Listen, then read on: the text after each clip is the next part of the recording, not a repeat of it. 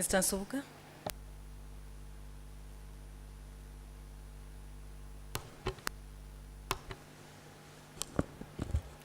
Let us humble ourselves for a word of prayer.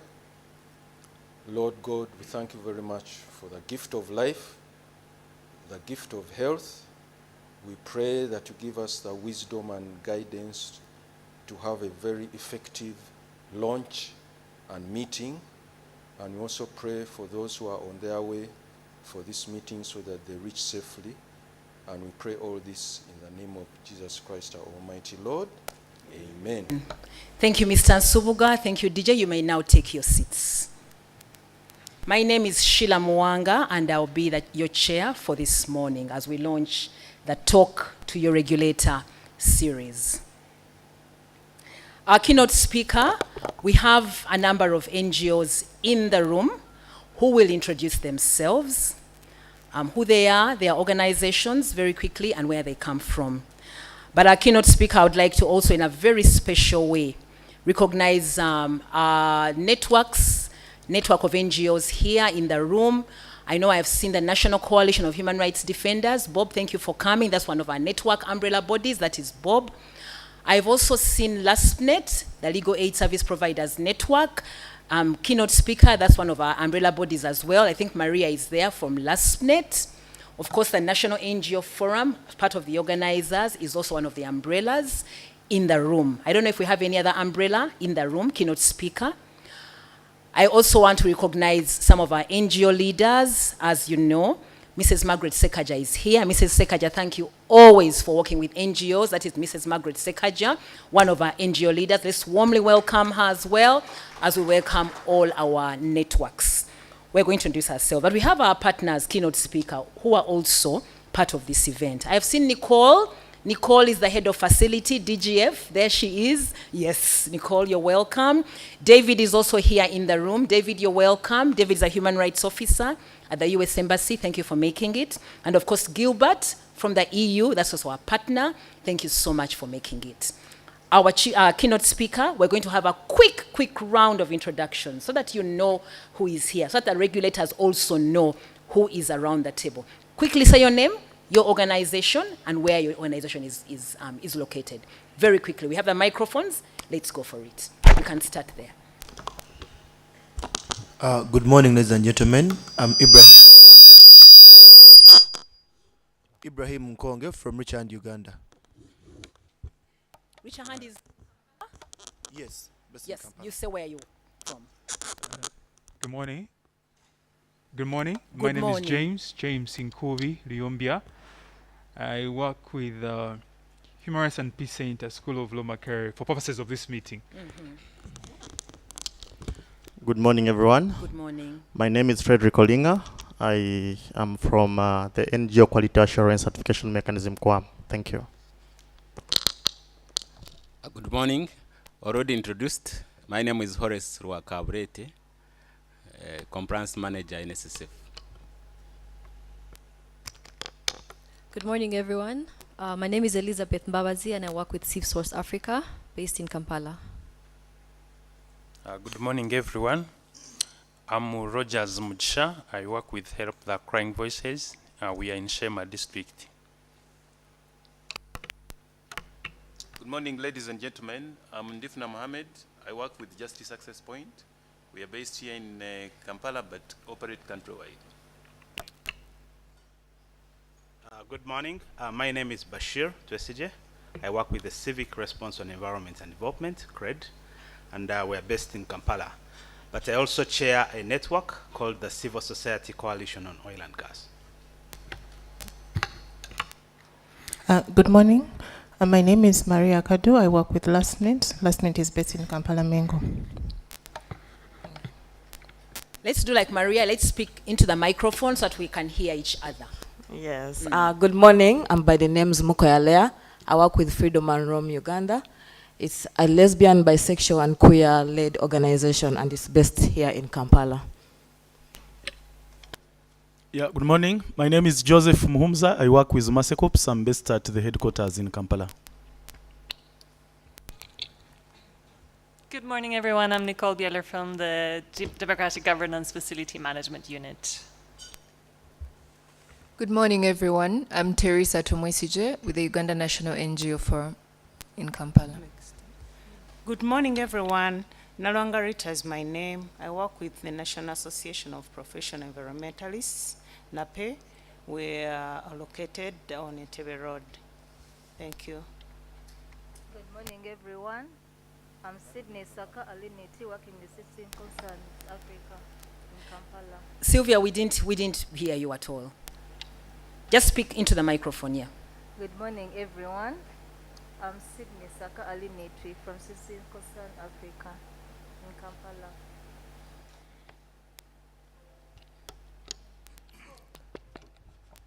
Good morning, everyone. I'm Jemina Namfuka from the National Bureau for Non-Governmental Organizations, NGO Bureau. Thank you.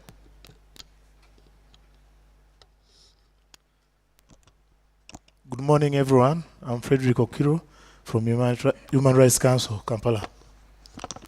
Good morning. My name is Gerald Damwira from CBS Radio, Blange Mengo. Good morning. Good morning, everyone. My name is Despina Namwembe. I work with the United Religions Initiative based here in Kampala. I also chair the Civil Society Coalition Against Violent Extremism. Good morning, everybody. My name is Cathal Gilbert. I'm with the European Union delegation. Hi, everyone. Hello, everyone. I'm David Skorsky. I'm the Human Rights Officer at U.S. Embassy Uganda. Good morning. My name is Manjuro William Leslie. I work for Friends of Zoka, based in Adjumani. Thank you. Good morning. My name is Daniel Bill Opio. I'm an internet entrepreneur with Ad Security, cybersecurity firm. Good morning. I'm Tracy Nasuna Noelin from DPI. Fred Rapari from DPI.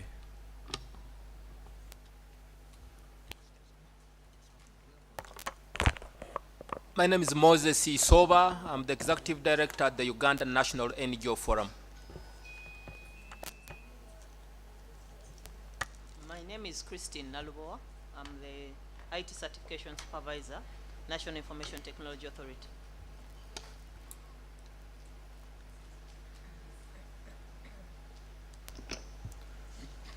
Good morning. I'm Margaret Sekadja, the Executive Director, Human Rights Center, Uganda, but I also chair the Uganda National NGO Forum, and I also chair the National Coalition for Human Rights Defenders. You are welcome. Good morning, ladies and gentlemen. My name is Samuel Herbert Nsubuga. I work with the African Center for Treatment and Rehabilitation of Torture Victims as the Chief Executive Officer, but I'm also the chairperson of the Coalition Against Torture in Uganda. Morning, everybody. My name is Bob Chirenga, and I head the National Coalition of Human Rights Defenders, Uganda. Good morning, everyone. My name is Bamtaze Brian, and I come from Defend Defenders. We are based in Zambia.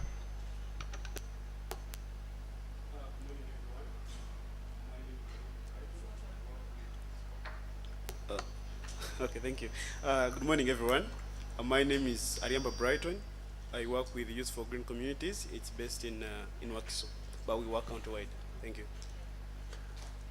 Good morning, everyone. My name is Kosa Paul. I come from Palisa Civil Society Organization Network as an Executive Director based in the Bukit Sub-region. Good morning. Hannington Wako is my name. I am from the United Religions Initiative. That is the URI. Good morning, everyone. My name is Robert Riachera from Riantonde. I am the Deputy Executive Director of the Environment Shield, but I also head the Environment and Climate Change Thematic Group at the National Coalition of Human Rights Defenders. I'm glad to be here. Good morning. My name is Wilson Kezi. I work with Abbott and Kappa and certified public accountants. I audit several NGOs. That's how I am here. Thank you, Auditor, for being here. Malcolm, sorry for jumping onto you. Just introduce yourself and where we are from. Thank you, Sheila. My name is Malcolm Mpamizo, and I work with Civ South Africa, a philanthropy support organization. So I work closely with quite a lot of civil society organizations. Pleasure to be here. Thank you, Malcolm. Anyone else who has not introduced themselves? Okay. So our keynote speaker, that is who we are. I'm sure those names ring bells from the database NGO Bureau. They ring bells. We are quite widespread all over the country, doing a lot of things around civil political rights, economic, social, cultural rights, development aspects, and we'll keep hearing about the work that we are doing. But now I would like to turn it over to our team leader, one of the co-organizers, Mr. Yona Wanjala.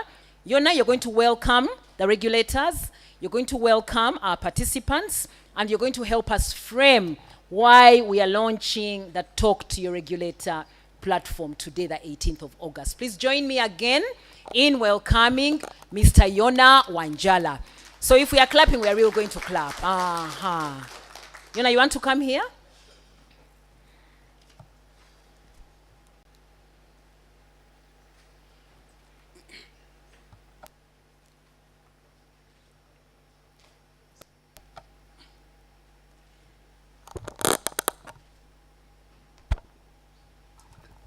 Good morning, everyone.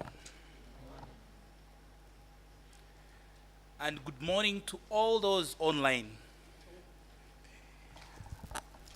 I would like to take this opportunity, colleagues, to welcome you to this event that is basically opening a series of the event that we shall wish to coordinate and collaborate with other partners, mainly the NGO Forum, deliver under its QUAM project, and other partners as interest will determine, called Talk to Your Regulator. You're all welcome. I want in a special way to welcome our regulators, whom we've met on several interfaces and who have shared with us a lot in line with bridging the knowledge gap. I would like in a special way to appreciate and recognize the presence of our keynote speaker, whose institution is either a mother or a father to the sector that we work for, and that is the NGO sector. Join me welcoming him officially. Stephen Okello, Mr. Comrade and a friend, please, you're welcome. Of course, they are friends to the sector again. The Executive Director, Financial Intelligence Authority, is both a friend, a comrade, and a colleague, who is none other than Mr. Sidini Asubo. You're welcome.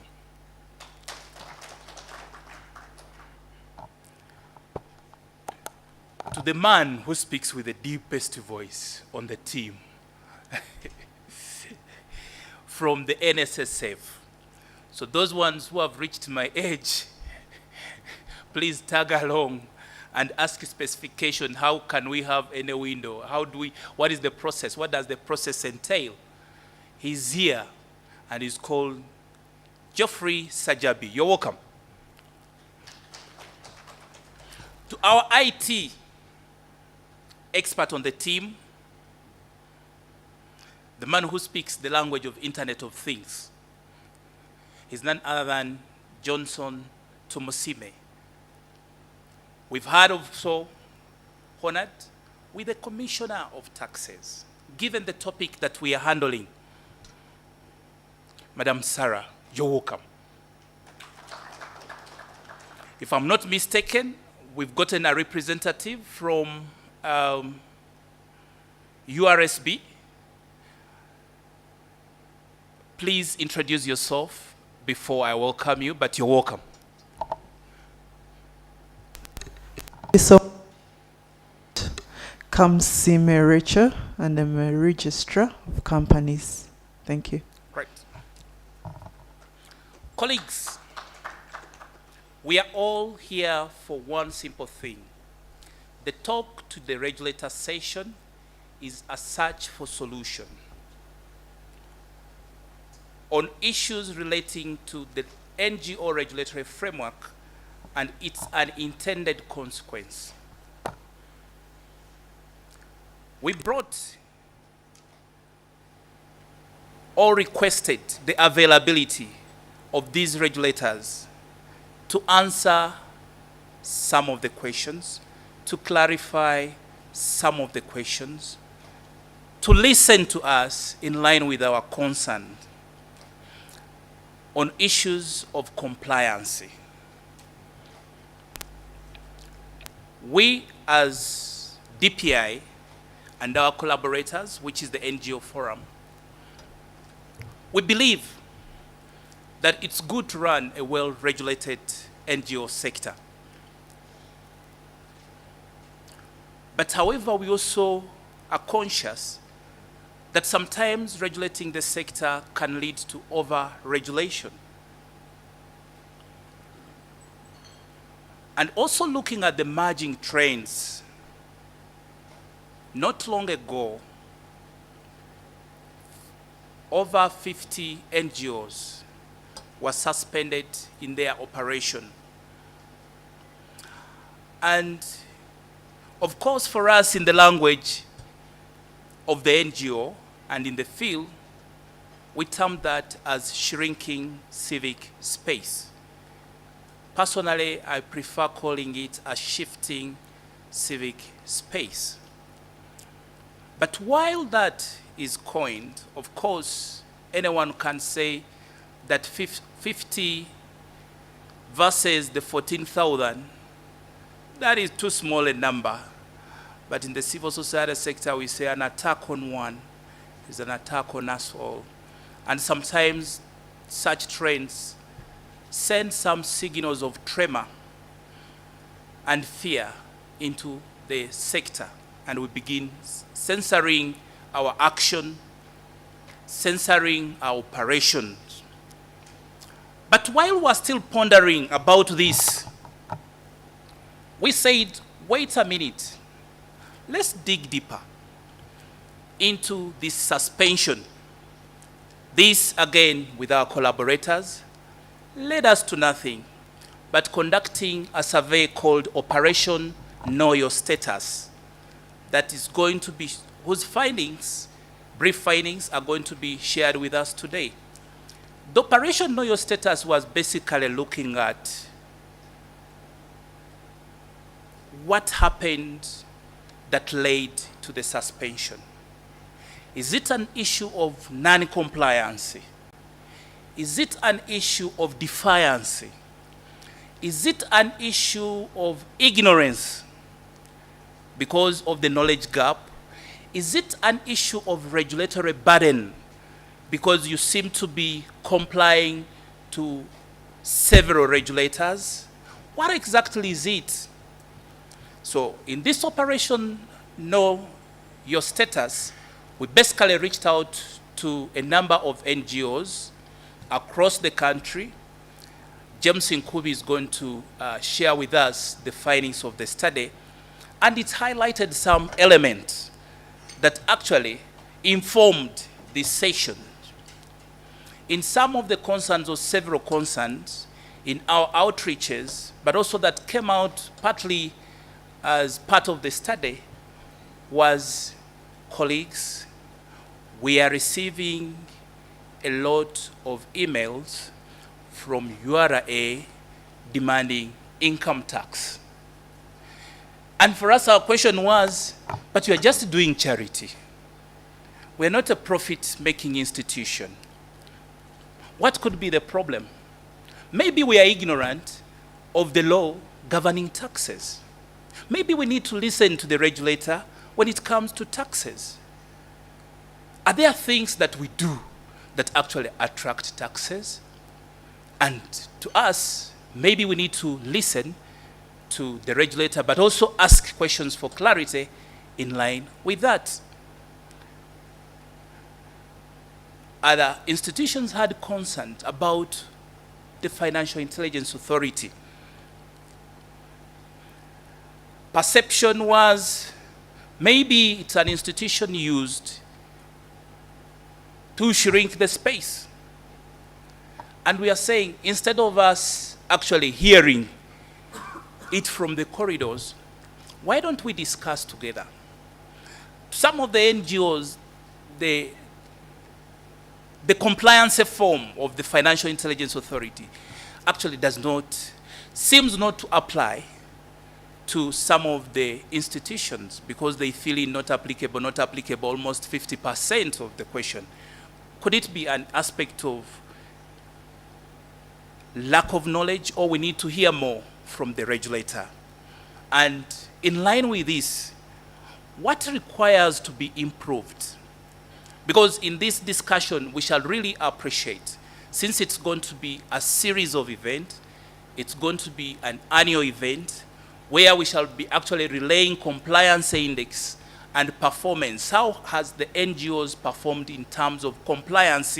But most important, what are the concerns that require improvement when it comes to compliance? That brings us to yet another regulator, who is none other than NSSF.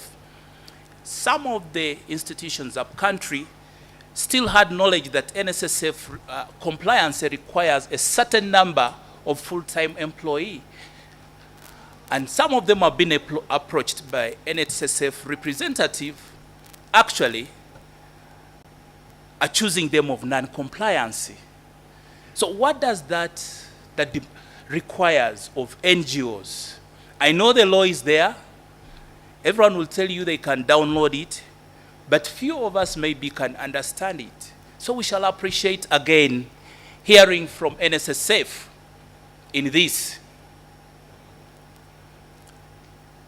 To, again, my sister, I think Sheila, the table is almost balancing. Now we have another lady on the panel. Thanks to URSB. URSB is an area of interest to all of us.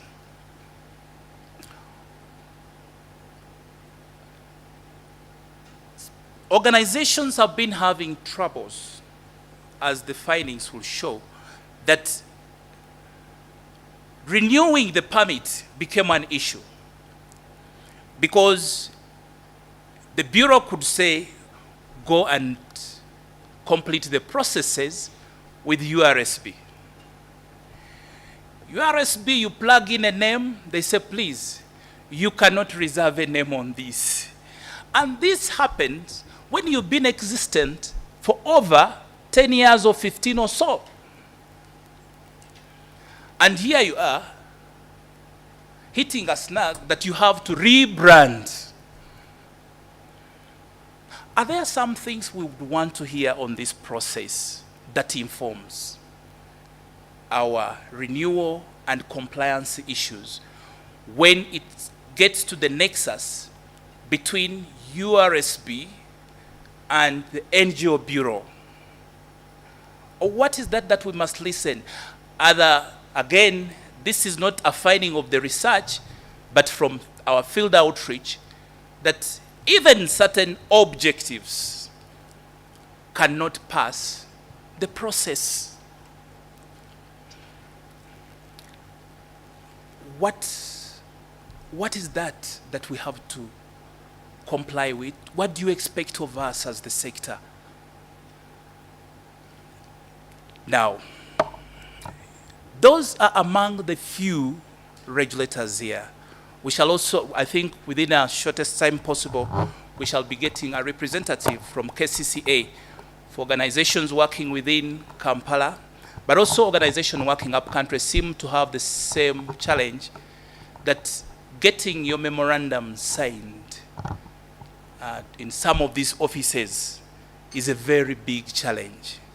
And sometimes it leaves you at a desperate age. Your certificate is expiring, regardless whether you've started the process 6 months to.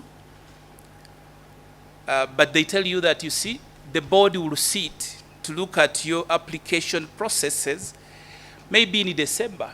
So how do we beat the deadline? What is the cycle like? I think that will be explained to by, again, none other than our key father, that is the NGO Bureau. What is the cycle for renewal? Maybe we need to hear from them. Now, colleagues, I have to emphasize one thing, that this is a dialogue space. When you raise a concern, it would be good also to give a recommendation, but also maybe areas of improvement. We request our regulators, just like they've always acted, to respect the tones of the dialogue. We also request the participants herein to respect the tone of the dialogue. We shall be having several products. We've already opened up a website for Talk to Regulator. We shall be having subsequent events in and out of the capital, in all the regions, talking to the RDCs, talking to the district teams, talking to the regional NSSF officers, tax officers, that we address this concern of compliance. If it's a knowledge gap issue, then we should bridge it. If it is a misperception, then we should correct it. We should act to participate. We should actually demonstrate to contribute to a safer working environment. And this is the key element of why we are here. And today we are launching a product with our collaborators, the NGO Forum, and here is the ED who will give us the closing remarks, Dr. Moses Isoba. You're welcome, and we are happy to be here. Colleagues, I do not want to take a lot of time, but I just needed to emphasize that this is building on already existing initiative. We have a talk to the minister. That is a quarterly event. We have the civic space element that was recently actually held in Golf Course Hotel. Now this one is actually taking a step to seek and search, to create spaces or a platform where we share concerns on compliance issues. Allow me, at this point in time, declare the workshop, the dialogue meeting or talk to your regulator, open.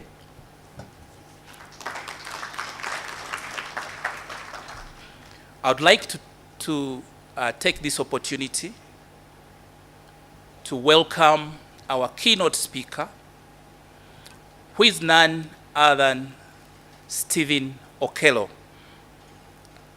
Stephen Okello is the Executive Director of the National NGO Bureau. He has been in these spaces. The stories and conversation might not be different, but we just want to highlight. We are reasoning together. We are borrowing the biblical perspective that let us reason together. Even when your sins are as red as scarlet, we can make them as white as snow. If NGOs are the problem in compliance, how best can we toe the same line? Because my fear, regulators, hope the journalists are not going to record this, is that when the critical voice that demonstrates independence is suffocated, when chaos erupts, you might not have anyone to negotiate with. Have I communicated? When we see the compromise of alternative forces in political parties, we see the compromise of others, we feel who is there to be negotiated with? We think maybe the civil society can actually contribute to this negotiation. And we are all working together for the common good of the nation. Ladies and gentlemen, let's reason together. Mr. Okello, please, you're welcome. Feel free to either come here or address us from there, wherever you feel comfortable. Please, you're welcome.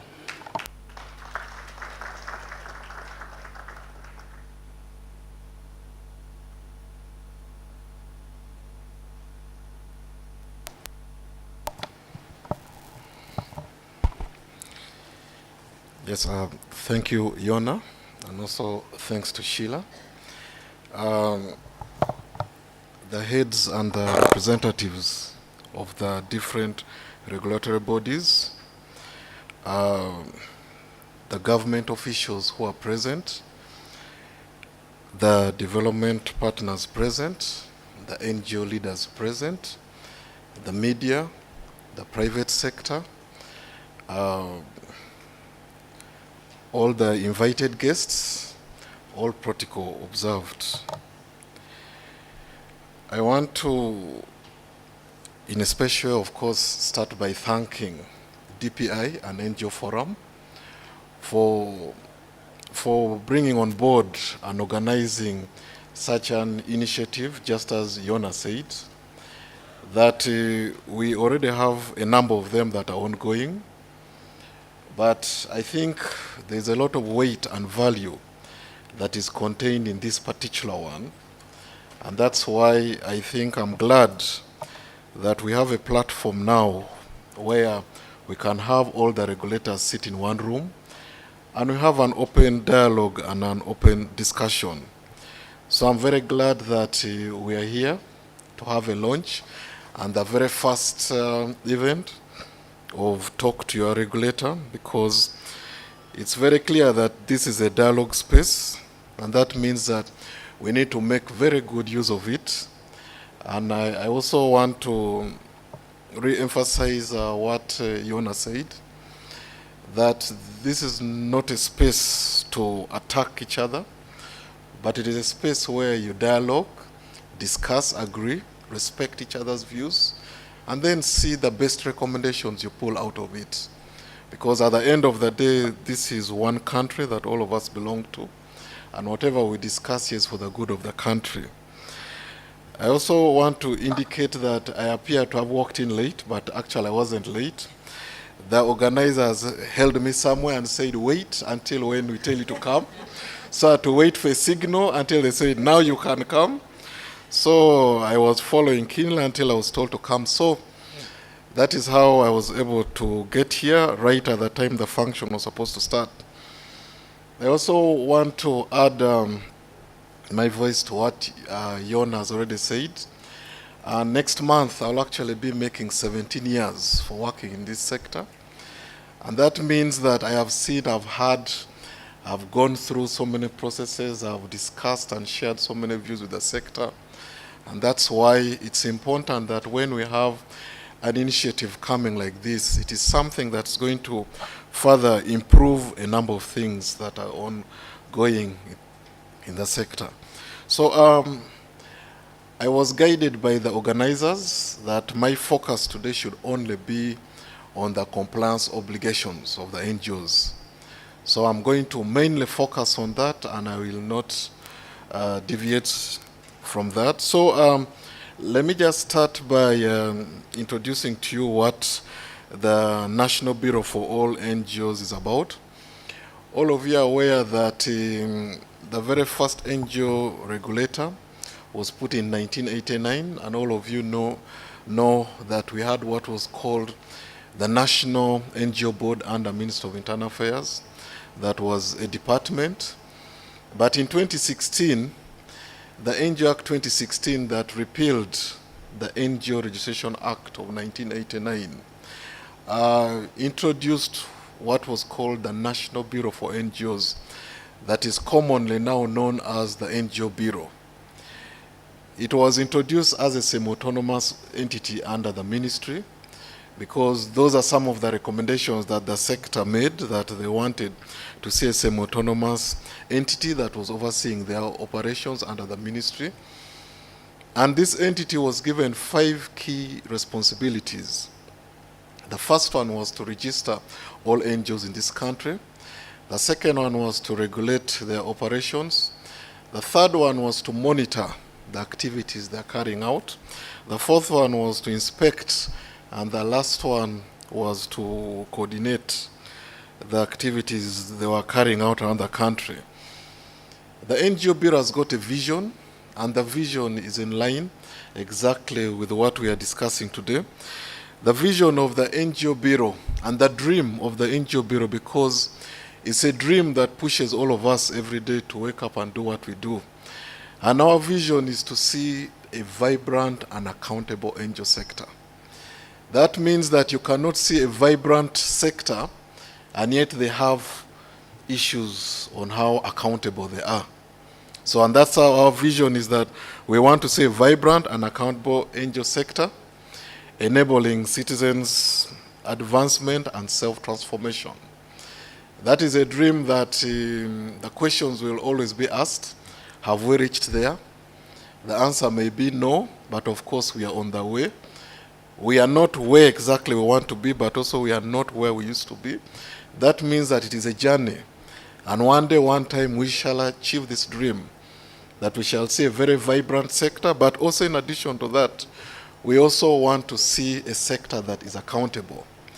The mission of the NGO Bureau is to see that they provide an enabling environment to the sector for their operation so that the sector can be empowered. Now, that is why we need a space like this. And that's why we need to continue the discussions to ensure that we discuss all the issues that could be affecting the space of this sector. And if we can have all the recommendations addressed and the concerns that are raised looked into, then we are sure we shall be able to have a very enabling environment for the sector. But also the goal of the NGO Bureau is to establish a framework that strengthens the relationship between the sector and the government. And that's why the moment any framework like this one is introduced, then we are very glad to be a part of it. And that we also call upon the sector to also continue engaging in so many platforms and frameworks so that the relationship between the sector and the government is strengthened. All of us are aware that the biggest challenge that has been there between the governments and the NGOs globally, not only in Uganda, is the mistrust that continues to exist between the two. And as a result, there is need to continue dialoguing and talking and discussing, just as we have a forum and a platform like this. Now, I also want to bring out the NGO regulatory framework that the NGO Bureau uses in overseeing the NGOs in this country. The first one is the Constitution of this country, which is the key document that we lead and the instrument that we all follow. The second one is the National NGO Policy 2010. That is a document we also use because it lays a foundation for overseeing the operations of NGOs in this country. The third one is the NGO Act 2016 because it's the law that is in force now. The third one is the NGO Regulations 2017 because it operationalizes the substantive provisions that are contained in the Act. The other one is the NGO Fees Regulations, also of 2017. The other one is the NGO Adjudication Committee Procedure Rules of 2020. Now, these are rules that were put in place for an adjudication committee, that is the appeals body for NGOs in this country, that any NGO that is aggrieved by any actions, then they can always appeal to that body. And in case they're still aggrieved, then they can also proceed to the High Court and other structures to seek redress. Now, the other set of laws and regulatory framework we follow are also the other relevant laws in this country. Some of these laws are actually laws which some of the regulators present here are actually overseeing, and that is the Anti-Money Laundering Act, and also all the laws related to terrorism financing. We also have the employment laws, we have the taxation laws, and all the other laws the Companies Act and the others, and that's why all the key stakeholders are all present in this room. And so once an NGO is only looking at one set of laws, then ignorance of the other laws may not be a defense, because so many NGOs at times claim that they do not know the accountable persons under the Anti-Money Laundering Act. It is something which every NGO must know in this country, because there are obligations that are actually in that act. The other part that I want to bring out clearly, because the organizers guided me on what areas I should focus on, and one of them is they wanted me to bring out the different types of NGOs that are operating in this country. We have got 5 types of NGOs. There's a 6th one, but the 6th one is not going to be our focus today. The first one is the indigenous NGOs. Now, indigenous NGOs are organizations that are wholly controlled by Ugandans only. That means that in terms of decision making, in terms of the board, the executive level, the General Assembly, you need to only see Ugandans. And so it's all about Ugandan citizens sitting at those levels. So that is the indigenous NGOs. The second category are the regional NGOs. Now, regional NGOs are not termed in terms of the regions within the country. The regional NGOs are termed in relation to the East African partner countries. And it has got 2 meanings. The first one is that any organization already incorporated in any of the partner states within East Africa, once they come to register and operate in Uganda and open up a branch here, then they come in as a regional NGO. The second meaning is that citizens from any of those partner countries are free to come and start up organizations in this country. And once they come, they too are registered as regional NGOs. The third category are the continental NGOs. Now, continental NGOs are those that are already incorporated in a country outside East Africa, but within Africa. That means that anyone who wants to open a branch and their original incorporation was either in South Africa, Nigeria, Cameroon, Ethiopia, then they come into this country as continental NGOs.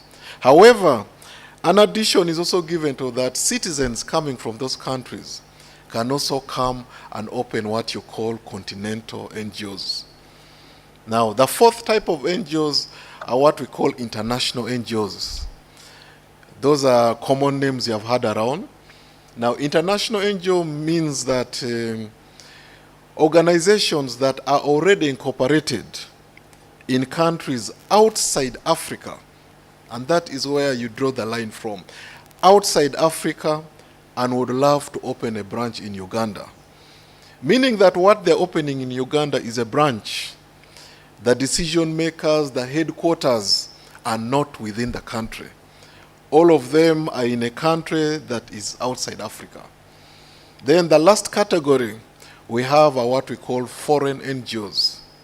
Now, foreign and international are always confused at times, but foreign NGOs is that citizens from countries outside Africa that would love to incorporate or register a new organization in this country, they are free to come into this country and can register and operate as foreign NGOs. That means that they start here in Uganda, their governing body and component are all in Uganda, and they do not even report to anyone out there, but it has got non-Ugandans seated on it that are coming from outside Africa. The sixth type, which I said I will not focus on today, are commonly called community-based organizations. Now, those ones, we call them small NGOs. Small because while an NGO is allowed to operate in a full district and then operate in more than one district, then the entire country, the operations of a CBO are only restricted to a sub-county level. And that's why we call them small NGOs, and that's why we restrict their operations to strictly sub-county level. Now, the next part of my presentation is to focus on the obligations of NGOs in this country, and that is where the compliance issues arise. Now, the first one is that every NGO operating in this country must be incorporated.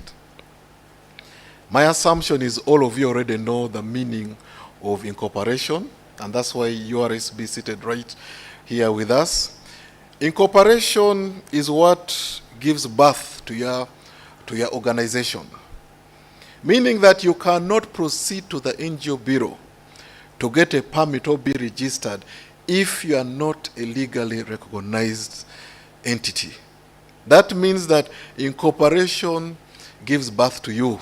And that's why the moment you walk to the NGO bureau, the first thing they will ask you is for a certificate of incorporation.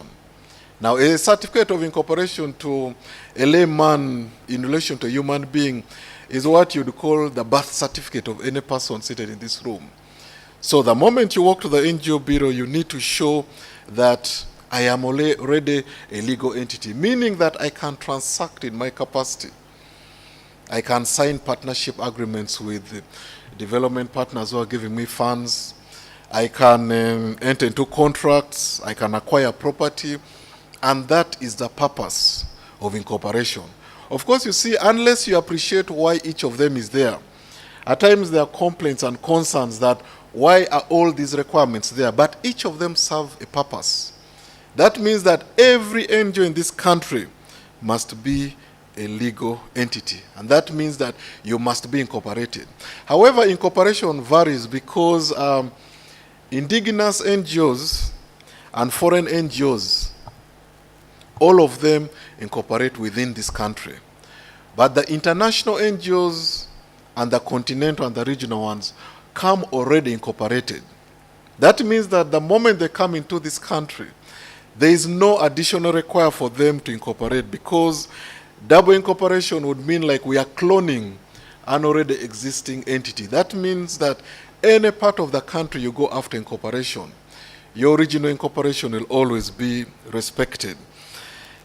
The other requirement in terms of the obligations is that every NGO in this country must be registered with the NGO Bureau. And that means that the NGO Bureau is in possession of a register for all the NGOs in this country. So you cannot say I am an NGO in this country unless you appear on that register of NGOs that is in possession of the NGO Bureau. So in terms of any due diligence or a search you want to carry out on any NGO, ensure that you go to the NGO Bureau and ask to look at that register. The other obligation is that every NGO must renew its permit before it expires. The moment you go to the NGO Bureau, in addition to you having a certificate of incorporation and a certificate of registration, you are also required to be in possession of a valid permit. Now, the duration for a permit varies. There are those that are issued for 1 year, depending on whether you can pay 2 years, 3 years, but they do not exceed 5 years. That means that you can apply for any number of years as long as it does not exceed 5 years. But the law requires that you must apply for renewal and have it renewed before it expires. Because the moment it expires, then there are other laws, other parts of the NGO Act that will have issues with you. Section 31, subsection 1 requires that do not operate the moment your permit expires. That means that the NGO Bureau should not find you out there operating. However, in addition to you not operating, any single month you continue in default without going to apply for renewal, then you are accumulating fines of 2 million shillings for every month. However, of course, you are given 6 months period before the expiry to ensure that you apply for this renewal. Now, the other obligation is that all NGOs in this country must file annual returns. That means that these returns are a way for you to avail information of what exactly you're doing out there, the funding you're receiving, the beneficiaries you have there, so that we have an appreciation that you are telling us what exactly you're doing out there. So annual returns is a key requirement. The other requirement, of course, is continued collaboration, partnerships, coordination, and sharing of information with not only the NGO Bureau, but all the stakeholders. That means that along the way, you are going to come across so many stakeholders at the local government level, at the national level, ministries, departments, agencies, some of the regulators that are here, and all of them are going to ask you for information. That means that you should cooperate with them and share with whatever they ask from you. The other obligation for all the NGOs is that the NGO Bureau has got a function of inspections. That means that it has got inspectors who are gazetted. And occasionally, as they are inspecting, they will come to your entities and ask you for information. Now, the obligation is that you need to grant them access to your property, to the documents, the records, the returns, and any information they ask for. That means that it is an obligation that you are not supposed to deny an inspector from the NGO Bureau access to your premises. The other obligation is that you must avail correct information, because there are consequences for availing false information to the NGO Bureau, because there's a lot of verification that takes place. And once it is established that you're availing wrong information, then there are sanctions involved. Now, my humble request is that at times organizations are tempted to actually submit false documents. We have had instances where we have taken action against NGOs that have submitted false audited books of accounts and documents that do not even match what is happening out there.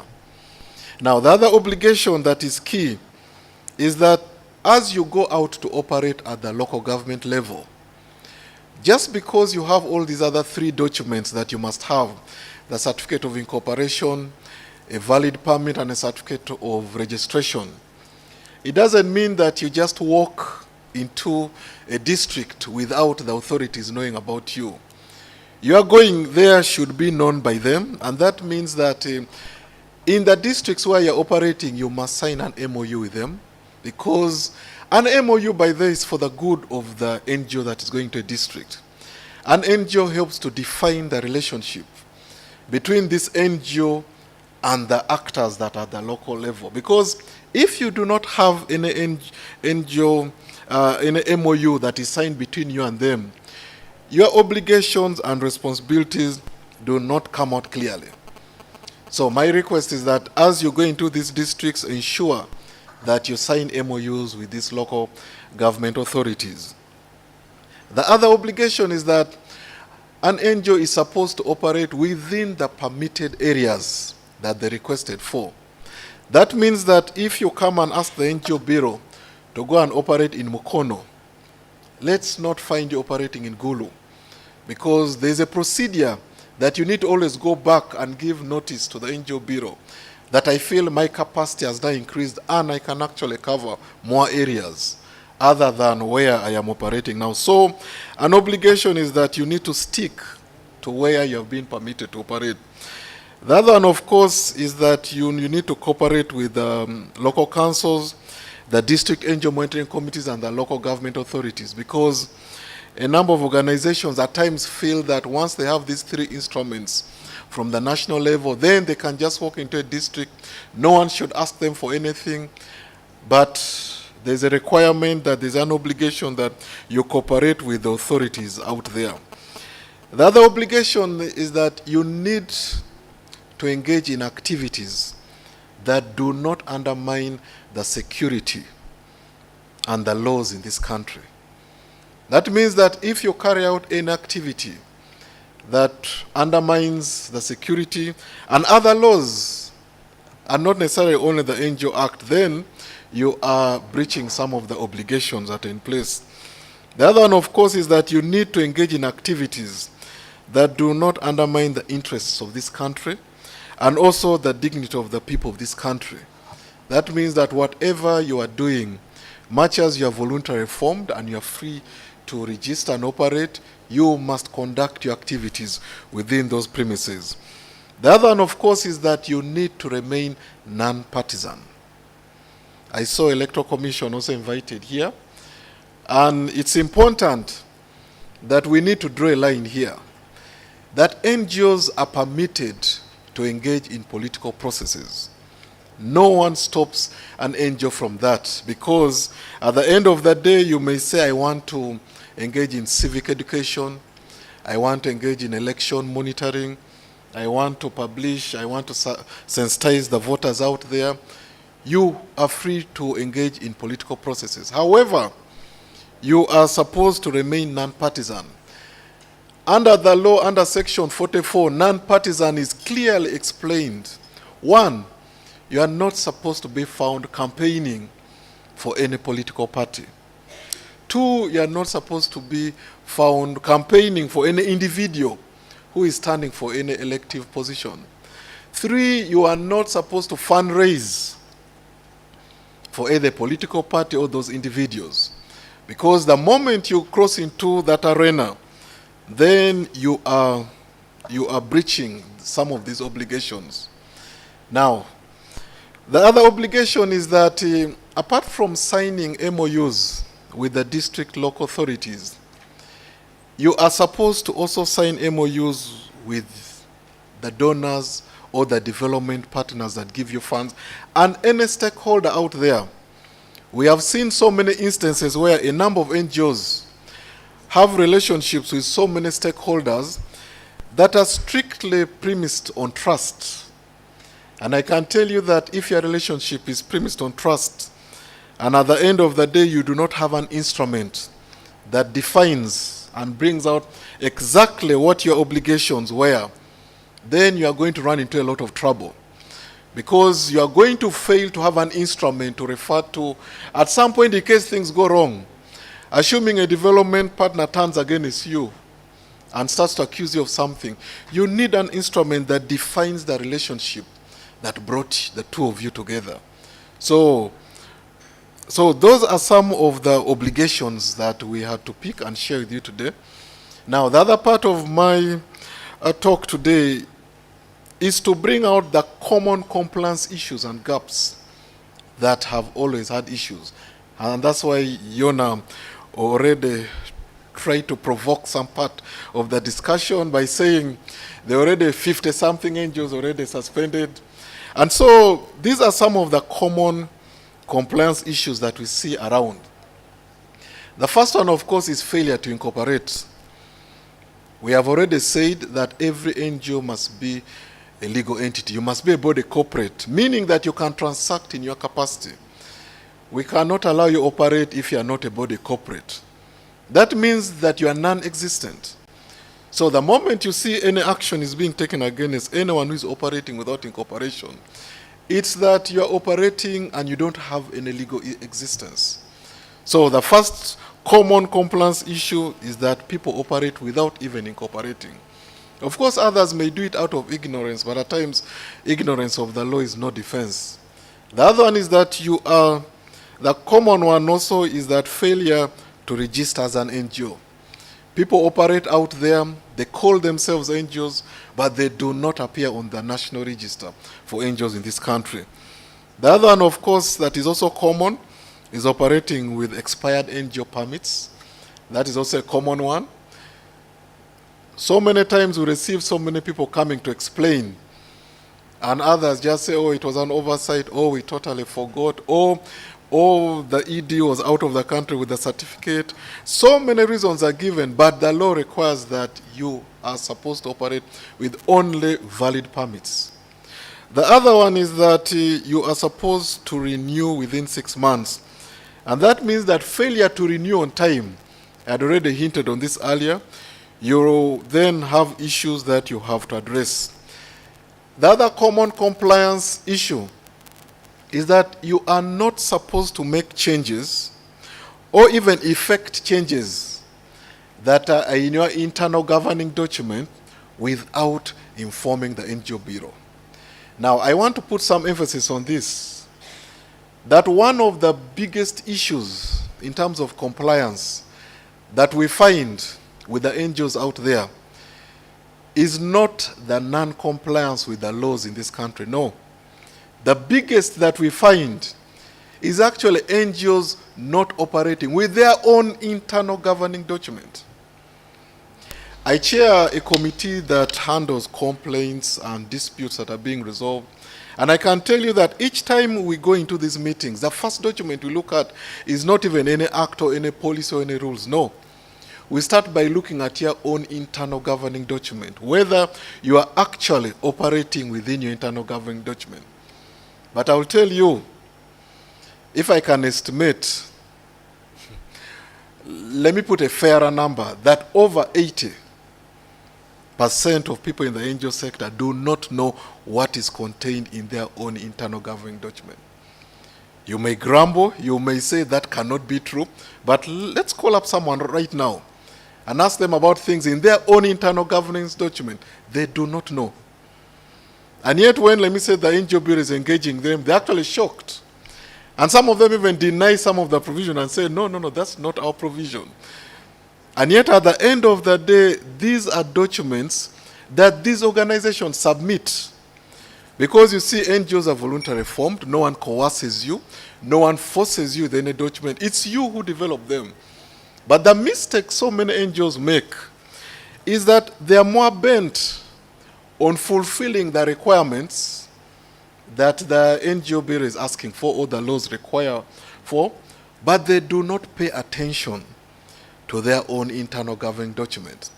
Others just hire a lawyer.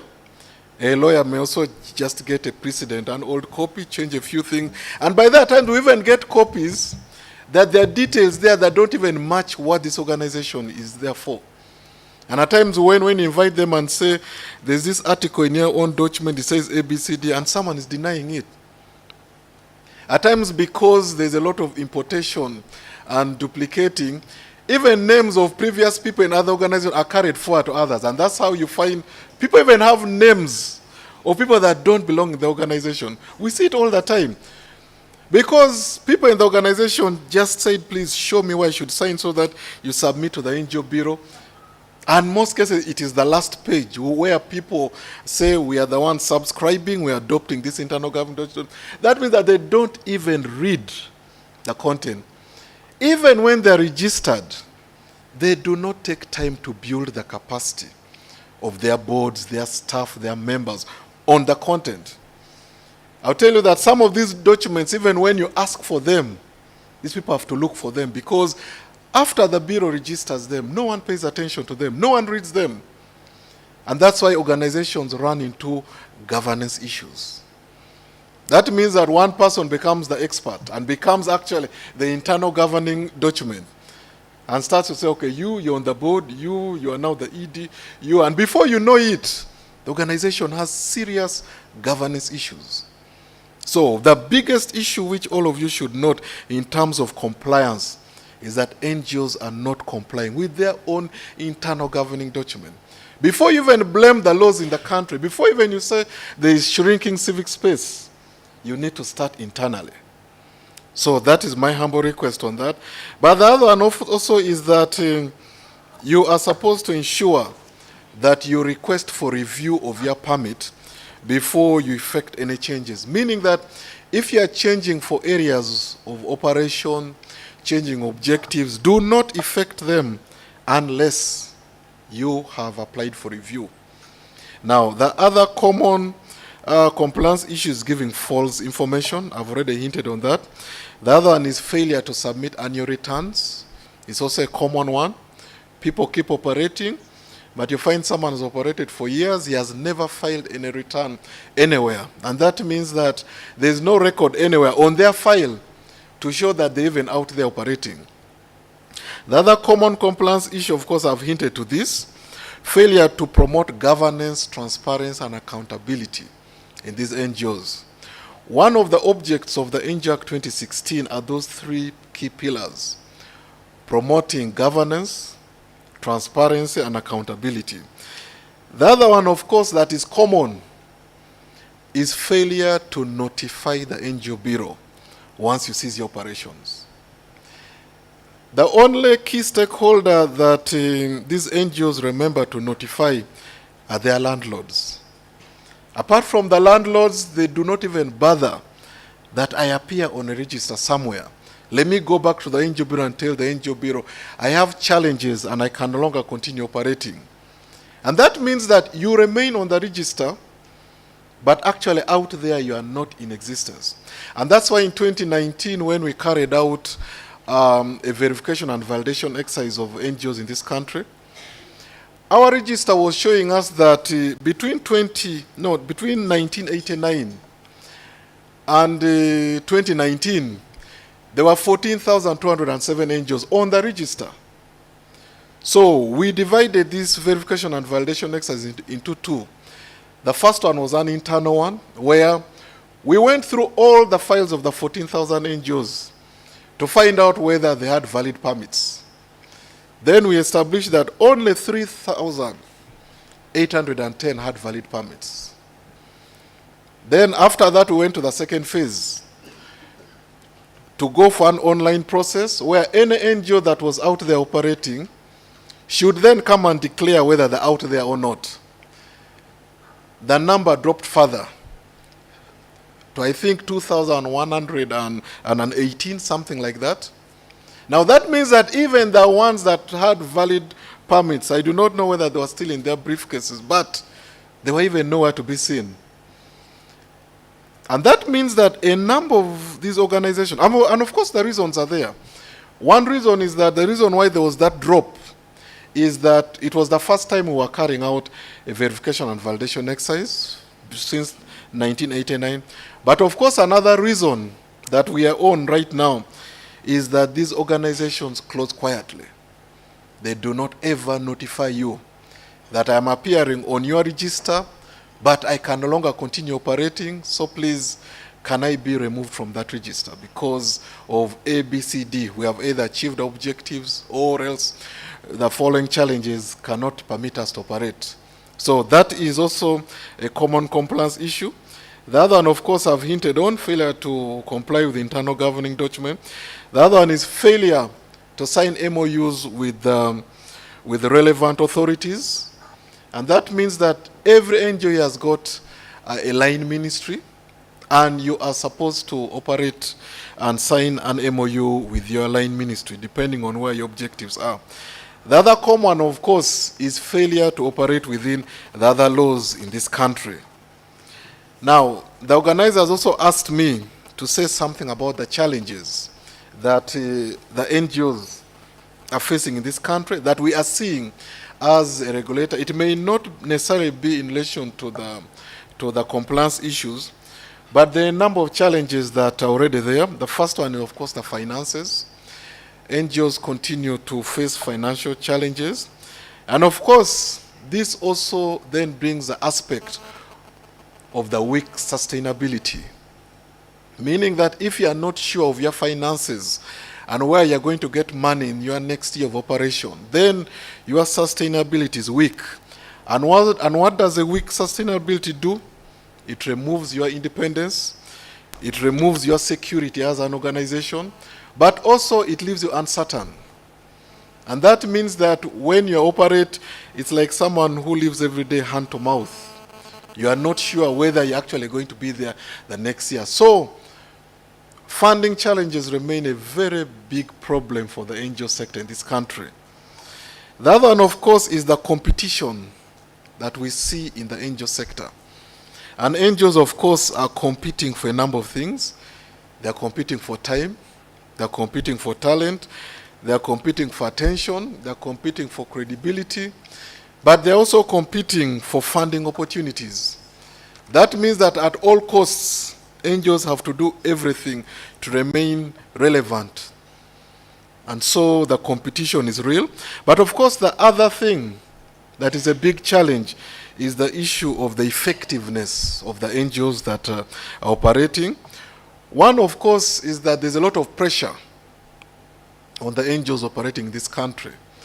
And it is something which the Bureau is continuously seeing, because NGOs have a lot of demands to demonstrate and prove their performance and results, and also accountability, and that means that NGOs will do anything They will dance to any tune at any cost because of the issue of effectiveness and those demands. But also, we are continuing to see capacity challenges that are affecting NGOs in this country. I already hinted that people form NGOs, they lack the skills. Of course, they have the passion. They are well-intentioned. But because they don't have the right capacity, then they run into trouble. And also, it's not only the people start the organization, because the people start the organizations also have their share of trouble. The fact that if you do not move away from a founder-member syndrome, you'll always make your organization run into a lot of trouble. But of course, the other area in relation to capacity is also the kind of people you put on your boards.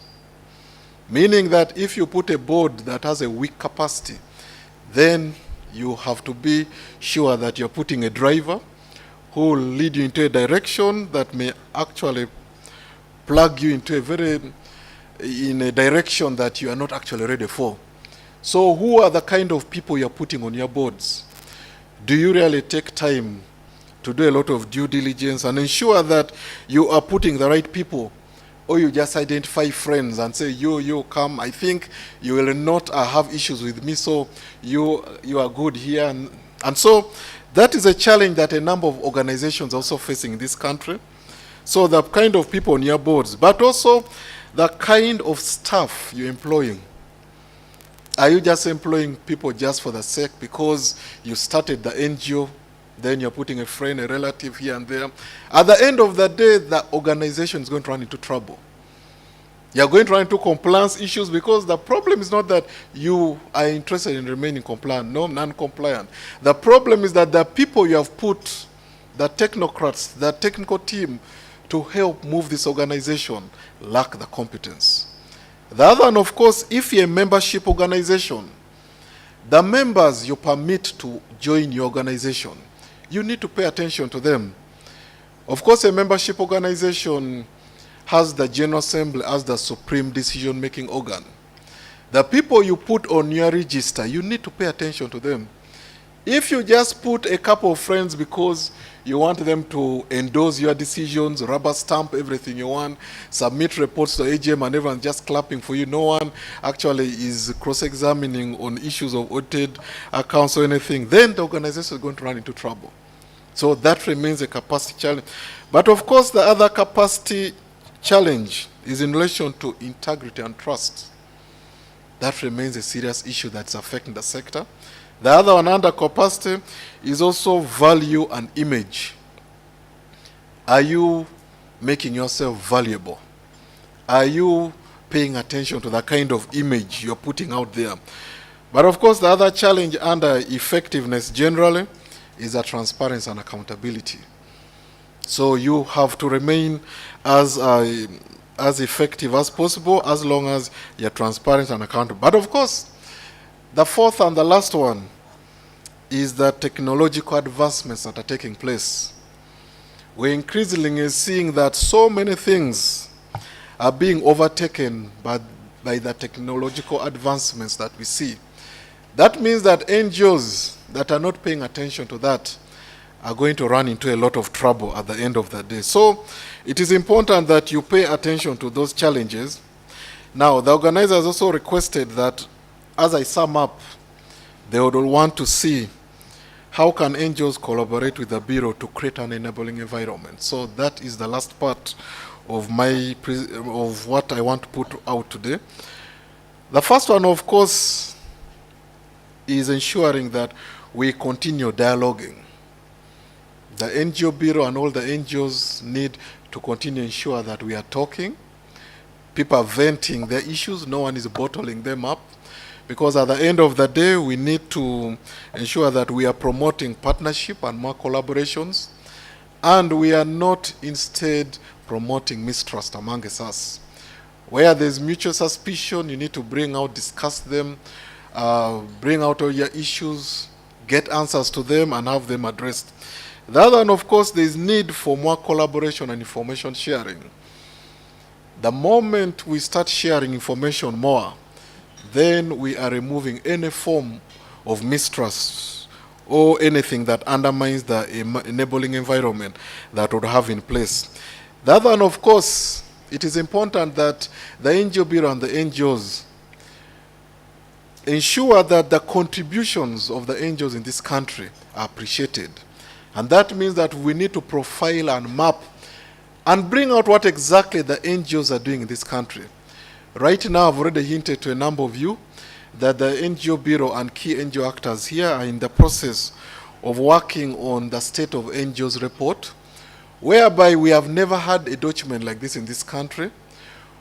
We are going to pick a period from 1989 up to 2020 and look at all the contributions of the NGO sector in this country.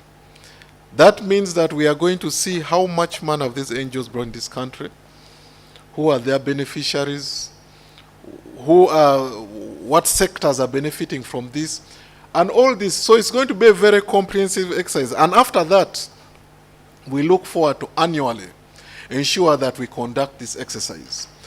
So that is one way whereby if you put the contributions of the NGO sector out there and it is appreciated by all stakeholders, then you are curing the mistrust and you are creating an environment at the end of the day where NGOs will be appreciated.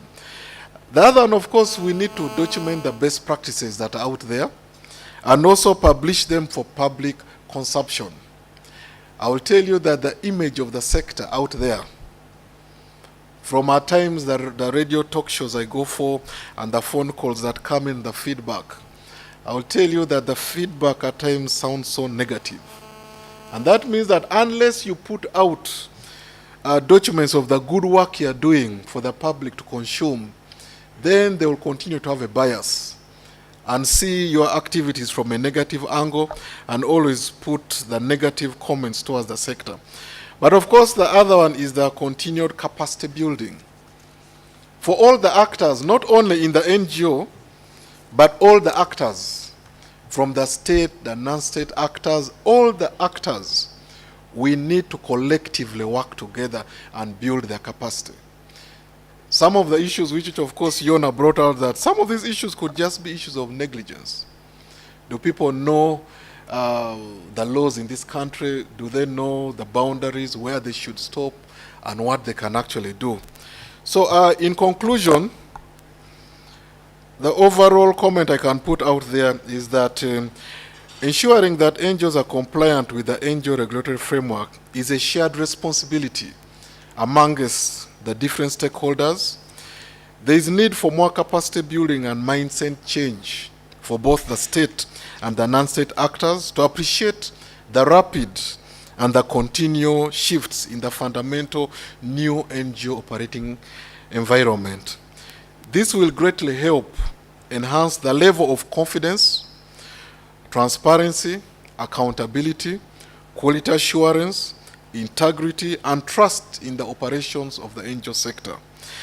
NGOs are key stakeholders in the operationalization of the NGO regulatory framework and are supposed to comply with it with full appreciation and competence. So, ladies and gentlemen, thank you so much for listening to me, and I greatly appreciate this opportunity. Thank you. Thank you very, very much.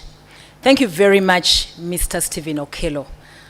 We do not take it for granted. Thank you so much for deep diving really into the law, the NGO legal framework, the obligations of NGOs.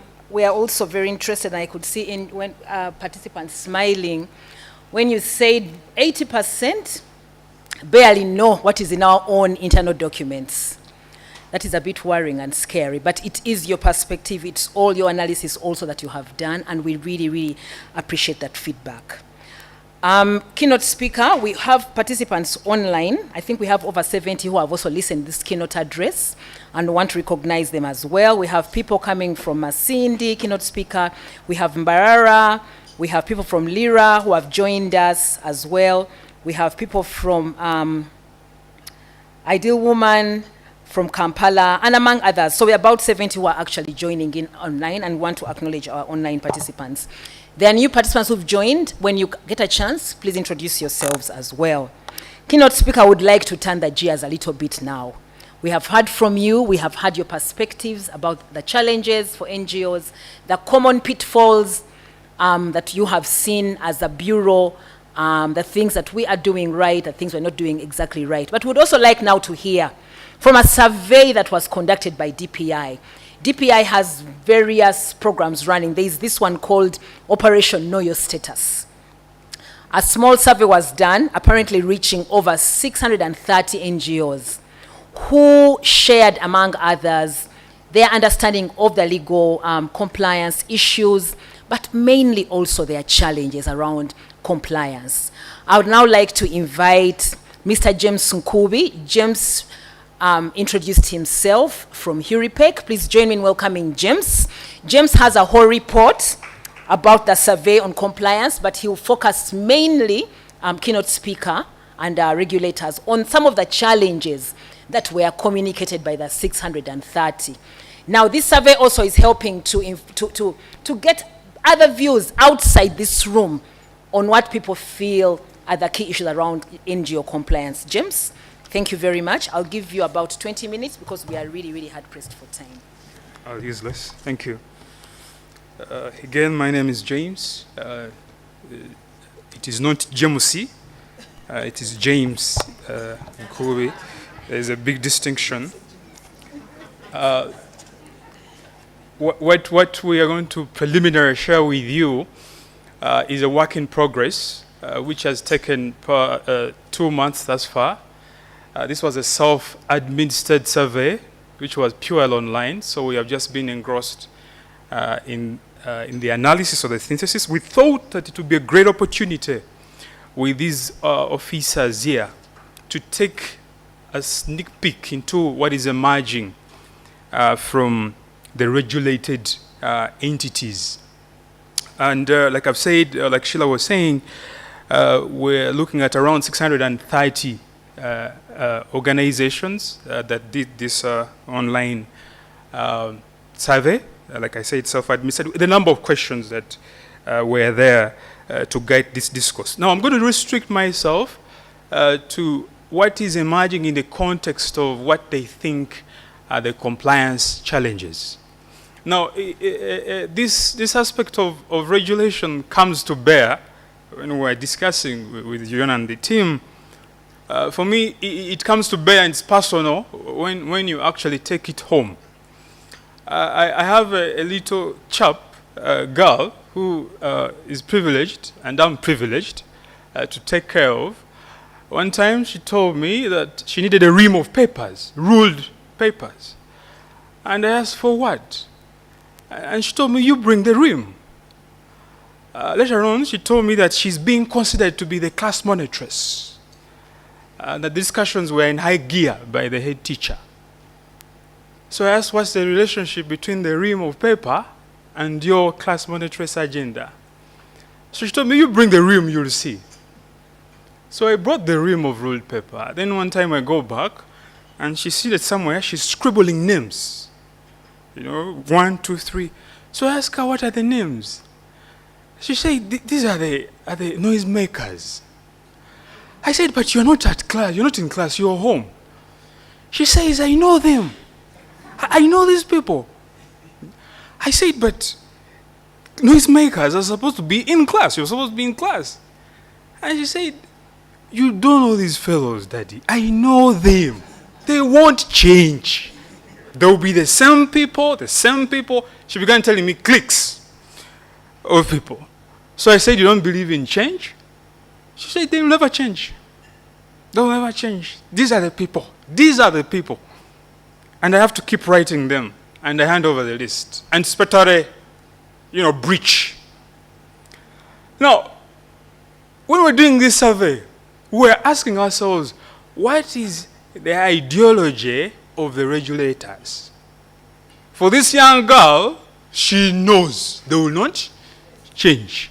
Her agenda is punitive. Okay, of course, we have since had a fallout, and she's under reform. and rehabilitation on how she sees the world.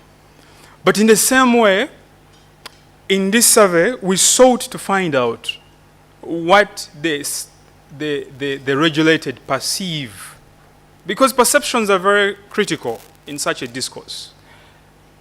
If they're not tackled, some people transform them into facts, and if they're not arrested, some people may transform them into truths, which are based on, most of the time, like we said, biases. Now, there were very interesting progressions people picked out from the regulators. Particularly, FIA and the Bureau appeared repeatedly, especially in the context of outreach, that they're feeling an assault of effort for these two entities, among others, to reach out to these, the regulated.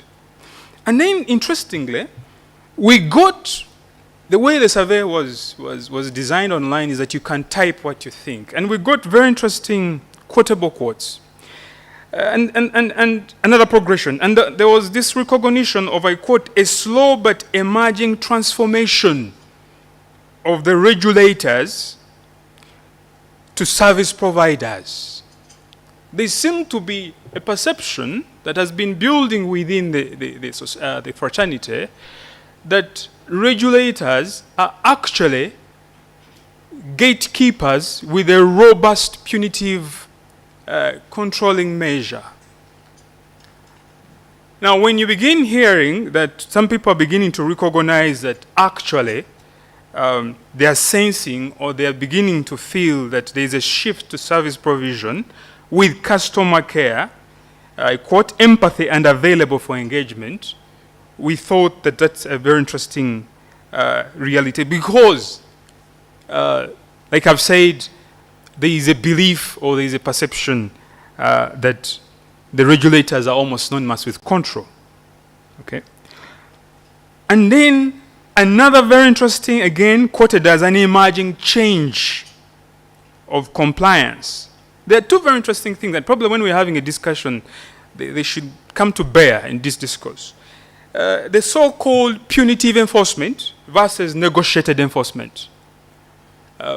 There seems to be a gravitation towards the need to negotiate enforcement. Not negotiate compliance, because compliance is statutory, but negotiate enforcement from what many see, as coming off as largely iron hand. And I think this was picked from the 54, because again, the time aspect of when the survey was done was affected by the dynamics of what was going on in the country, in the sector. Maybe we need to interrogate what is punitive enforcement and at what time should it come? At what time should you threaten or should you actually withdraw a certificate? And what, could be unpacked as negotiated enforcement. And in the explanations we are getting is when the regulators pick what is supposed to be the last tool of enforcement as the first, quickly, despite the fact that there's a litany of tools that could be used. Now, what we didn't prepare to confront or to find is that, and this is the reality, is that before us we have statutory compliance entities. But in the field out there, there is an emerging secondary regulatory group, okay, in the name of district security committees. And this is largely at the district level. In the name of RDCs. And the voices emerging from particularly these upcountry stations is that there seems to be a usurpation, actually, of the compliance role or the compliance power or mandate of the statutory bodies vis-a-vis the hardcore entities like those of the RDC and the District Security Committee. And what was very interesting here, or what is emerging as interesting, is that this new group, emerging group, which we are calling secondary in this context, seem to be not in touch or not in sync with, for example, CD and Stephen's statutory bodies, if you may. And some members of the sector are at pains on how do you deal with such a situation where you are seemingly in compliance with the primary statutory authorities or requirements, and then ad hocs emerge, okay?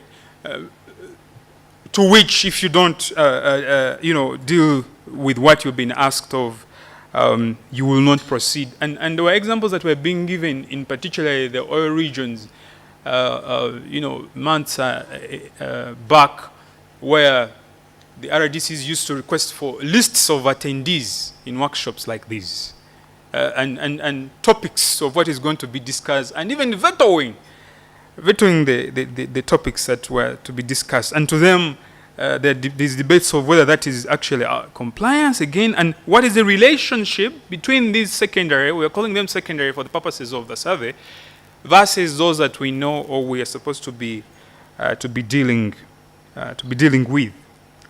And then again, another very interesting issue is the question of, or the fear by the regulated, that there's an overwhelming approach to them, but with, or based on assumptions. The voices are to the effect that the regulators believe that the sector in Uganda is homogeneous. And therefore, if you're doing compliance checks, especially when it comes to the question of knowledge, you must deem everyone to be knowledgeable, okay? And there were these debates of the fact that civil society or NGOs, to be particular in Uganda, are not homogeneous. It means even at the level of ability to comply, both in the context of capacity and skills and costs, actually differs. Especially when you look at those that have taken time being around and probably built that capacity, like Mr. Okelo was saying, and then those that are emerging. And that poses another question, that this compliance, shouldn't it be with a view of growth? And I'm glad that Mr. Okelo has hinted on it. A view of growth rather than sieving and weeding, okay?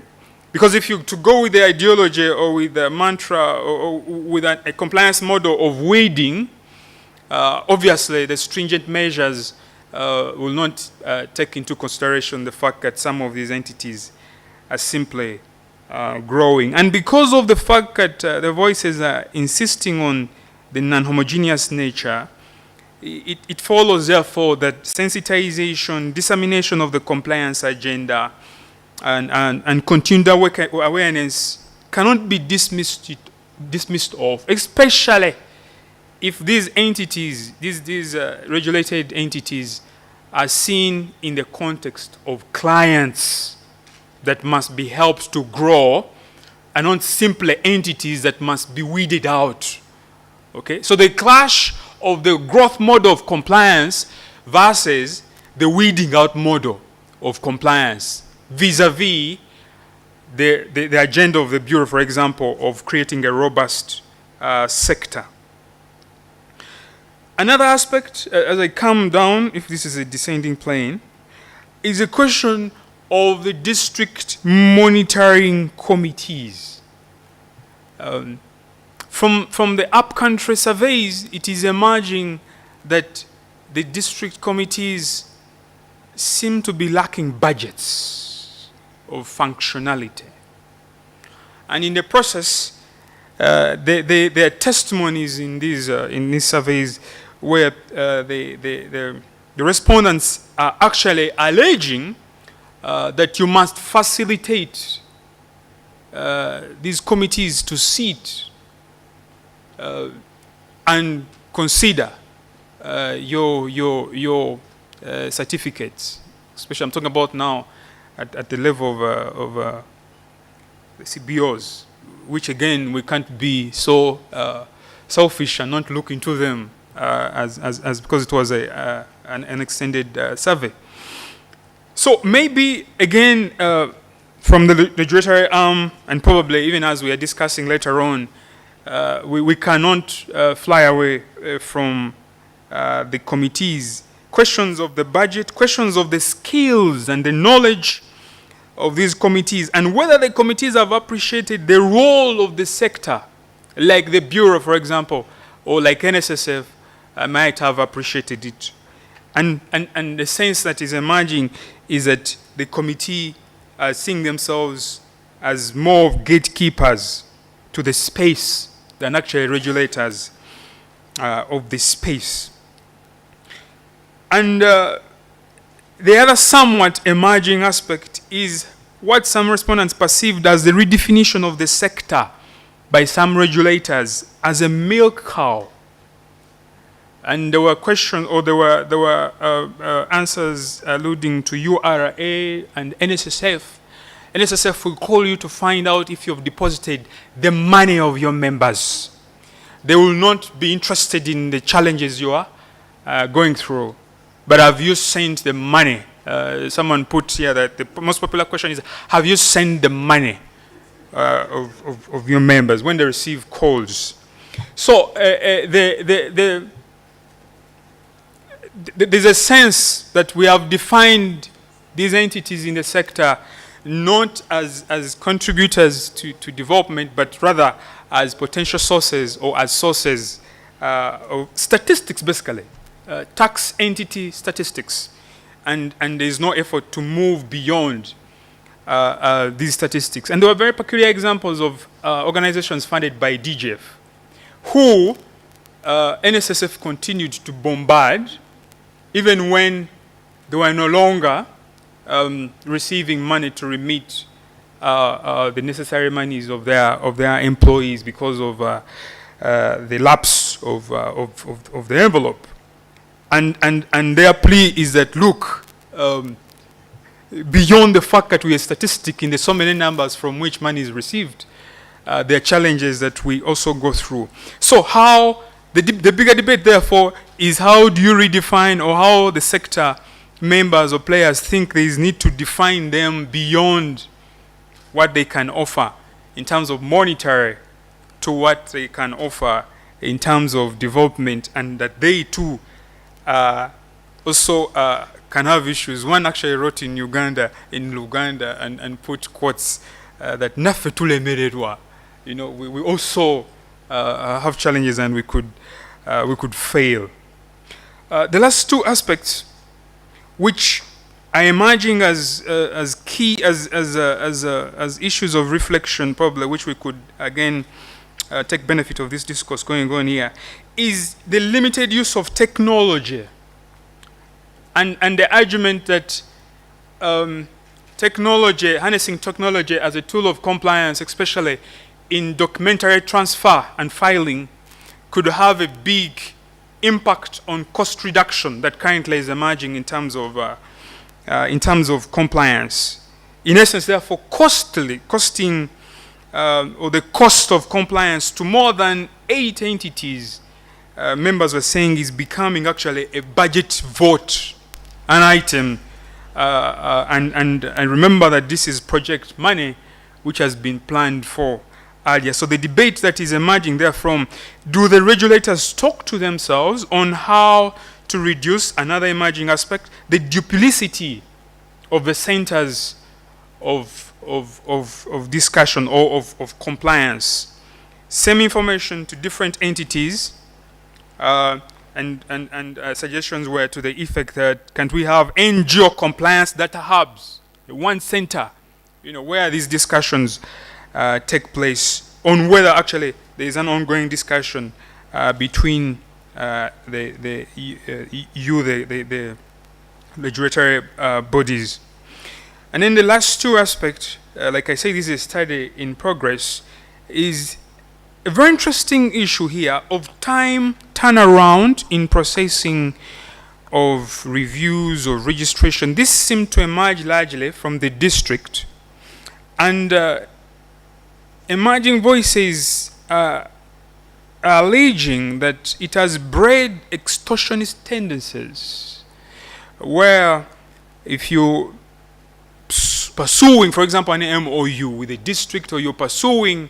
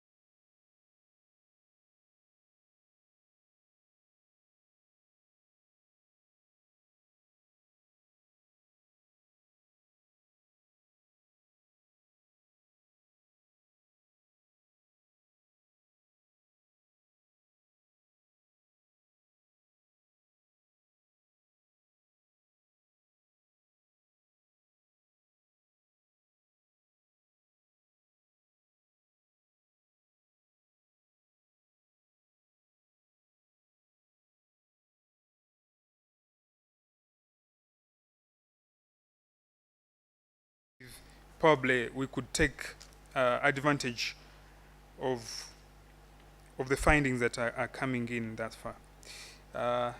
Thank you. And the other aspect actually which was directed to the Bureau was the 2 million fine. We got examples of people who are saying that other than pay 12 million after defaulting for 6 months, looking for funding, they are opting to register as new entities. And yet these organizations have built a brand. Which brand has credibility, which brand is a key aspect in accessing funding, but because they default for a particular period of time, for a reason not of their own, you find an organization supposed to pay 20 million because it has been, it has not filed for a particular number of months. So the retreat or the mode of coping becomes rebrand and become another organization and register afresh.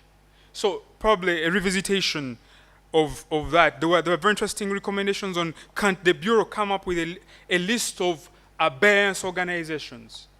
You know, they are there, they are in abeyance because of reason uncalled or they have not caused the reasons. They still want to function, but can't we watch them, incubate them as they re-emerge from whatever challenge that may be facing them? To them, that is the compliance model of growth. That you don't rush to give me the bill, but you make sure you find out how am I doing, and you put me on palliative care if need be. But the agenda should be that I come back to life. Thank you, Chair. Thank you. James likes using complicated English. Yes, didn't you hear? Models, what? Mr. Okello, what he's saying, he talked about the punitive enforcement, vis-a-vis negotiated enforcement. Now you'd think there's a whole book on that.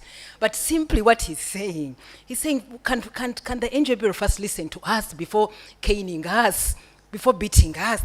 Now that is the big terminology, punitive enforcement. He's saying negotiated, saying can't they first call us and we negotiate? He talks about the growth. James, you can have complicated words. The growth model and weeding out. Mr. Okello, what he's saying, he's like, James, you leave us alone. What he's saying, can't we grow together? Can't you enable us? Can't you support us to grow, as opposed to just weeding us out and throwing us away? And then the 2 million, Mr. Okello, that 2 million is a real challenge. But you're here. We'll speak to. I saw you writing and smiling to yourself. Thank you, James. I hope the report is broken down simpler, those simpler terminologies that we shall use. But thank you, we understood. And those are the perspectives and voices, what people feel. I remember when you see that the tax, the URA email coming to you or the tax person coming to you, and then you keep saying they are looking for they have to meet their targets. Commissioner Sarah, we also know that we hear that you have targets, and we are part of your numbers in terms of reaching the targets. So we want to hear from you also on that. But thank you very much, James, for that perspective. Mr. Okello, those are perspectives. Our regulators, those are what we are hearing, but also based on experiences from some of the people who have actually responded. So thank you very much, James, for that elaborative report, and we look forward to reading it. I'll turn the GIA because of time because it's coming to noon, so I'll ask our regulators to be a little bit brief, but not to water down the session as well. I'll turn the gear to Mr. Sydney Asubo. Mr. Asubo, as we all know, most of us know him now, is the Executive Director of the Financial Intelligence Authority. Mr. Asubo, you're really welcome. Thank you again, because we know you're going to help us understand a little bit, like Mr. Okello did, our compliance obligations under the FIA, the laws, but also how have we responded as NGOs in terms of compliance, and maybe your plans for outreach. I know you got an outline of things to respond to, and I know you'll summarize them, but it would be nice to hear. Again, we have participants online. There are over 70. We acknowledge you and thank you so much. We've seen the comments, and we shall read the comments. For those who came in later, please feel free to pick a cup of tea as we go along. So please join me again in welcoming Mr. Asubo. Mr. Asubo, I'll give you 10 minutes or thereabout to make us a little bit wiser.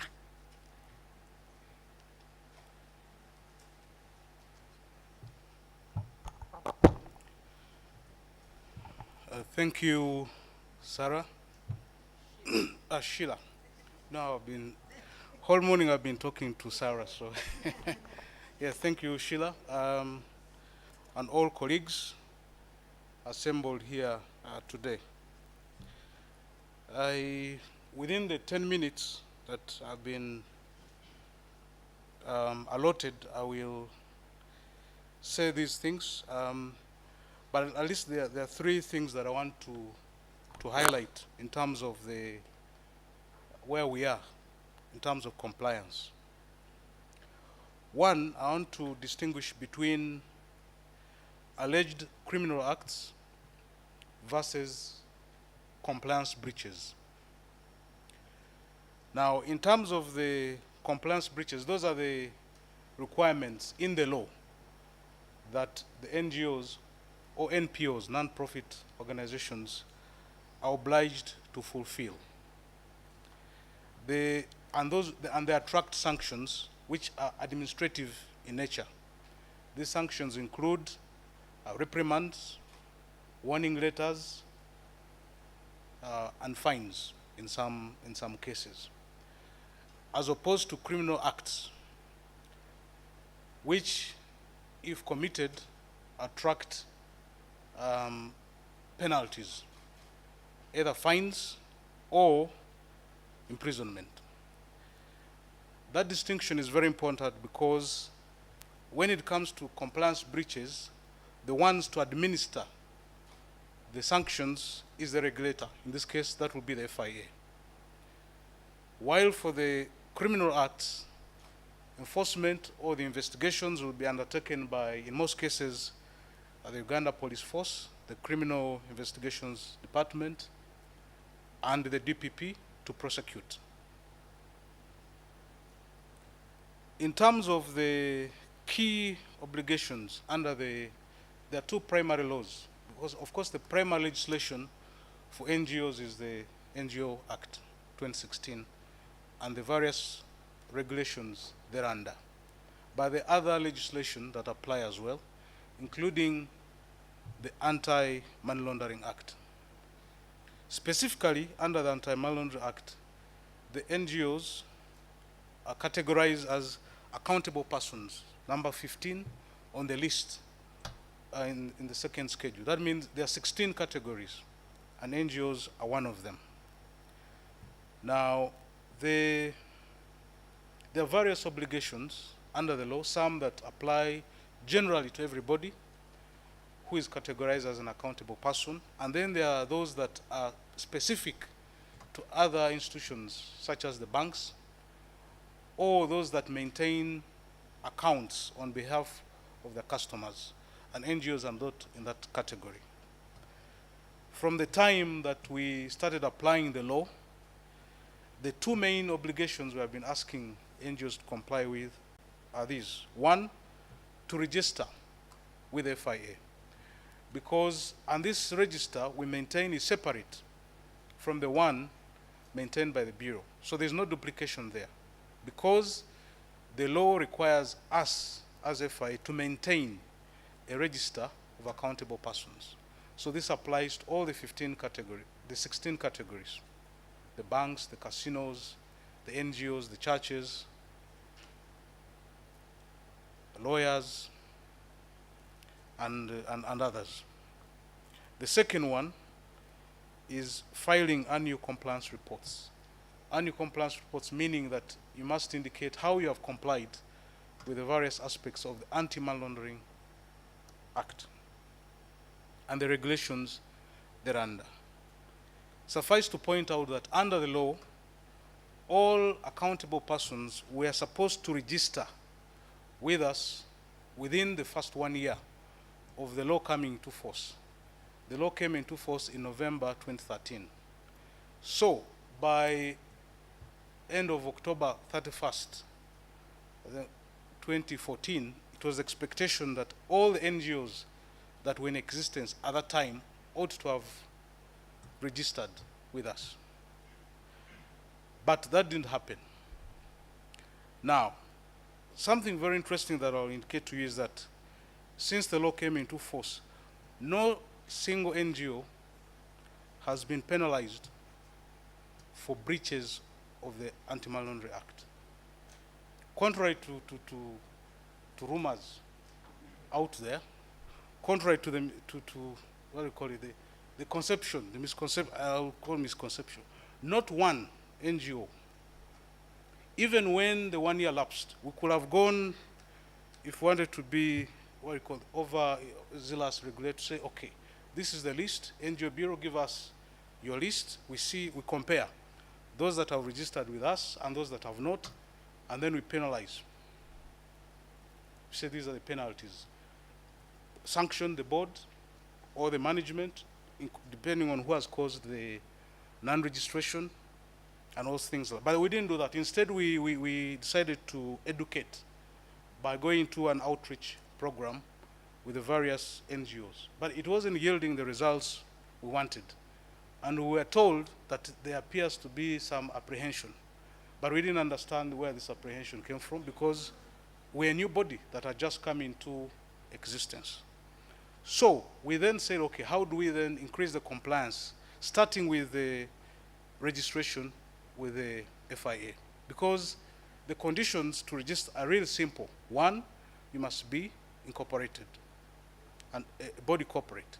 And then two, either as a business incorporated by, not by shares, by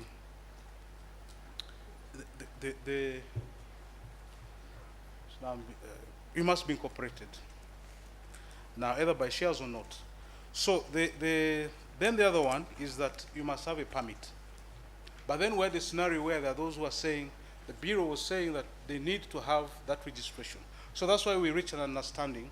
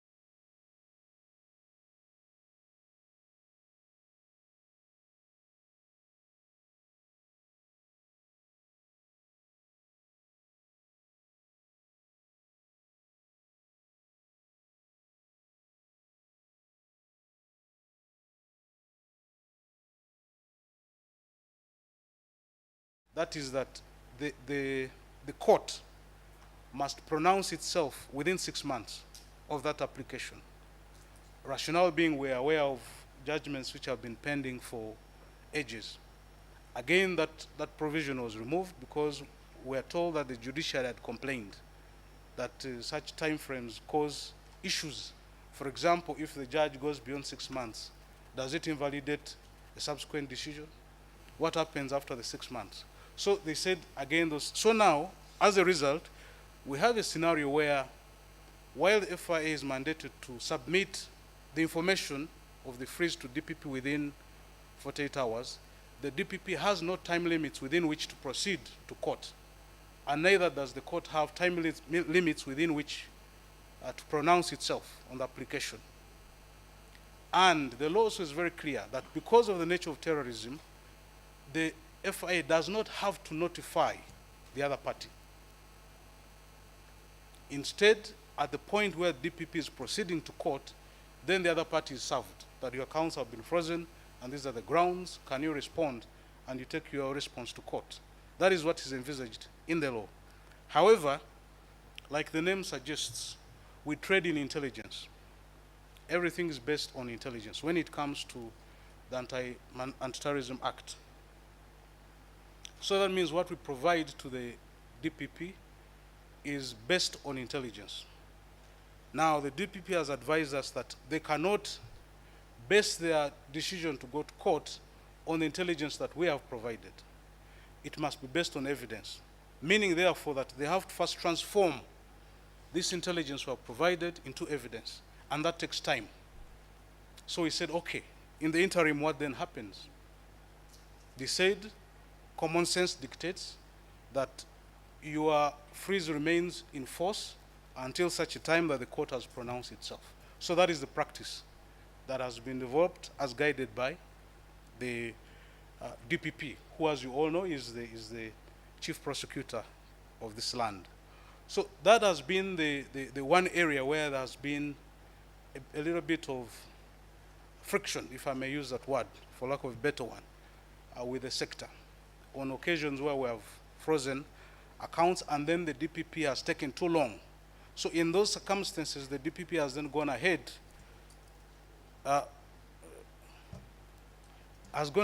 to direct the police to investigate. And that takes a bit of time, then the accounts remain frozen for some time. But all this is caused because of the refusal to accept the provisions in the bill. But we have made some proposals to the line minister, the Ministry of Internal Affairs, to consider revisiting these provisions to see, because if there are specified timeframes, then that helps, because everyone will then, there will be certainty as to who should act within what time frame. The other thing I need to say is, in terms of compliance generally, there's a very good booklet that has been produced by my friends at Chapter 4. I'll recommend you read it. They have summarized the obligations.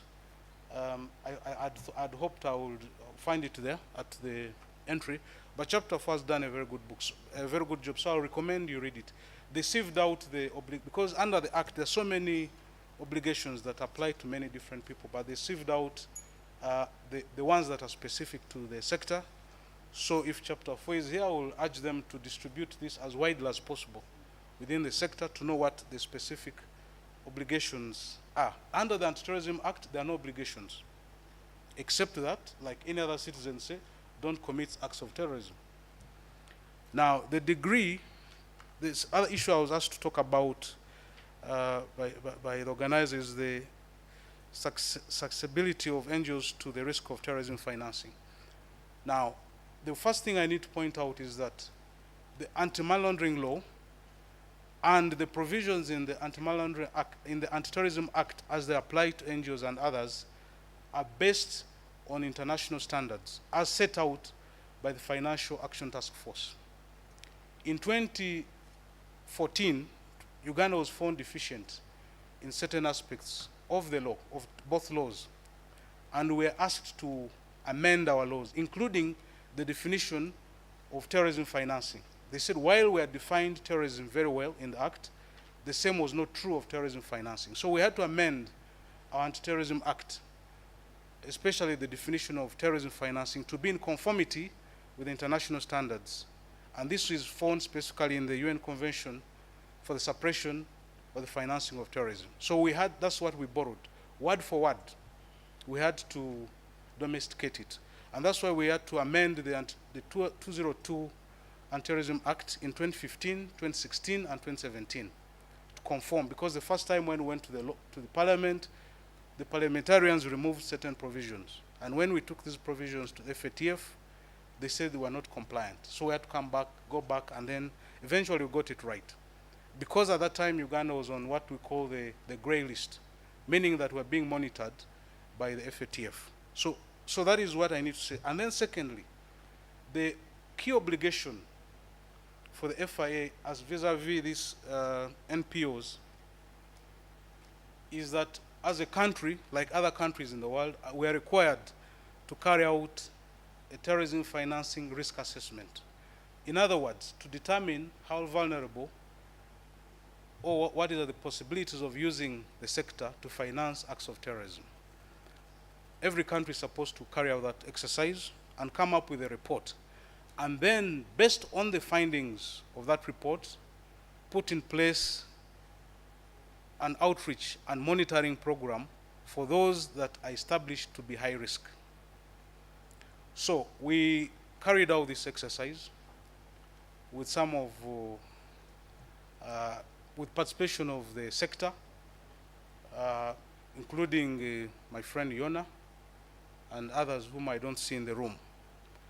So we submitted the report to the FATF, but again, they had certain questions about the approach and a few things.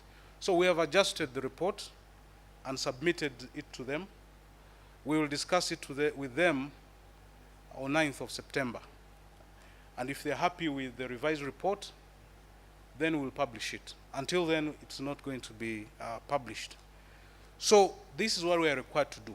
And then we have also developed, because we have established the two categories that of NPOs or NGOs that are high risk to terrorism financing. And so it means these two categories are the ones we are going to be monitoring, not everyone else, only these two categories. One of them, which I can say because it was in the first report, are the madrasas. Now, what does engaging with them, what does monitoring mean? It doesn't mean that you're going to station your officers permanently on the premises of these institutions, no. But it means you agree with them, you say, okay, can we review, because madrasa schools, say, can we review your literature, the one that you use your curriculum to teach, and whether there are things there about violent extremism.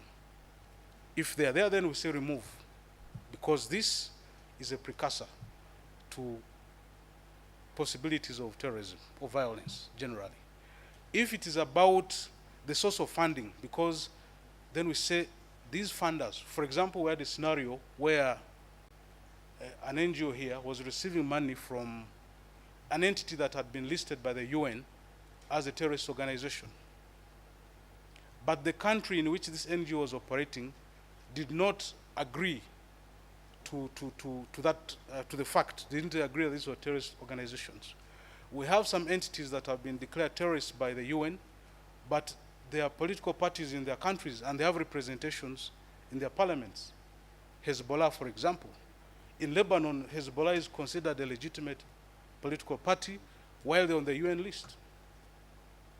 So this NGO in Uganda was receiving money from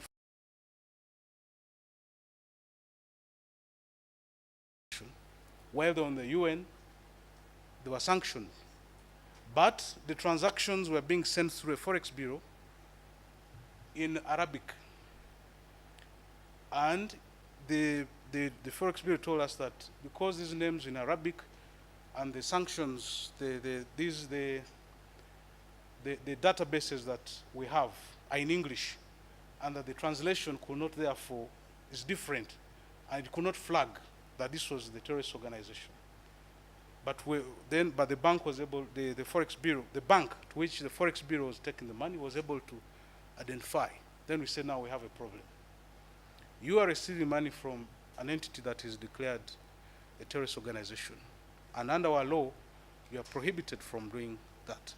So we're going to freeze this money and want you to bring back the one that you have previously got, or under the law, we are allowed to confiscate assets that you have acquired using such monies. But interestingly, you will tell me when to stop, Sheila, because interestingly, this money was being put to what ordinarily we call good works, because this entity had built a school in Midwest. They had built a school. They were teaching everything, and then parents will pay very minimal costs. So we said, now do we confiscate, close down the school, confiscate the mattresses and beds and the building and everything, because they're receiving money from this listed entity. Now, they were able to demonstrate to us that they genuinely didn't know that this was a sanctioned entity. So we said, okay, for you, you didn't know. But the Forex Bureau through which you are receiving the money ought to have known, because they're required to maintain because they're supposed to maintain a list of sanctioned entities. And these lists can be found everywhere. You can purchase them, but these guys didn't want to do so. So we decided to penalize the Forex Bureau instead of the NGO, but then we said, now that you know, then you must cut off your links with them. Again, I cite this example to demonstrate that it's not a strict, blind, rule-based application of the rules. Because if that were the case, then we would have closed down the school, arrested the leaders, and charged them with terrorism financing. Because terrorism financing is so wide. If you receive money for training, if you associate with, so many things, if you accept printed literature, so they could have been charged that way. But that wasn't the option that we took. How have NGOs responded to their compliance obligations with the FIA? By and large,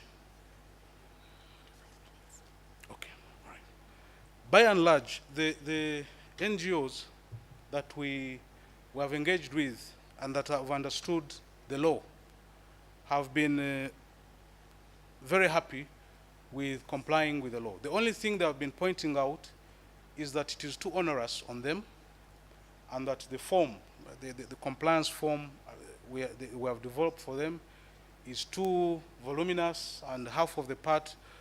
Okay, the reason for that, and we're revising the report, is that we developed one form for everybody. And then we ask so it's the same form the banks fill, the casinos fill. So you fill the part that is relevant to you. But in that way, they're saying the parts that are not relevant to them, for example, it's half the document.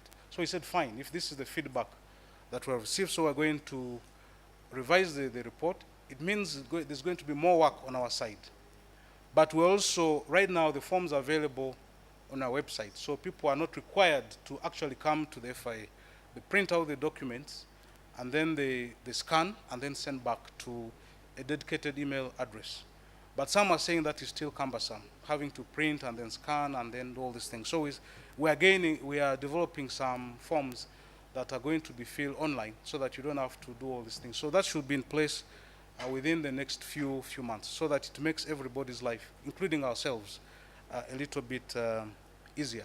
So by and large, for those that have understood the obligations, that is why we have said we're not going to penalize, we're going to educate until we reach the threshold where we say we have now educated enough, and therefore we need to begin penalizing for breaches of the various laws, particularly the Anti-Money Laundering Act. The enforcement of the other laws, of course, is the preserve of those other institutions. Asante sana. Another warm clap for Mr. Subo. Thank you, Sydney. You know that conversation around investigate, then freeze. Or freeze and then investigate. That there is that discourse. What comes first? But I'm sure it will come out. There have been, of course, arguments around the principle of innocence until proven guilty. Those are also issues that have come out in respect to FIA. And of course, you mentioned the issue of time. I know Mr. Sobo was very diplomatic when he says sometimes the investigations take a little bit of time. But we know what he means with that a little bit, quote unquote. Might not be a little bit, but he is very diplomatic. Thank you, Mr. Sobo. And thank you for always turning up when we invite you. We don't take that for granted. Okay, now I will switch again. Tea, please, take tea, sugar levels. Let's do this and do it until we finish. Bob, yes. We'll invite Commissioner Sarah. Sarah, Miss Sarah Chelanget, if I get it correct, is the Commissioner Domestic Tax. It is not every day that we see Commissioner Tax, domestic tax in our spaces. So please join me again in welcoming Commissioner Sarah. Commissioner, you're welcome. Thank you for taking your time to be here. I know she's also prepared a presentation. Thank you, Commissioner. She says hers will be short. Sarah is more interested in hearing people, questions on her role. Sarah, thank you very much. Thank you so much. And just to thank the Defenders Protection Initiative. The NGO world has so many players. We appreciate all your teams. Thank you, Mr. Okello, for the great presentation and for supporting government in ensuring that there is regulation. We are all different players in our different capacities. I will make sure my presentation is very brief, but what I can say is here, in this room, we are all taxpayers. I want to greet you, our dear taxpayers, in your respective capacities. And thank you so much for supporting government by paying your tax. Generally, for NGOs,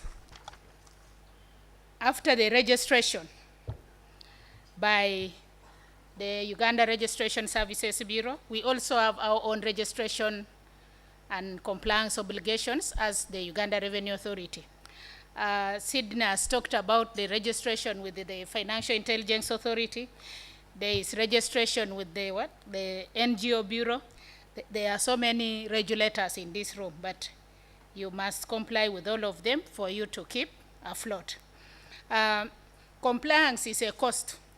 If you don't comply, it's a cost. Now, for Financial Intelligence Authority,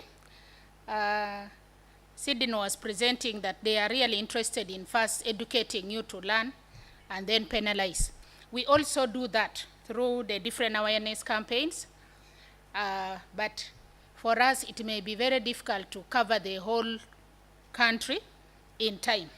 So sometimes our penalties may come when you don't know, and the lawyers in this room will tell us that ignorance of the law is. Let me not complete that because I'm not a lawyer, I'm an accountant. So we will be interested in getting that certificate of registration that you have done. And then we also have our own requirements. We will want you to capture in a tax registration form that you can download online. You will capture the certificate number. We will also be interested in knowing the details of the directors, and for you to state the sources of income. Of course, for NGOs, sources of income may be donor money, grant income, etc. But we want to look at those sources of income. And then others also participate in businesses. If you recall very well, Mr. Okello was saying, they are interested in your sustainability as an NGO. So others run businesses for sustainability. And when you run businesses, we even get more interested as a tax body. Because in running that business, we want you to be compliant again with the rules of taxation. and the different taxes that you have to register depending on the business that you are dealing in. So we will do this online, and then the nearest URA tax office can be supportive in case you need other services.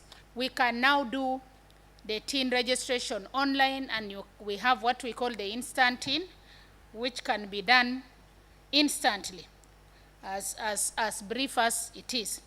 I just want to look at the taxes that NGOs will pay. Like any other taxable person, you will pay income tax if you have that income. Usually there is a tax exemption that is provided for within the law under the Income Tax Act, but you have to apply for it. And the commissioner will confirm in a letter that you are indeed an exempt organization. An exempt organization is one that is dealing in charitable activities. Charitable activities, or that one that supports vulnerable people in society, supports in alleviation of poverty, and generally dealing in charitable activities. So we want to look at those activities that are in the nature of charity, and that is what we will consider for tax exemption. An exempt organization will also include organizations that are supporting amateur sporting associations, or if you are in amateur sporting associations, trying to support sports talent, sports in any way, but it must be amateur. So we will not expect football clubs like Fever and Vipers to come in and say they are actually amateur sporting. No. We also look at exempt organization that is supporting educational institution of a public character. Again, this public character, if is an educational institution. You may be an educational institution, but public character. Public character would mean that the owners of this institution do not benefit from this organization in any way. There is nothing that is beneficial to the owners. You don't share on any residual income. Whatever comes as surplus income is plowed back into the charitable activities of the NGO.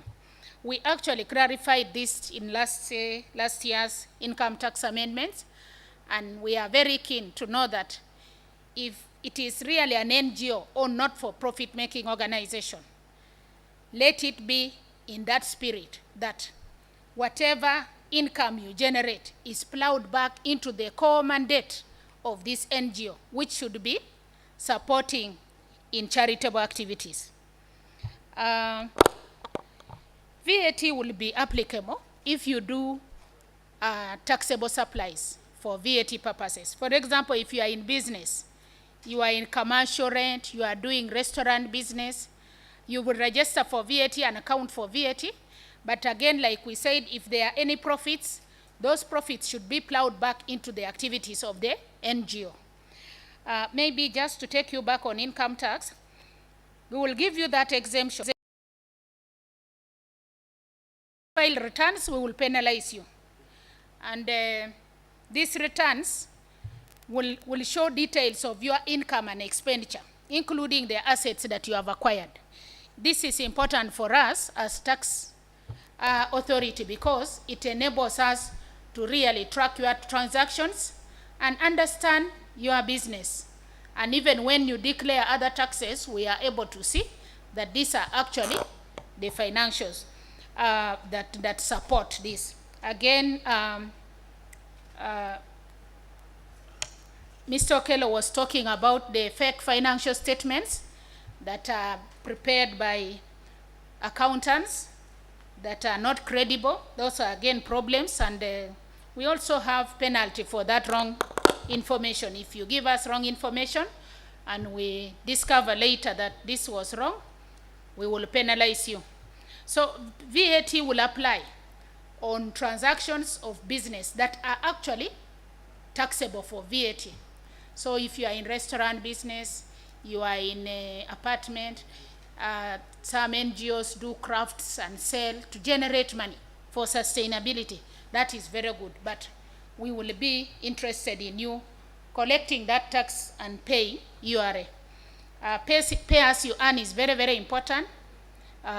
You must really have to pay as you earn. If you are paying a salary of 500,000, remove pay as you earn, remove NSSF, and then pay the rest to the individual. I was getting the comments from online where your members were complaining about NSSF and tax. NSSF is a saving. I think that one you shouldn't complain so much. But tax, of course, no one really likes to pay tax, but it's a statutory obligation. So pay as you earn, we find many NGOs having compliance obligations on pay as you earn. You get someone to come and work, you pay 500, then you will say, we only pay 500,000 for transport and facilitation. This is not really taxable, but the law gives a cap. If you pay more than 235 per month, you surely have to pay tax on that. But so anything less than that should be exempt. So you make sure that it's within that. Number of NGOs asking for relief, COVID relief on taxes. We really want to give relief, but not on pay as you earn, because what our understanding is that even if you had paid 300, remove the pay as you earn on the 300 and pay government, because pay as you earn is on the salary that a person earns. Of course, we really understand sometimes you first want to pay the salary before the tax, but both the salary earner and the taxman really require due attention. Withholding tax is also applicable to NGOs. Now, withholding tax is in two ways. You may be designated as an agent. We did a designated list last month, and it is effective 1st August this year. We actually expanded our list of agents from about 5,000 to 9,700. So there was a public notice on that. Many of your members here will be in that list, may be in that list. Interest yourself, but however, we have also communicated through email, through SMS messages. We've tried to communicate through calling so that you don't wake up. I don't think the donors want to hear about payment of interest or penalty as part of the donor money. No. So for withholding, if you are a designated agent, withhold on all supplies of goods and services more than 1 million shillings. That is very, very important. Again, if still on withholding, if you are not an agent, withhold on professional fees, withhold on management services. That one is mandatory whether you are an agent or not. Directors' taxes, the people behind these NGOs also pay themselves. But sometimes they don't what? Declare. It's just like they charge people. The pastor pays himself but feels that even that money is still charitable or shouldn't be taxed. That is a salary, that is a payment. It's employment income, and you should really pay that tax. So directors of NGOs, please make sure you pay tax on whatever money you are getting from this NGO. It's employment income by virtue of your services to the NGO. Lastly, you also pay import taxes. Many of you import things for charity, that is okay. And there will be import duty on some of the things if they are listed amongst the things that attract import duties. And some exemptions will apply, especially if you are able to follow up within the line ministry and get exemptions. Sometimes the line ministry can pay the taxes on your behalf, or the Ministry of Finance gives you an exemption on those goods. Yesterday I saw an email for an NGO, I think in either Fort Portal, it's from the west. There was a vehicle in Toyota, and Toyota was sending us mail that please confirm the tax exemption for this NGO because the car has been here for now 2 months. but they can't remove it until they pay the taxes. Now, for withholding tax, you pay at 6% on the CIF value of the car. Now, you will only be exempt if you had applied for that exemption. This exemption is applied to the commissioner, and once you get that exemption, automatically you won't pay the 6% withholding tax. So you need to proactively engage the tax authority to save on some of these costs, because most donors really won't pick up the costs of tax. Just like donors to government also don't want to pick up taxes, so government sometimes picks up the tax. So even for NGOs, your core mandate is to support vulnerable people in society, to support in common things, really. There are a number of you doing different things. You want to concentrate on your core mandate and not get your donor money eroded through penalties and fines. So those are the import duties.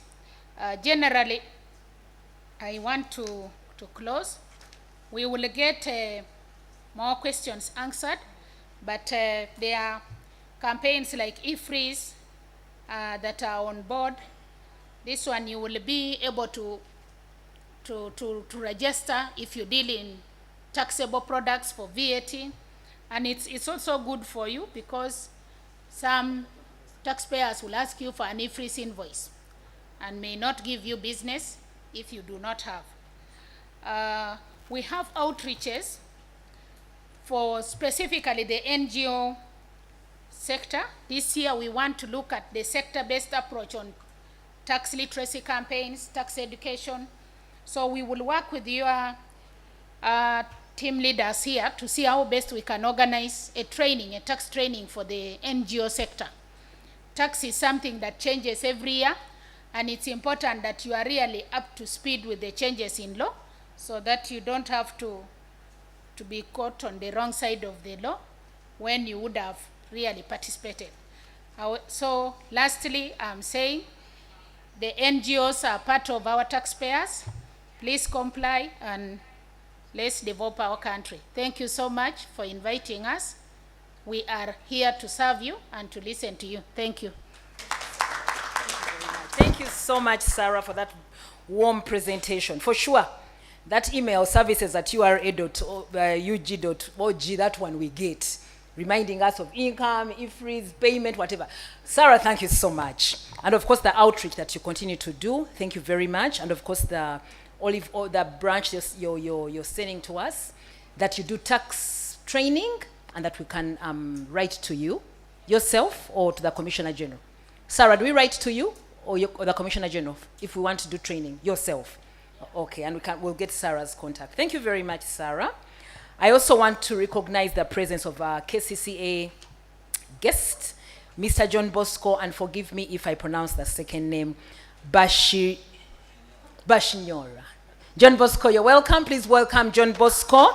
He's the Acting Director, Gender, Community and Production. John Bosco, thank you so much for taking your time. Reminder, for those, these questions will be uploaded on the DPI website. There's a particular button for Talk to Your Regulator. And the questions will be uploaded, and the answers as well will be uploaded. So please feel free to visit after this event. For those who are standing, there are seats this side. Please, if you want to take a seat, feel free. Yeah. And now I would like to welcome, join me in welcoming Mr. Sajabi Geoffrey. Geoffrey, you are welcome. Geoffrey is from the National Social Security Fund. And like we said, he came with Horace, the compliance manager. Geoffrey, we got our, well, at least I got the midterm, so you know how old I am, 45 plus. But thank you so much for agreeing to come. And we know that there is already existing partnership with NSSF and some NGOs. So we'd like to hear what our obligations are and even your plans for outreach to the sector. Please join me again in welcoming Geoffrey Sajabi. Thank you. Sure. Thank you so much. I felt that Sarah made my work easier. She's a great ambassador of NSSF. She was speaking like a true member of the fund. And she made a statement and said that probably you can complain about tax, but not NSSF, because at the end of the day, it is your money. So let me start off my short time here with a story that concerns an NGO in town. So a few months back, someone comes to complain to us, a finance manager, and says we are receiving funding and part of it is meant to clear NSSF, but the employer is not paying. And the person reporting is a finance manager. So our team goes to visit this NGO, and the MD of the NGO insists that they don't have funding, they don't have any money, and they write to us. But the finance guy is saying we are receiving money. So we demand for certain documents, and they refuse to give us the documents, of course, which is illegal. So we continue to negotiate. We're still negotiating, and the MD loses his job. And that MD, within a few weeks, became a whistleblower. Came to NSSF and said, these guys have been receiving funding throughout, and they have not been paying our NSSF, including my own NSSF. Eventually, using his own leads, we get all the documents that we needed to conduct an audit. We do an audit, we recover in excess of 500 million shillings, and this MD has a share of about 120 million, which we religiously recover for him. The reason I'm giving this story is that NSSF plays an extremely delicate balance. So even the very people that work in the NGOs that are telling you they don't have funding are the beneficiaries of the very money that you are meant to collect. The day the NGO goes down, those very employees no longer recall that for 2 years there was a challenge. They no longer recall that they're the very people saying we are not receiving money. At that moment they are saying, NSSF, you had a mandate to collect our money, and you never collected this money. Where is our money? The reason I've given that story is that we run a relationship management model, but we must balance between the interest of our core members, the employees, and also the employers. But what makes it even more tricky is that for us, the employer is also a member. The MD is a member. So when you don't disclose the right information, when you say you are not receiving funding, when in actual sense it is coming, you're cheating yourself. And that's the role that we play. But two, we've also got cases of NGOs and other companies that deduct money monthly. So someone is meant to be earning 1 million, and you deducted the 5% that was meant for NSSF. But at the same time you're saying we've not received funding. At the worst, we expect that the 5% that you deducted from someone's salary is paid, even as you wait to get the 10%. But some NGOs deduct the 5% and keep it. Anyway, we don't know if they keep it or they use it. Okay? Now that is an offense when you deduct someone's money and you don't pay. And it defeats even your argument of you not having funding, but you've paid salary, you've withheld the 5%, that you're not also remitting to NSSF. So even when you are hard pressed with financing and you take a decision to withhold the 5%, at worst pay that and write a letter saying, as soon as we get funding for the 10%, we will pay. But you don't withhold and then don't pay. So our obligation is to you, the members, but also to the employer. So what constitutes being a compliant entity with NSSF? One is that you're paying for the right number of people. That every person that is employed by your institution, okay, their NSSF is being paid. Two, that NSSF is being computed on the right amount. NSSF is computed on gross pay. So if your gross pay is 1 million, and that gross includes allowances, okay, for as long as you're receiving allowances in cash, it forms part of the gross pay. The exemption for us would be benefits that you receive in kind. Benefits that are not in form of cash. So you're given a house, okay? Even if we can estimate the value of that house, we cannot tell you to pay NSSF on that benefit. But if instead of being given a house, you're given cash to go and get a house for yourself, then that becomes money that forms part of the gross for which you've got to compute NSSF. You've also got a duty to ensure that all your employees are registered with NSSF. We do not want to collect money that we keep on suspense account.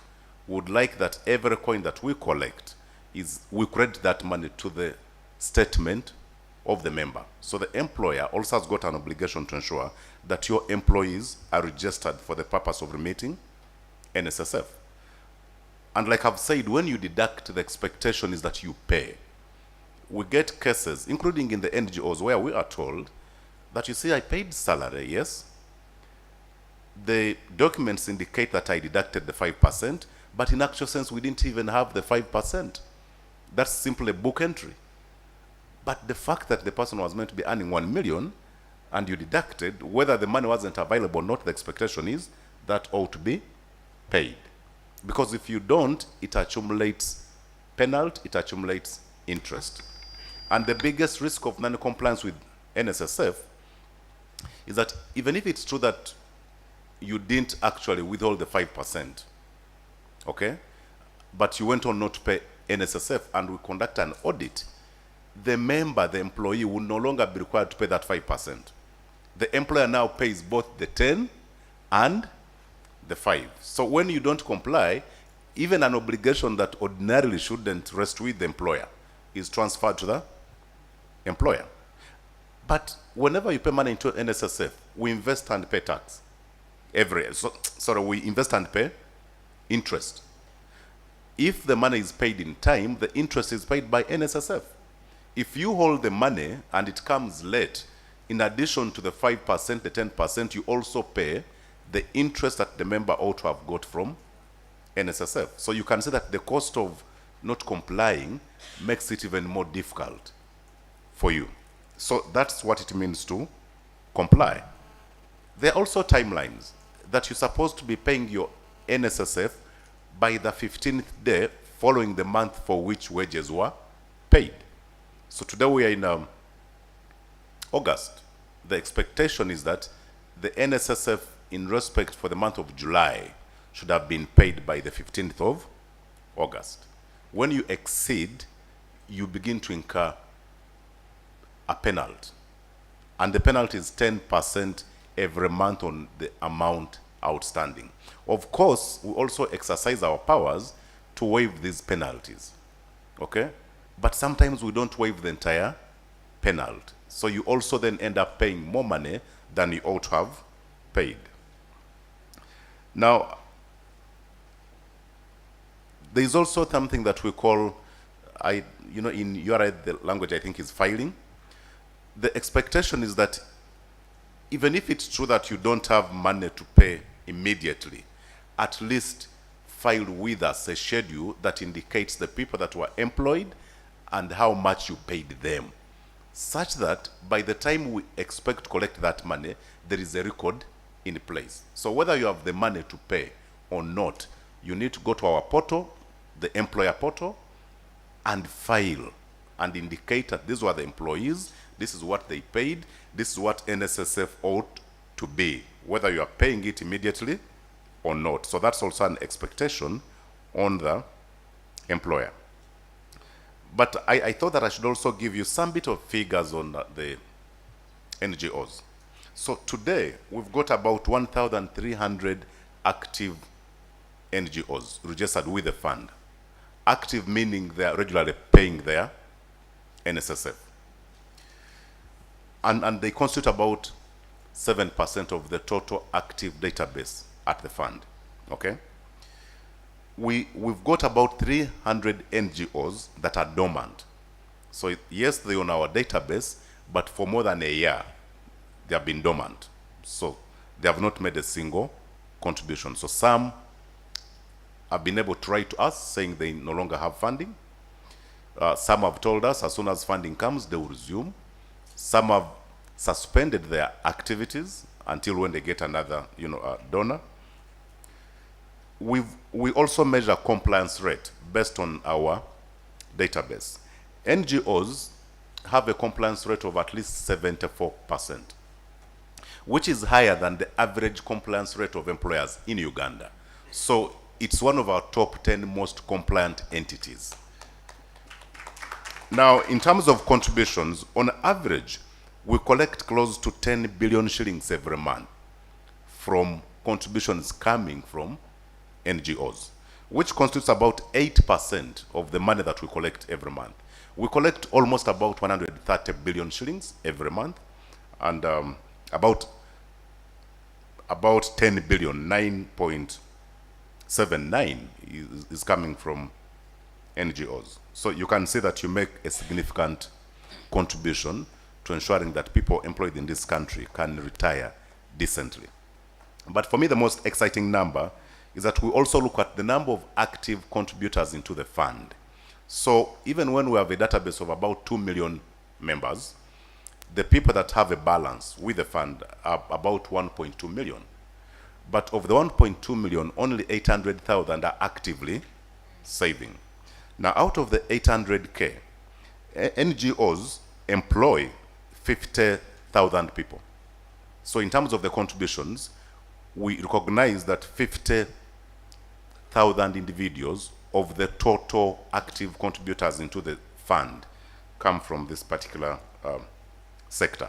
So you can see that even in terms of people that are employed in Uganda, there are few sectors, at least from our data, that beat the NGOs. Of course, the biggest sector is education, trade, manufacturing, and agriculture. But then you can also begin to mention the NGOs amongst those. Then NSSF, because I said we run a relationship management model, even when things are hard, even when you are hard pressed, we try to negotiate with you. We give you longer payment plans, convenient payment plans.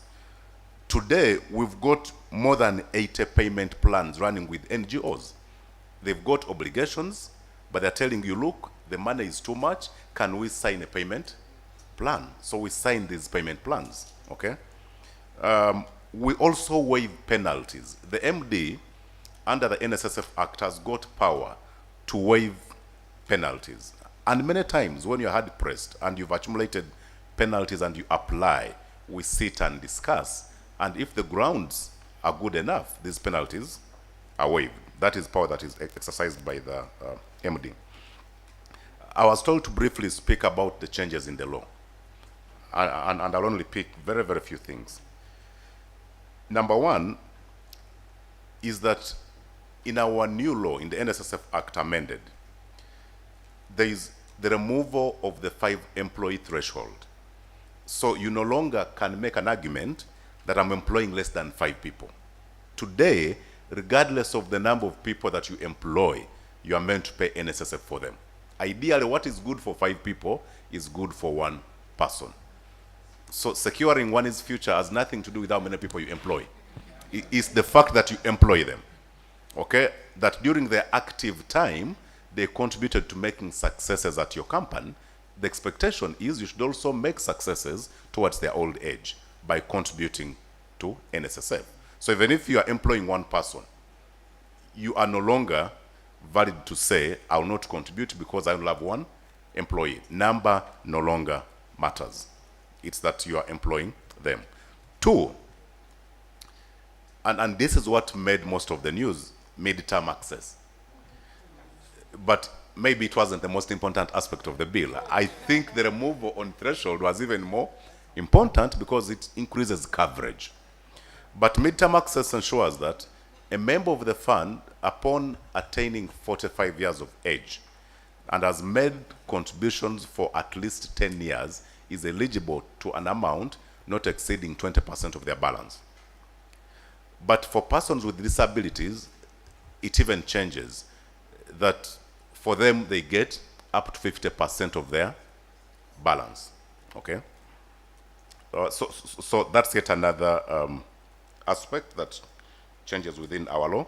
The other key thing that has changed is around voluntary savings.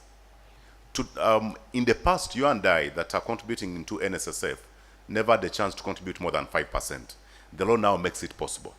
So you can say that as opposed to me contributing only 5% and my employer is doing 10%, I can also do more than 5%. So you can instruct your employer even today to say, other than deducting 5% from me, because I want to see my savings grow faster, you can do an additional 1% or 2% or 3%. That is intended to support people save enough for their old age. Because today, what most people save is not sufficient to cater for them in old age. The other aspect on voluntary is to cover the informal sector. So we know that today there is not any vibrant scheme that covers the informal sector. Now, going forward, the fund has ventured into the informal sector, only that it is purely voluntary. So our duty is to educate and convince people that even when you're in the informal sector, even when you're in Chikubo and you're making billions of money, there will be a day when it no longer be possible for you to actively work. Therefore, you can take this opportunity to begin saving with the fund and secure your old age. The other key thing that has changed is that our board now has the mandate to come up with new benefits. So other than the traditional benefits that you know, we can also now come up with new benefits. In fact, we will soon be coming to the market to announce a range of new benefits to which people can begin to voluntarily contribute. But I should end by talking about the current benefits very quickly. So how does one access their money from NSSF today? So there are about 5 or 6 ways. Number one is what we call the age benefit. That at 55 years of age, regardless of whether you are still employed or not, you qualify to access your money. Of course, people largely take their money in lump sum. But our law also allows individuals to pick their money in bits. So you can choose to say, I don't want to take all my money at once. So that's the first benefit. The second is a benefit payable at 50 years of age if you are out of regular employment. So if you make 50, but you are no longer in gainful employment, okay, you also qualify to access your money from the fund. The third benefit payable today is paid on medical grounds. That if as a result of medical reasons you get incapacitated and you are unable to continue working, regardless of your age, you also qualify to access your savings from the fund.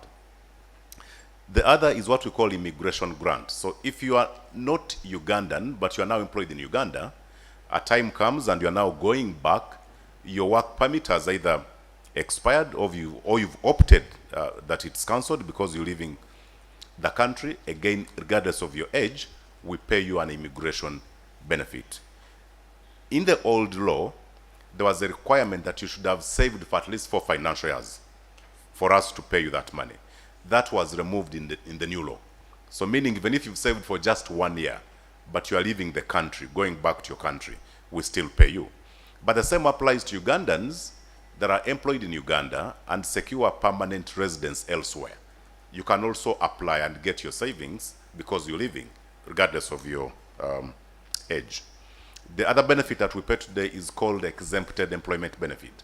If you secure employment with an institution or an employer that the law exempts from contributing to NSSF, you qualify, regardless of your age, to access your money. So today, if you left the NGO world that is contributing to NSSF and you joined public service, you'd qualify to take your money because public service has got a pension scheme run by the government. If you left and joined any of the international agencies like the UN, like the World Bank, like the IMF, these institutions have got pension schemes recognized by the government of Uganda. And therefore, if you want to pick your money, you'd equally qualify to take your money. We've got what we call the survivor's benefit. Of course, from the word itself, it means that is money that is not paid to you, but paid to your immediate dependents in the event that you pass on before accessing your savings from the fund. And the law is very specific on which categories of people constitute your immediate dependents. It largely borrows from the Succession Act, and the recognition is largely to spouse and children.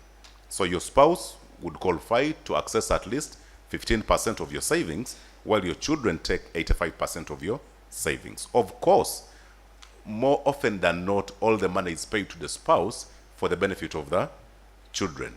It is in very rare circumstances that we get children as young as 12, 13 who say, don't give my share to my father or to my mother because they are likely to mismanage it. I'll claim my own share when I come of age. But those are very rare. In most cases, you pay to the spouse for the benefit of the children. In most cases where a child says, don't pay to my parent, in most cases they are saying, don't pay to my father. But they never seem to oppose paying to their fathers. So then, of course, there is the famous midterm access. So I think I've tried to cover the things that I was asked to cover, but maybe finally, we're also open to partner with the NGOs, with the forum, with the Bureau, to ensure that we increase reach out to the players in the sector. The message that I've got for you is even when our people call to say the money hasn't come, it's done in a very good spirit, because we've got a strict mandate to ensure that your savings are paid. The hardest thing that you face at NSSF is someone retiring, their savings were never paid, and their employer is no longer in existence. And you turn into a counselor. And even when you counsel them, it's not good enough to afford them a decent retirement. So many times we get a little tougher because we are securing the interest of the members. And ironically, even you, the MD, even you, the finance manager, who in this room is the employer, is also a member. So sometimes we come in with a bit of stick because some of our members do not know what is good for them until when they are no longer in employment and they have completely no money saved for them. But having said that, we run a model that enables us to sit around the table, discuss, and agree convenient and longer payment plans to make it possible for the business to continue while you meet your obligations. Thank you so much for listening to me. Thank you so much, Geoffrey. Another round of applause for Geoffrey. James, you had that model, the relationship management model. You talked about punitive, you talked about the negotiatory model. There's that relationship management model. Thank you very much, Geoffrey. Of course, those figures are interesting figures. Moses, you'll agree with me. The 50K out of 800K, that is something. I mean, we comply. I think we are not bad at complying. Compliance level, he says 74%, Moses. So I think it's in our DNA, really. We get problems, I think, but really, Mr. Okedo, we are... and I think you mentioned, we try in some spaces, I think. But thank you so much, Mr. Sajabi. He's the Chief Commercial Officer, NSSF. I also want to thank again Horace. Thank you for being here as well. We don't take you for granted. I know NSSF is partnering with the Legal Aid Service Providers Network, Mr. Sajabi, in delivering some legal aid camps in different districts. So you have the NSSF banner, and they give actually money to support the NGO, those legal aid camps in the districts across the country. So thank you very, very, very much for that illuminating presentation. I would like to turn now to NITA. NITA, we have Mr. Tumusime Johnson. He's the IT systems and cybersecurity expert at NITA Uganda, but he's also joined by Christine Nalubowa, who is also the IT certification supervisor. Johnson, thank you so much for coming. Please join me in welcoming Johnson.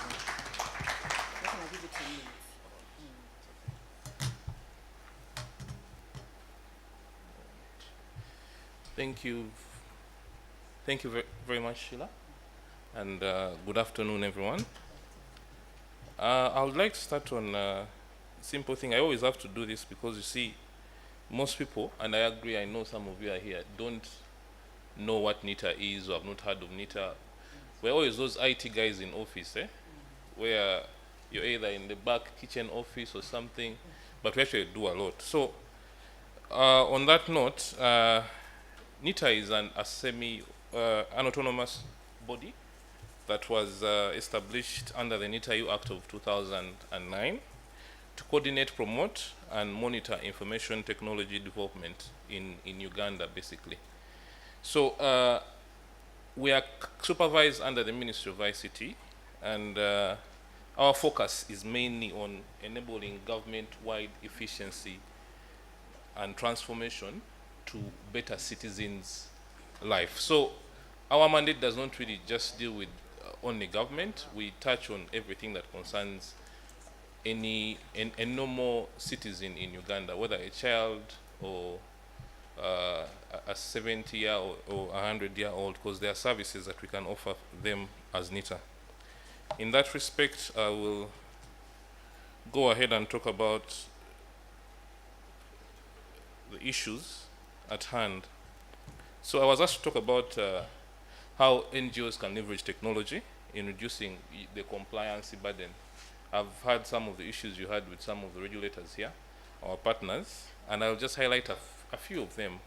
One is you can make use of online platforms in submitting these regulatory requirements, like for instance, applying for licenses, the renewals, submitting returns to URA and URSB. You can use these online platforms. They do have some of them already in existence. If not, NITA is always available to, we're already working with some of them, as I'll explain as we go on. Two, you could also use digital platforms for collecting data from your beneficiaries, your stakeholders. I am glad Mr. James, in the survey you talked about, the survey on compliance status, he says this was done online. I'm sure if it was in the old days, you wouldn't have as much data you have in just 2 months. I'm sure the fact that you put it online gave you some of the good results. That's also one way. Then 3 would be taking advantage of digital payments for receiving money and even dispensing out money. This one actually helps you create an audit trail, and that way you're being compliant. In any case, if you had, say issues with an assessment from URA, as long as you've been doing your payments online, you can actually use this to counter some of those issues, say an audit or anything else. Then, of course, on the side of cybersecurity, it's also good for you to have corporate emails. I personally don't really respond to personal emails that like you're communicating something official, but you're sending a personal email. That also raises compliance issues. So if you could adopt that as NGOs, that would really put you at a different level in regards to compliance. There was also an issue of the possibility of having a one-stop center for compliance with all these different regulators. I know we are so many, and some of them are not here. On that note, I would like to tell you that actually this platform is in existence. We launched this in 2000, and I think last year that's when the platform was complete.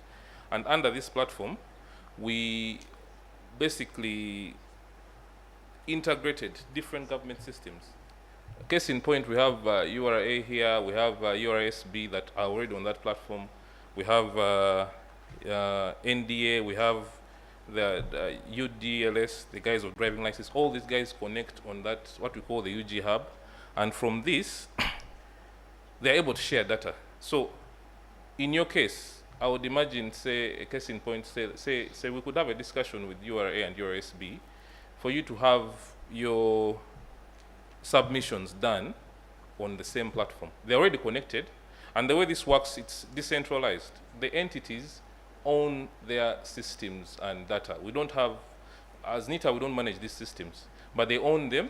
All we do, what we provide to them is what we call an API. It's a platform where we can connect to their systems. So when you come on, you're not seeing URA, you're not seeing just NIRA in that case. You just connect to a platform where you can now pick data. Say you're registering for a driving license. I don't know if any of you has renewed recently, but you don't have to go with your, you just have to have your national ID number, and they'll pick your information. They'll even ask you, so in some cases they can actually update, like at the passport, because all these guys have already integrated to the system. So currently it is there, and you as the NGO body can also come to us to use some of these services. They are open. We have government systems integrated already.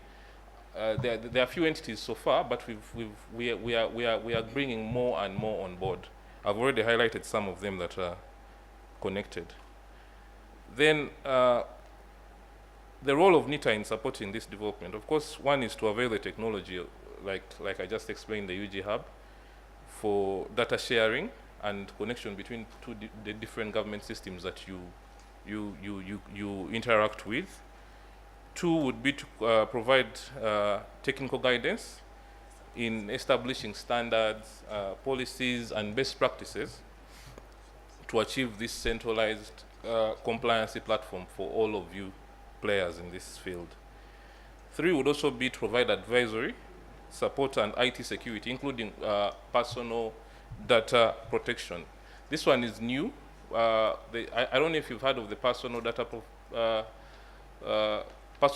Data Protection Office, and it's an independent body, but it's still currently running under NITA. And I know you, given the kind of data you have from your stakeholders, you would be required to be compliant to this. It's also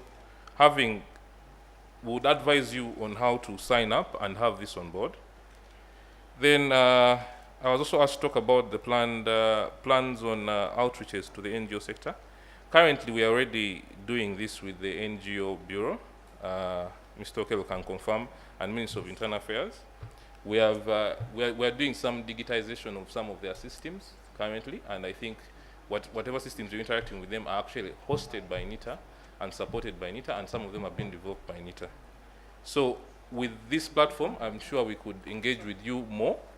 Also, there's also a provision for you to come to us directly as NITA, provide any requirements you need for government, any needs you need for government, and we can sit on a round table and have these discussions. Thank you. Thank you so much. Thank you so much, colleague from NITA. Johnson, thank you very much for highlighting NITA Uganda and what that actually means for us. The driving permit process is actually a really, really good process. Johnson, that driving permit process, heads up. Okay, Christine, 2 minutes. Christine is here, she's the she's IT certification, just 2 minutes, 3 minutes, I don't know if that's normal, but. Good afternoon. I note that people have been seated for quite a while. Mine is just a humble request. We note that NGOs, of course, utilize services, IT services, or leverage IT in the provision of whatever their services or in their day-to-day work. Our humble request is that you procure services from companies that are certified by NITA. Certification in this case is a third-party attestation that those companies meet minimum requirements to provide services. It's not simply a collection of documents, but we actually do an assessment to ensure that the companies that do provide you services meet certain minimum requirements. Of course, we note that the challenge has been lack of trust in the services provided by the locals. That's why you find that most NGOs would prefer procuring services from a foreign entity as opposed to a local. We want to promote the locals, so we are doing that assessment to ensure that you have trust in those companies, and should there be a challenge or a problem, there would be a point of redress, because we note that those that we have awarded certificates should be able to provide you the services and meet your expectations. Should they default, there's a point of redress. We have consumer protection arm where we can listen to your grievances. So that is just a brief. I have a few copies, but if you need more information on that, I can be approached, and then I'll provide further details. We also have a portal that captures those that are certified. When someone bids for a service and they provide a certificate, you can actually verify that they are certified, or you can use the name of the company to establish whether they are certified. I can provide you details of that portal so that when people bid, you can check whether they have been certified. Thank you very much. Thank you very much, Christine, for that information. Really useful information. in respect to service providers. And our auditor, I don't know if he left, but those are questions that they're asking us now. The kind of the quality of companies and service providers that we are engaging, how compliant are they? So Christine, thank you. Christine has those brochures. We'll take them to the table out there. Please pick a copy and let's read. I think the challenge for us is to read all these materials. Thank you so much, Christine. I'm sorry for putting you on so much pressure with time. Please join me now to welcome Miss Kamsime Rachel. Rachel is Registrar, Uganda Registration Service Bureau. Rachel, thank you so much for making it. And please again, warmly welcome Rachel. It's not many times that we see people from URSB. Rachel, I'll give you 10 minutes. Oh, thank you. Good afternoon, everyone. I am called Kamsime Rachel. I'm representing the Registrar General, Masika Inowisho, on this platform, and I'm glad that you've been invited because URSB plays a very pivotal role in registration of companies. We are the gateway through which all these companies are formalized. These are called companies limited by guarantee. I'll try to summarize, though I had really a lengthy submission, but let me summarize that in 10 minutes. Basically, NGOs are categorized as companies limited by guarantee, and most of them are charitable or non-profit. And these are companies that commit themselves to pay a certain sum of money upon winding up. And there is no threshold of the share capital. Most of them start from 50,000, 1 million shillings, depending on what a company can afford. Members or the guarantors or the subscribers to the memorandum and articles are supposed to pay this amount in case this company winds up its activities. So, as already stated, these are normally categorized as charitable organizations. That's where you find also Rotary clubs, civil society organizations, and also voluntary or CSOs are also categorized as charitable organizations. But there is always an exception. Not every company, the Companies Act provides that every charitable organization must have the word limited. But there are exceptions under Section 41 of the Companies Act, where certain donors or funders require these organizations to dispense with the word limited. One or the subscribers must prove that indeed these are charitable organizations by swearing an affidavit or a statutory declaration. And thereafter, a registrar of companies will issue what we call a license to dispense. But where a person or subscribers do not prove that they are a charitable organization, then that license will not be issued. Basically, our laws are governed by the Companies Act. So the Companies Act dictates on the activities of the Register of Companies. And recently we are facing so many challenges. And I'm glad that this platform, this forum, has given us access to air out our grievances and the challenges we encounter in registering these companies. First of all, Section 36 of the Companies Act provides for desirability. It did not give us the parameters. And when we are amending this Companies Act, we are looking at what is the criteria of desirability. It left the discretion to the company's registrar to dictate what desirability means. So many a times you find registrar of companies querying certain companies that the name does not pass the test. When you task them to explain why, they say the name is vague and they do not give reasons. But I just want to give the brief criteria of what we follow when we are reserving names. One of them is that the name must not be similar to what we have in our database. If the name is similar, therefore we shall query it, we shall question, we shall task the proprietors or the members to go back and revisit the name. We have instances of the NGO Bureau sending us the certificates where companies or organizations have been operating but without formal registration. Remember, first in time is first in right. So if that company has been existing or organization, remember it's not yet a company, it's not yet a legal entity. If it has been operationalizing outside the ambits of the Companies Act, therefore we shall still query that name. Because if it has a similar name that is already in our database, we have a duty of protecting that name that is already existing. Because these people have built a brand, they've built good reputation in the market. So we have the duty to protect them. Many a times, clients come and argue that, you know, we've been in the marketplace for now 10 years, but we've been operating under the NGO Act. For us, these are different laws. We shall therefore task those members to go back and change that particular name. Secondly, the name should not have any inclination to any political party. During elections, of course, we are tasked to register certain names that are inclining to certain political parties, but we send such occurrences to the Electoral Commission, because the Registrar of Companies has only a mandate to register legal entities that are purportedly innocent, that are non-partisan. Thirdly, the name must have morally upright features. These days, some people come up with abbreviations. I presented at a certain fora where sexual workers told me that they registered their name because they really tricked us into registering it. It was abbreviated as SWAIN, sexual workers in Uganda. We were really tricked, and we seemed like we had connived in registering this company. Therefore, when a client walks in and they have abbreviations, we task them to explain it in detail. If it's in a local dialect, we task them to interpret it in English.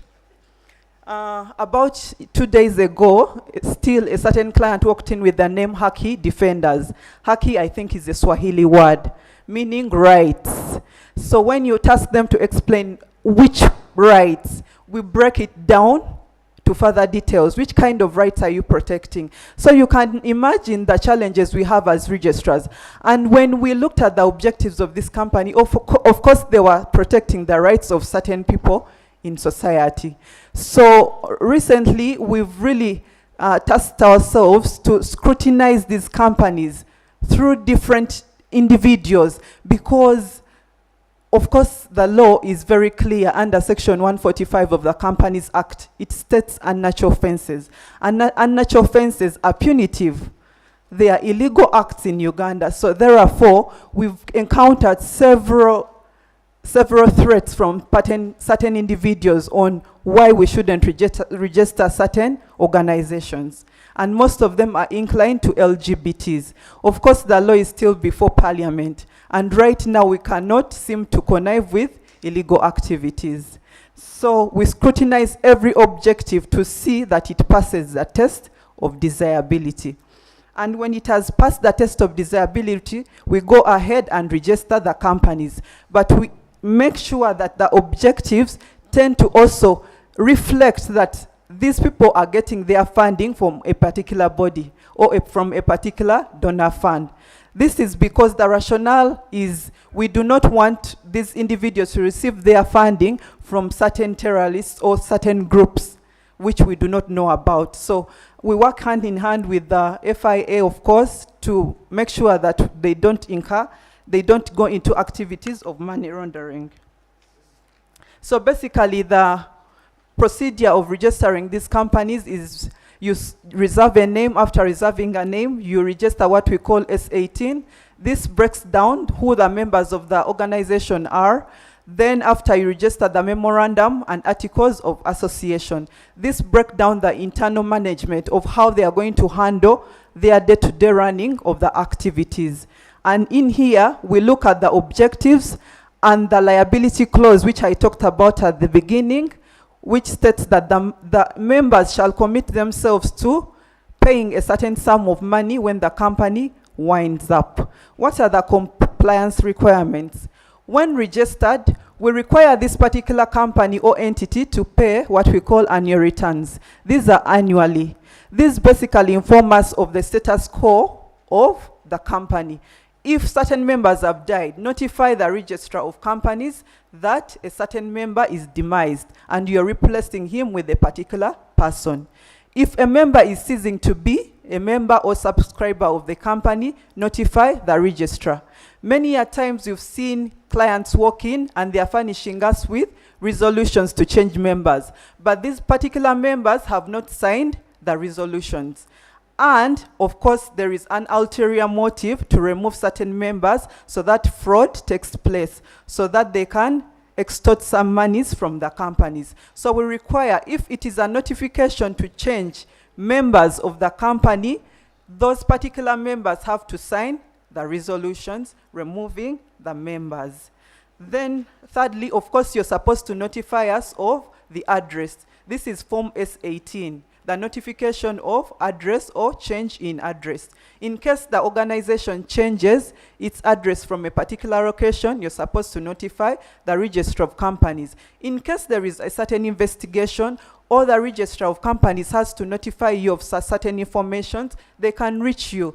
Or there are certain funders that are interested in donating money to that particular organization, they can only reach you through the Form 18.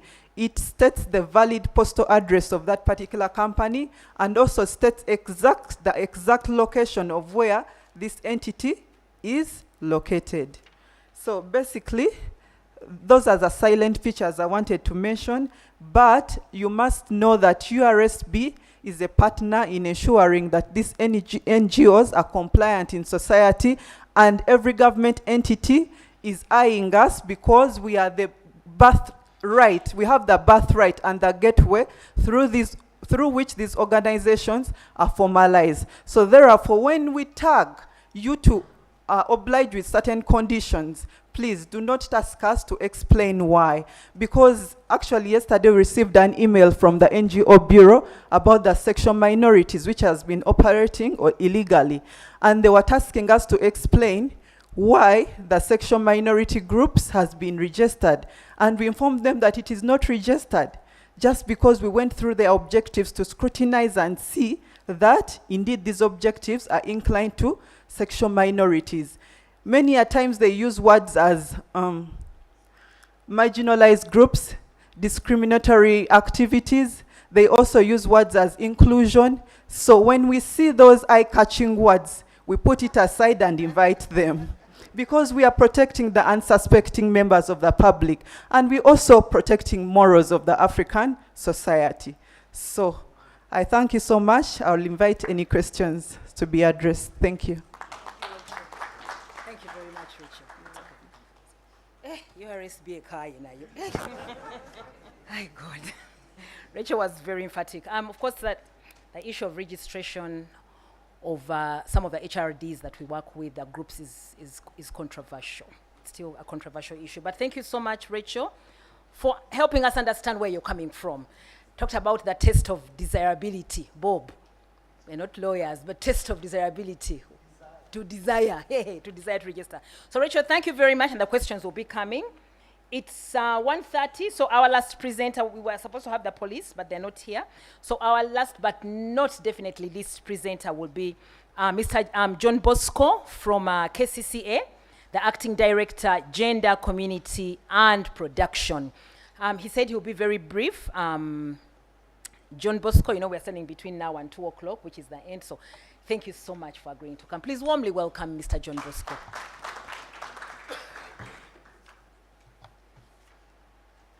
Thank you very much.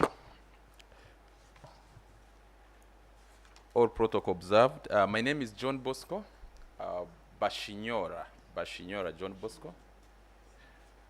I'm the Acting Director, Gender, Community Services and Production. By appointment, I'm a town clerk. But recently the Executive Director requested me to perform duties of the Director, Gender, Community Services and Production.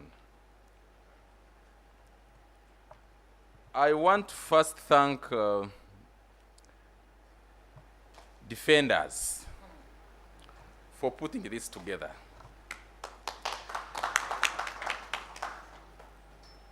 Even in my substantive role as a town clerk, I have been interacting so much with NGOs. There are a number of issues that would actually end up on my desk, because in one way or the other, I have to give recommendations, I have to sign MOUs for those NGOs that work at the division level. I'm going to speak from my experience, because I'm not new in the NGO world. I used to work with NGOs before.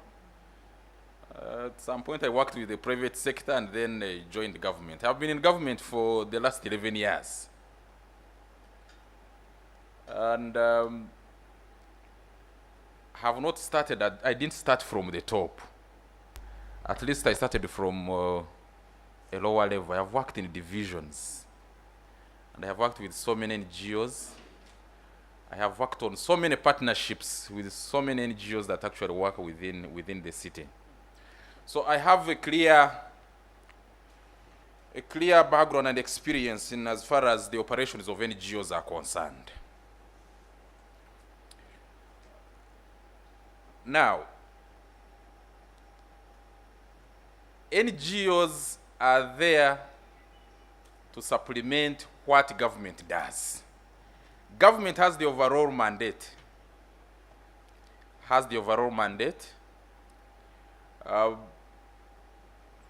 But in one way or the other,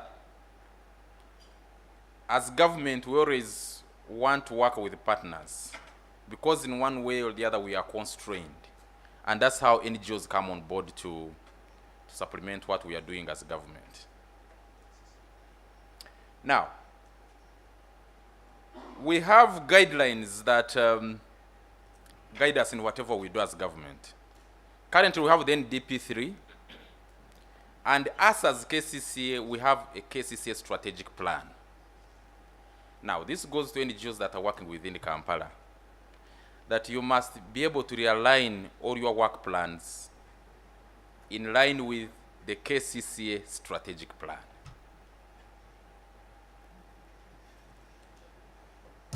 First compliance issue. Yes. As indicated when I was starting, I said NGOs are doing the work actually which essentially should be done by government. We have the overall strategy that guides government work, which is the NDP3, but also KCC has a strategic plan, a 5-year strategic plan, 2020, 2021, 2024, 2025, which is also in line with the national, the NDP3. So, all NGO work, the NGOs that are operating within Kampala should be able to comply with that.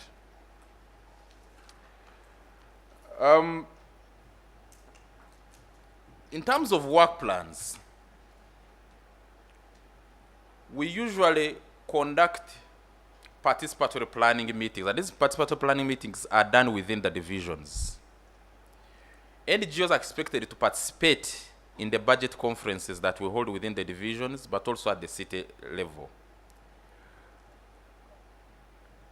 There are a number of NGOs that usually participate. We usually limit the numbers because of financial constraints, but in the future we are looking out to work with the NGO Forum to ensure that we have a good representation. But that does not actually stop you from aligning your work plans with what we intend to do the coming financial year.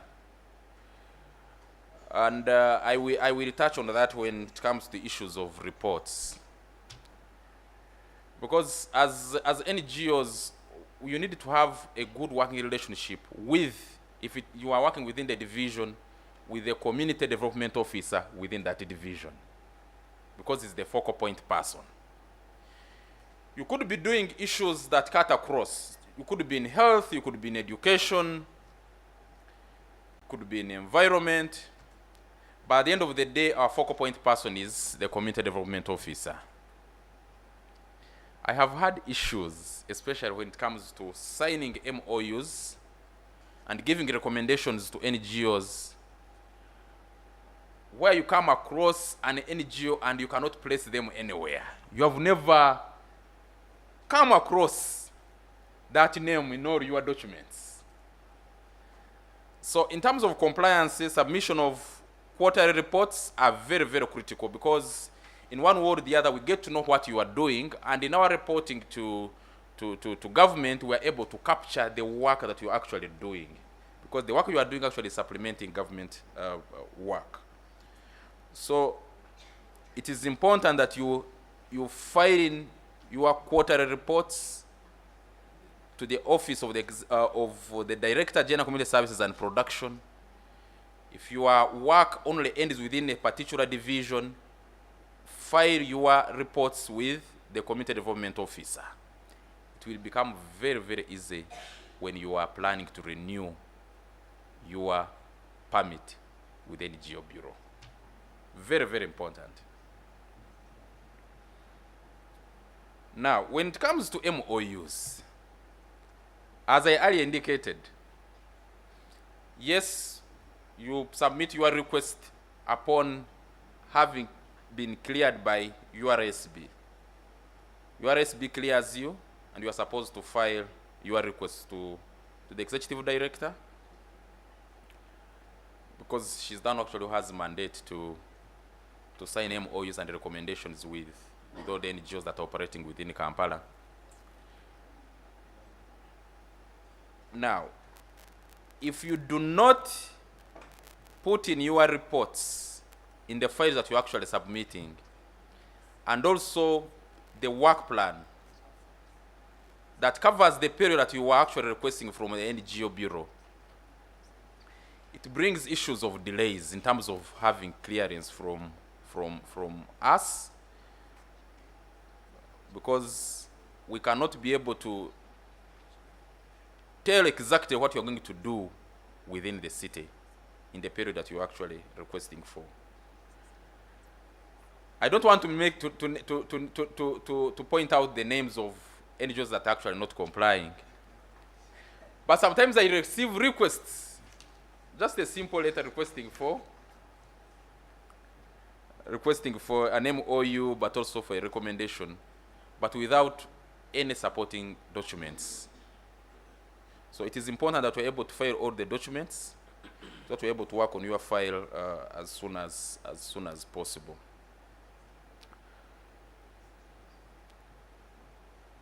Now, as I conclude, I was asked to talk about local service tax. Local service tax. As you are all aware that all of us are supposed to pay local service tax as long as we're in employment. There are other categories that are supposed to pay local service tax. The information is available on our website, but I want to point out a few issues. This local service tax should be paid to the local authority where those employees reside. Are we clear on that? Let me give you an example. I work with the KCCA, but I don't reside within Kampala. I reside in Wachiso. When I was being employed by KCCA, I filed in my details of where I actually reside. Now, my employer is essentially supposed to deduct the local service tax and send it to Wachiso district. What normally happens, usually, what I've seen with NGOs, what they do is they just pick, when they are located, for example, in Kabaragara, they will pick the payroll and submit everything to KCCA. It's an advantage to us, but you are denying services to those other local authorities where these individuals reside. So it is important that we're able to send this money to where our employees reside. You know, it is supposed to be deducted within the first 4 months when the financial is starting. So for the month of July, we expect you to have actually deducted that money and submitted it to KCCA if your employees reside within the jurisdiction of KCCA, or to whoever they reside. That one is very, very critical. There is a penalty. I didn't want to talk about taxes, but as a town clerk, I'm a chief tax collector. There is a penalty of 50% for failure to comply. So it is important within the specified period you are able to deduct, and you make that payment to the local authority. To KCCA, if those employees are residing within the jurisdiction of KCCA, or to another authority if they are residing outside KCCA. Plans for outreaches? Yes, we are planning to have an engagement with you. I know there are so many questions, issues to do with. I have received complaints in terms of delays in clearing your MOUs as well as giving you recommendations. We plan to have an engagement with you. We shall go through the NGO forum so that we're able to sit together and see how we can be able to harmonize and streamline our operations. Otherwise, we appreciate you so much for the good work that you are doing for supplementing our programs. Sometimes you resolve our puzzles. Yeah? You resolve our puzzles where we are financially constrained. So we really appreciate so much, but we want to streamline the way we work together. We want to know each other. We want to build that relationship. MC, as I conclude, this is very important. When we enter into an MOU, we are entering into a partnership. There are those clauses that we indicate in our partnership. Let's ensure that we actually comply. Don't rush to our offices at the last minute when you are remaining with 1 month to have your permit renewed by the NGO Bureau. I know there is a penalty of 2 million. But also on my side, I don't want to lie. Yeah? I don't want to lie. I don't want to say this NGO is doing great work, it's doing ABCD, when I don't have reports with me.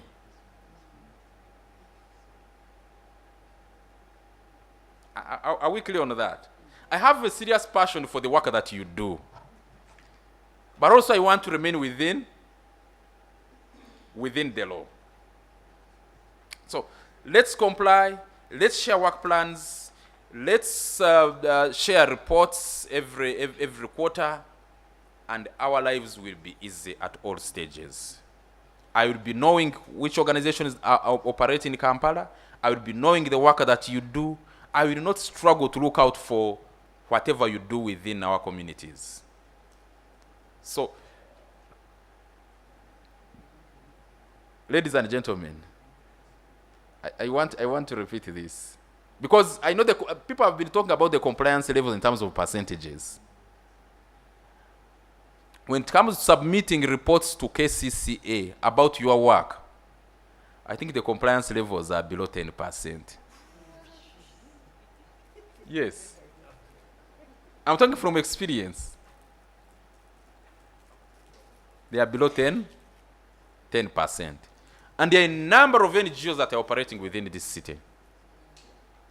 So you only stop at receiving the recommendation and signing an MOU, and you disappear. You only show up when you want to renew. So let's improve in that area. Then we shall be able to build this city. We shall be able to deliver services to the public, to the people that live within this city, together as a team. I want to stop here. I will be available for any questions, but at an appropriate time, we are going to invite you for a bigger meeting, for a bigger discussion, so that we're able to dig deep into the issues that are affecting our work as NGOs within this city. I beg to submit. Thank you so much. Another round of applause for that deep message of gratitude. Thank you, Johnson. John Bosco, we really appreciate your very illuminating presentation. The figures I will not mention because they were a bit low, so we keep quiet, we don't say too much. But thank you so much for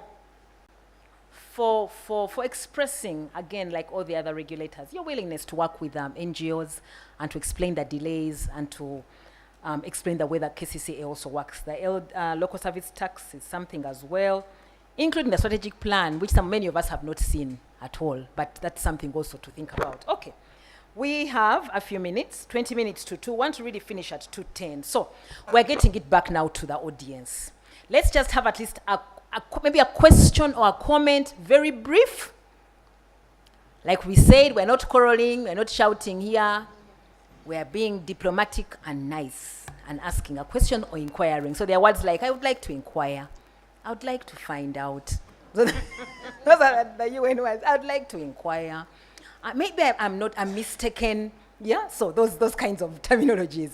So feel free, but let's be brief because people want to leave, the regulators want to leave. You also have a lot of other work to do. So let's start from here, but please mention who you are, again, organization and where you're from. Where I know you, I'll mention. Stand up. Oh, the microphone. Okay, fine. Thank you so much. My triple S, Smart Sister Shira. My name is Tarimo Albert, and I come from Kabale. I lead an organization that deals with human rights advocacy, coordinating the activities of HRDs in the Kigezi region. One day I was asked a question, the difference between a living being and a dead being, and the reason was simple. The living one pays taxes. Everyone here has to pay taxes in one way or the other. Living taxes on this side. I would like to know from, because you questioned us on the language, I would like to know from my brother Stephen Okello, is it possible for the NGO Bureau to organize maybe a capacity building session for the district and NGO monitoring committees so that they are on the same page with the NGOs that are operating in the different regions, because they seem to be the ones bringing this stagnation, the friction, and because they don't understand what they are supposed to do and their role in the whole thing. And my second question, which is brief, goes to all the regulators. Would I be advised on whether it is possible for all the regulators to come together under the same room and discuss, have a conversation on these requirements? Because each regulator is talking about this and that, and some of them are repeated. Is it possible to come to a conclusion or an understanding where they have the same requirements so that these time lags are eliminated and ripped off from our operations? Thank you so much. Albert from Kabale. I will allow for only one question. There's an online comment, the comment from Sarah. She says, comment for NSSF speaker.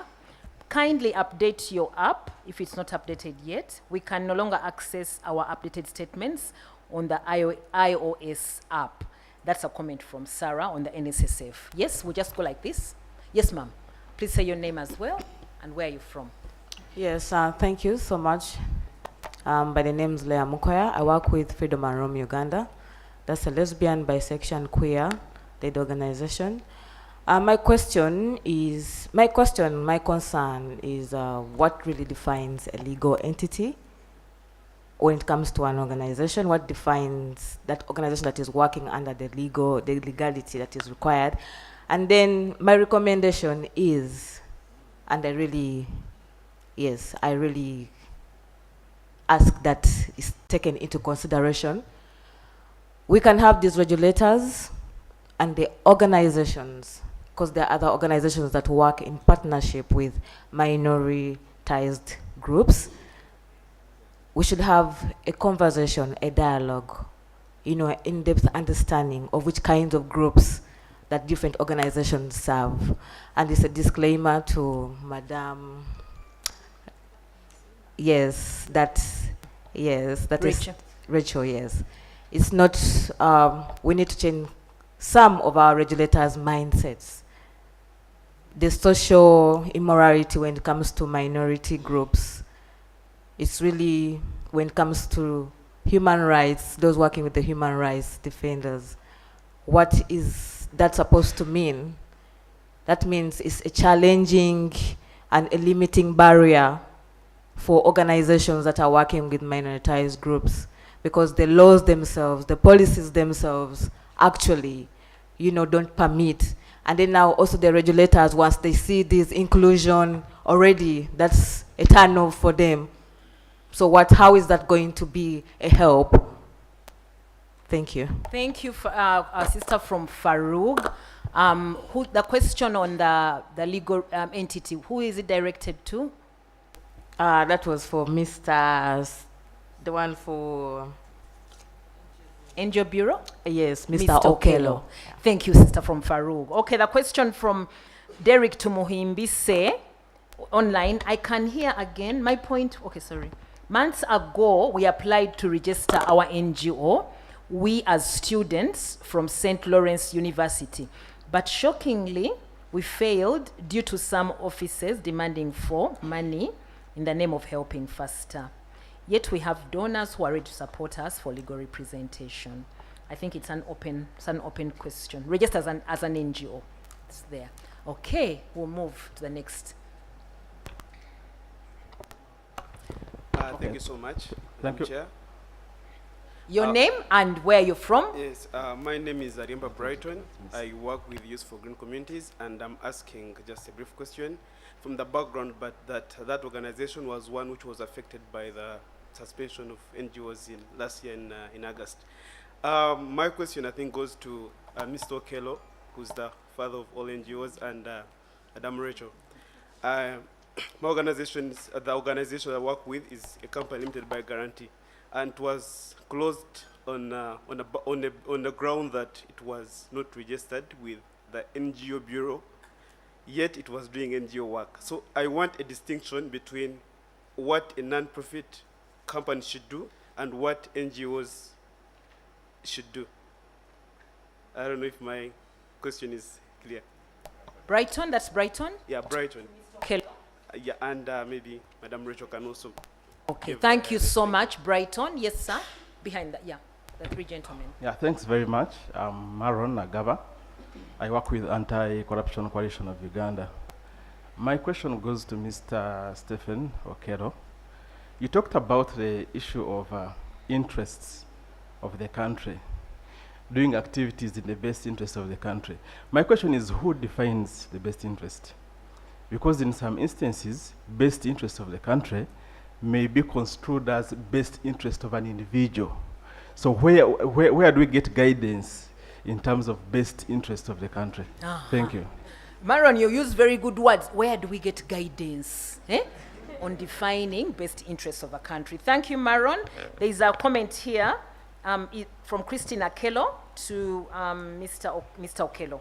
Is it a must that in order to begin operating as an NGO, one has to first incorporate the NGO, despite the fact that it is a CBO, or one can just register at the NGO Bureau? Mr. Okello, is it clear? That one? Okay, great. Thank you, Mr. Okello.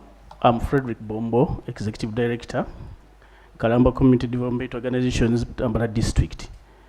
Also, my question is kind of related to my colleagues that Madam from URSB and Mr. Okello, what is the link between registration at URSB and registration at the NGO? Because both, somehow, they're asking for certificate of incorporation. So we are just wondering how could we differentiate those two? Because we organizations at the subnational, we really have challenges. We don't usually get these kind of opportunities to interact with you. And usually you talk about all these things considering so much the organizations that are based in Kampala.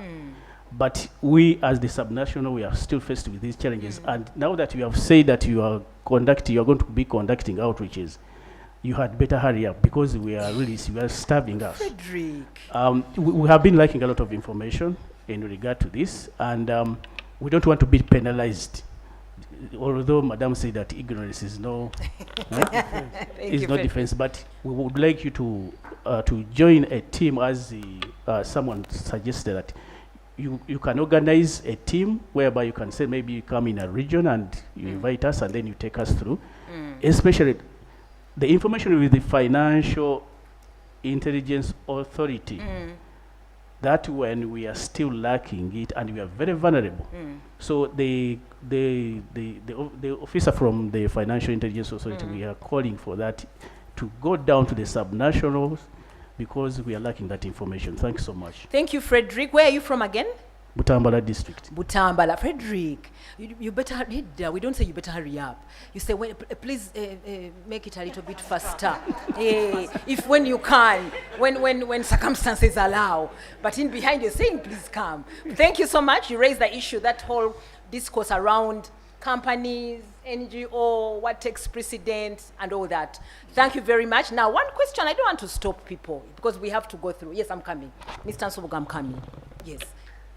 Behind Mr. Butambala. Yeah, thank you very much. My name is Patrick Edet. Patrick. Yes, I work for National Cancer Awareness Organization. Where is that?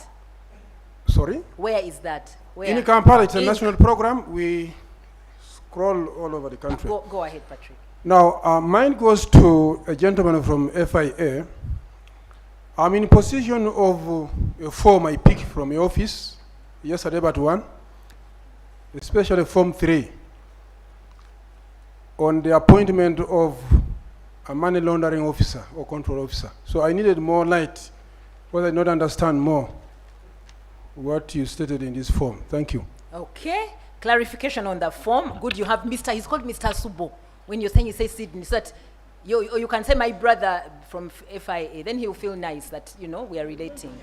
Yes, Mr. Subo Sydney, then because he's also human, he wants to feel like, you know, people. I think he has a title, he's the executive director. But then you can also say my brother. Okay, Charles Donaldson says, under what circumstances does URSB refuse to register an organization with words such as social justice and forum? Rachel, that's for you. Okay, we'll move on now. Yes, sir. Yes, mine is to Rachel and Mr. Okelo. Recently, we are trying to renew our registration certificate, and we are being asked for annual returns. I really want to know, why does the Bureau ask for annual returns at the same time the URSB? Do we have different sources of income, maybe, for the two?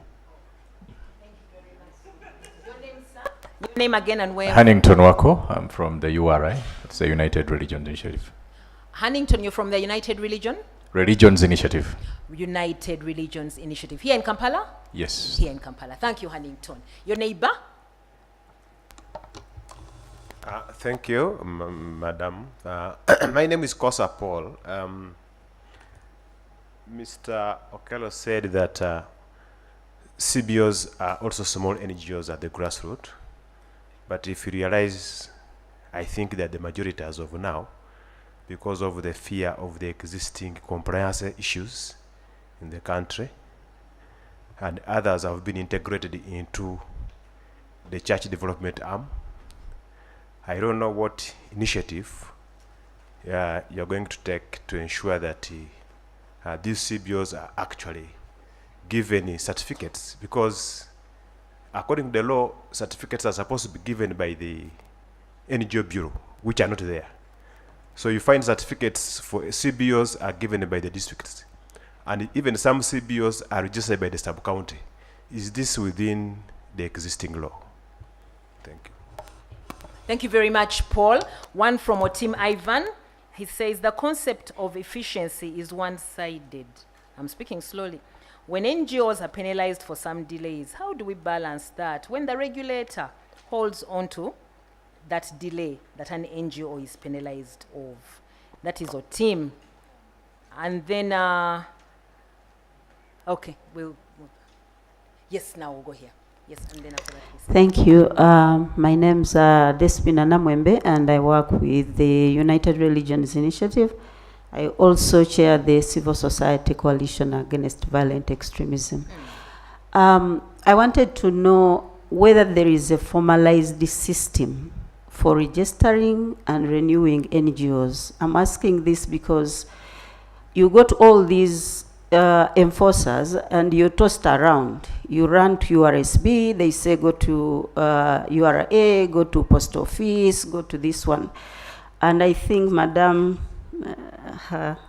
Rachel can help, and also the gentleman from NGO Bureau, because by virtue of my organization, we are networks, so many CSOs actually are struggling with this. And also with Mr. Asubo. Actually, DPI, you are lucky that every time you invite Mr. Asubo, he comes. For us, we've tried, and he's nowhere to be seen, so you're so lucky. Why am I saying this? Because we had 2 researches, which I think he would be very happy. One has to do with the national, the research on the system of madarasa education in Uganda, and another one has to do with the cross-border security between Uganda and Kenya. And now I want to make a public announcement, ladies and gentlemen. I'll be inviting Mr. Asubo for a learning meeting between Kenya and Uganda once Kenya settles down. Sorry, Sheila, sorry. Thank you. What's your name again? I'm called Despina Namwembe. Despin, thank you so much. Mr. Asubo is not nowhere to be seen. Mr. Asubo is busy. So when you say he's busy, he can't come, but Mr. Asubo is here. Once we finish, please speak to him. And that's a part of this space as well. Thank you so much. And definitely, I'm sure he will respond. A comment here really long, but let me read slowly. Sarah says, to the URSB, Rachel, Article 29E of the Constitution stipulates any person has the right to freedom of association, including the right to form, join, or participate in activities of any association. Whereas the Penal Code outlaws sex work and same-sex relationships, it has no effect on the fundamental right of association. The Penal Code provision should not be used to prejudice the rights of minority groups to assemble and associate. The NGOs work to promote the equal rights and protection of sex workers and LGBTI persons. This should be distinguished from actively promoting or participating in illegal activity.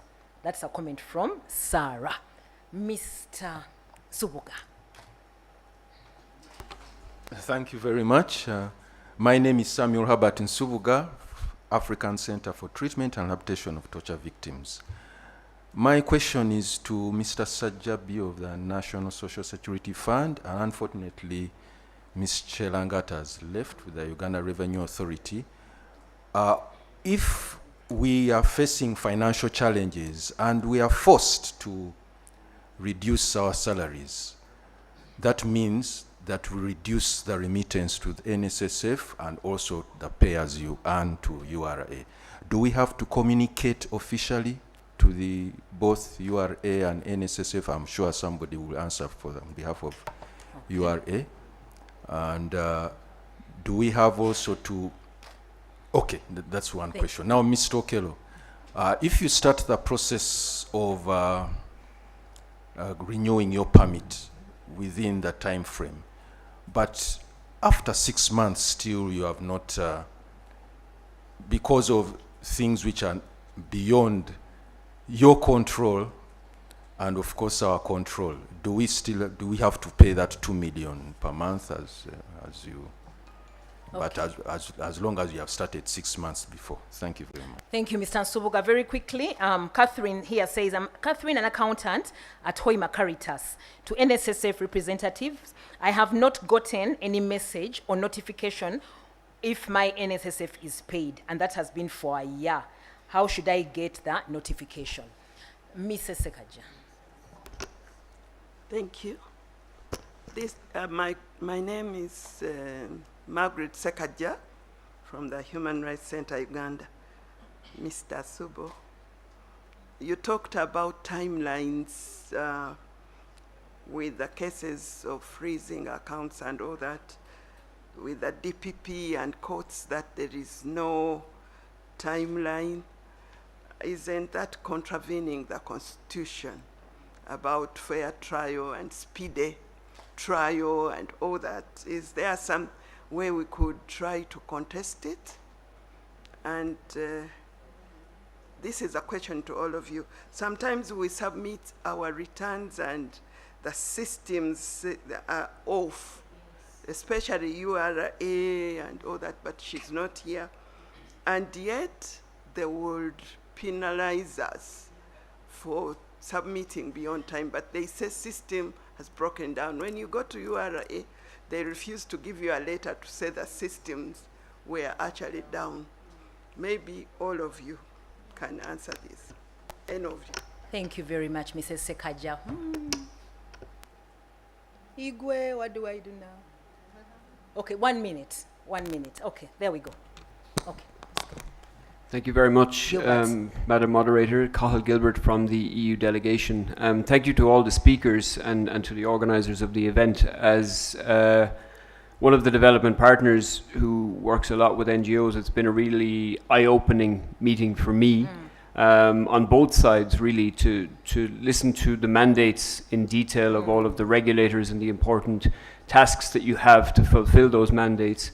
Thank you very much for sharing openly the work you do, but also the challenges that you have. And I think then, from the perspective of an NGO, it's also been very eye-opening to see the really heavy task that all of you have to be compliant across several government bodies. And I have a quick question that maybe builds on something that was asked a second ago, and this is about the regulatory space. And whether there are any plans to look at streamlining. I am aware, Mr. Okello, that the NGO policy and perhaps also the law are currently being looked at. Perhaps you could be so kind as to update us on any detail you have around how that's going or the timelines. And a question to all of the other regulators in terms of whether your regulatory frameworks are also being looked at in terms of whether there are areas where things could be streamlined or connected. Thank you. Thank you, Gilbert. That question of streamlining, centralizing the reporting requirements, I think is cutting through some of these comments that we are also getting online. One central system, how possible is that? Thank you very much. I'll move. 1 minute, William. I cannot stop you from Ajumani. Please, 1 minute, yeah, William? Yeah, thank you. This goes to Mr. Okello. Okay. I think the way NGOs are regulated and monitored from, let's say, Ajumani is quite different from what happens in Kampala and the other town centers. I want to draw your attention to what we call the district security committees and the district NGO monitoring committees. These committees seems to be overlapping many of their mandates, and to me, this, really reduces the space of engagement. And it seems to be in a very specific context of natural resources, of NGOs working around natural resource related rights. That's to say the land and environmental issues. So I am kindly requesting you, if you could have a mandate, try to communicate to many of these district leadership to understand your roles clearly, because I can tell you, for example, you get a chairperson of NRM, a district chairperson of NRM having mandate to stop your activities. And you and me know they don't have the mandate. But once you resist them, then you face the worst of the powers they have. Okay. I think let's have a lot of engagement to reduce on some of these realities. Okay. Otherwise, at the grassroots level, our identities as NGOs are of risk, and the risks are getting, heavier every second that passes. Thank you. Thank you very much, William, for sharing that experience with the district coordination monitoring committees and the mechanism of the district. Mr. Okello will answer that. Okay, we'll remain these three and then we'll stop. But hey, one, only one, eh?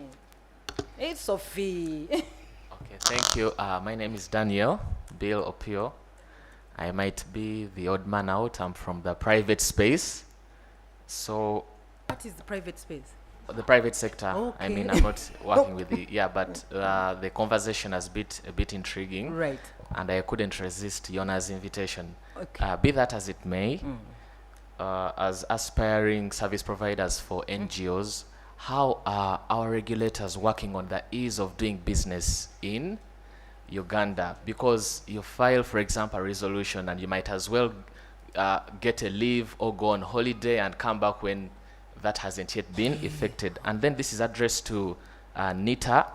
How are we using ICT to improve this ease of doing business? Because the complaints are the same, requirements with the NGO Bureau are the same with the URSB. So how do we use ICT to bring this together and synchronize these systems to make the ease of doing business better for us? Thank you. Thank you, Dan. Thank you for that perspective on service providers. Christine is here. I'm sure she can also respond to that. 1 minute. This guy, Dr. Isoba is on my case. Yes. One. Sophie. 1 minute it will be. My name is Jordan Tumwesije. I work with Global Rights Alert. And mine is a request to the Uganda Registration Services Bureau. I think there is need for more engagement with NGOs, because from the discussion today, there is going to be a tendency for people to believe that the mandate of URSB is only restricted to company registration. And yet it goes beyond that, because as NGOs, we also develop material that could also be looked at as intellectual property. And yet that did not really come out. So I think one way of moving around that would be to have more engagements with NGOs to properly bring that aspect out. Thank you. Thank you for that proposal around more engagements, global rights. JB? Thank you so much, Sheila. My name is John Bosco Tembo from Chapter 4 Uganda. Mr. Asubu said that we have a simplified guide on the Anti-Money Laundering Act, and indeed it's there. It's at our offices, but we also have it in soft copies. We are willing and very happy to share it with members. You can share with me your emails, and we shall be able to share the copies. Then my question goes to Mr. Okello. I would like to know if there could be ways of ensuring that the model that Mr. James put to us can be put into place, like the negotiated enforcement model, as opposed to the punitive enforcement model. Thank you so much. That is Chapter 4. Thank you very much, JB. Can that manual be found on your website? Yep. Okay. It is there. Great. Thank you very much. Sophie, how can I not let you speak? Thank you so much, Sheila. My name is Sophie Kange. I work with DENIVA, Development and Network of Indigenous Voluntary Associations, as the Executive Director. I want to appreciate DPI for this space and opportunity to talk to the regulators. DENIVA and NGO Forum are key promoters of an initiative called Quality Assurance Certification Mechanism that supports the in-house kind of cleaning and strengthening of civil society systems. And I want to appeal to the regulators that while we have this conversation, and there are many questions raised, I came listening in to Mr. Okello's presentation on the gaps that are highlighted about NGOs. This is lacking, this is lacking. While we have that, we are also committed to improve our houses, and I want to appeal to all the regulators that we have a common platform that brings us together. While we have this here to speak together, before you go into enforcement, we are committed that we can work to support our own, to kind of bridge the gaps that are highlighted before the extreme is used. I know my colleague Moses will talk more about QAM and its value to the sector. But I want to emphasize what my other colleagues have said on the overlapping mandate between local governments and the NGO Bureau, especially at district level. And I'm speaking on behalf of indigenous organizations at grassroots level. There is a lot of overlapping and challenges, especially coming from specific CDOs. I think we can put names to specific persons that have become a challenge to organizations renewing their permits, registering, or any work that requires regulation at that level.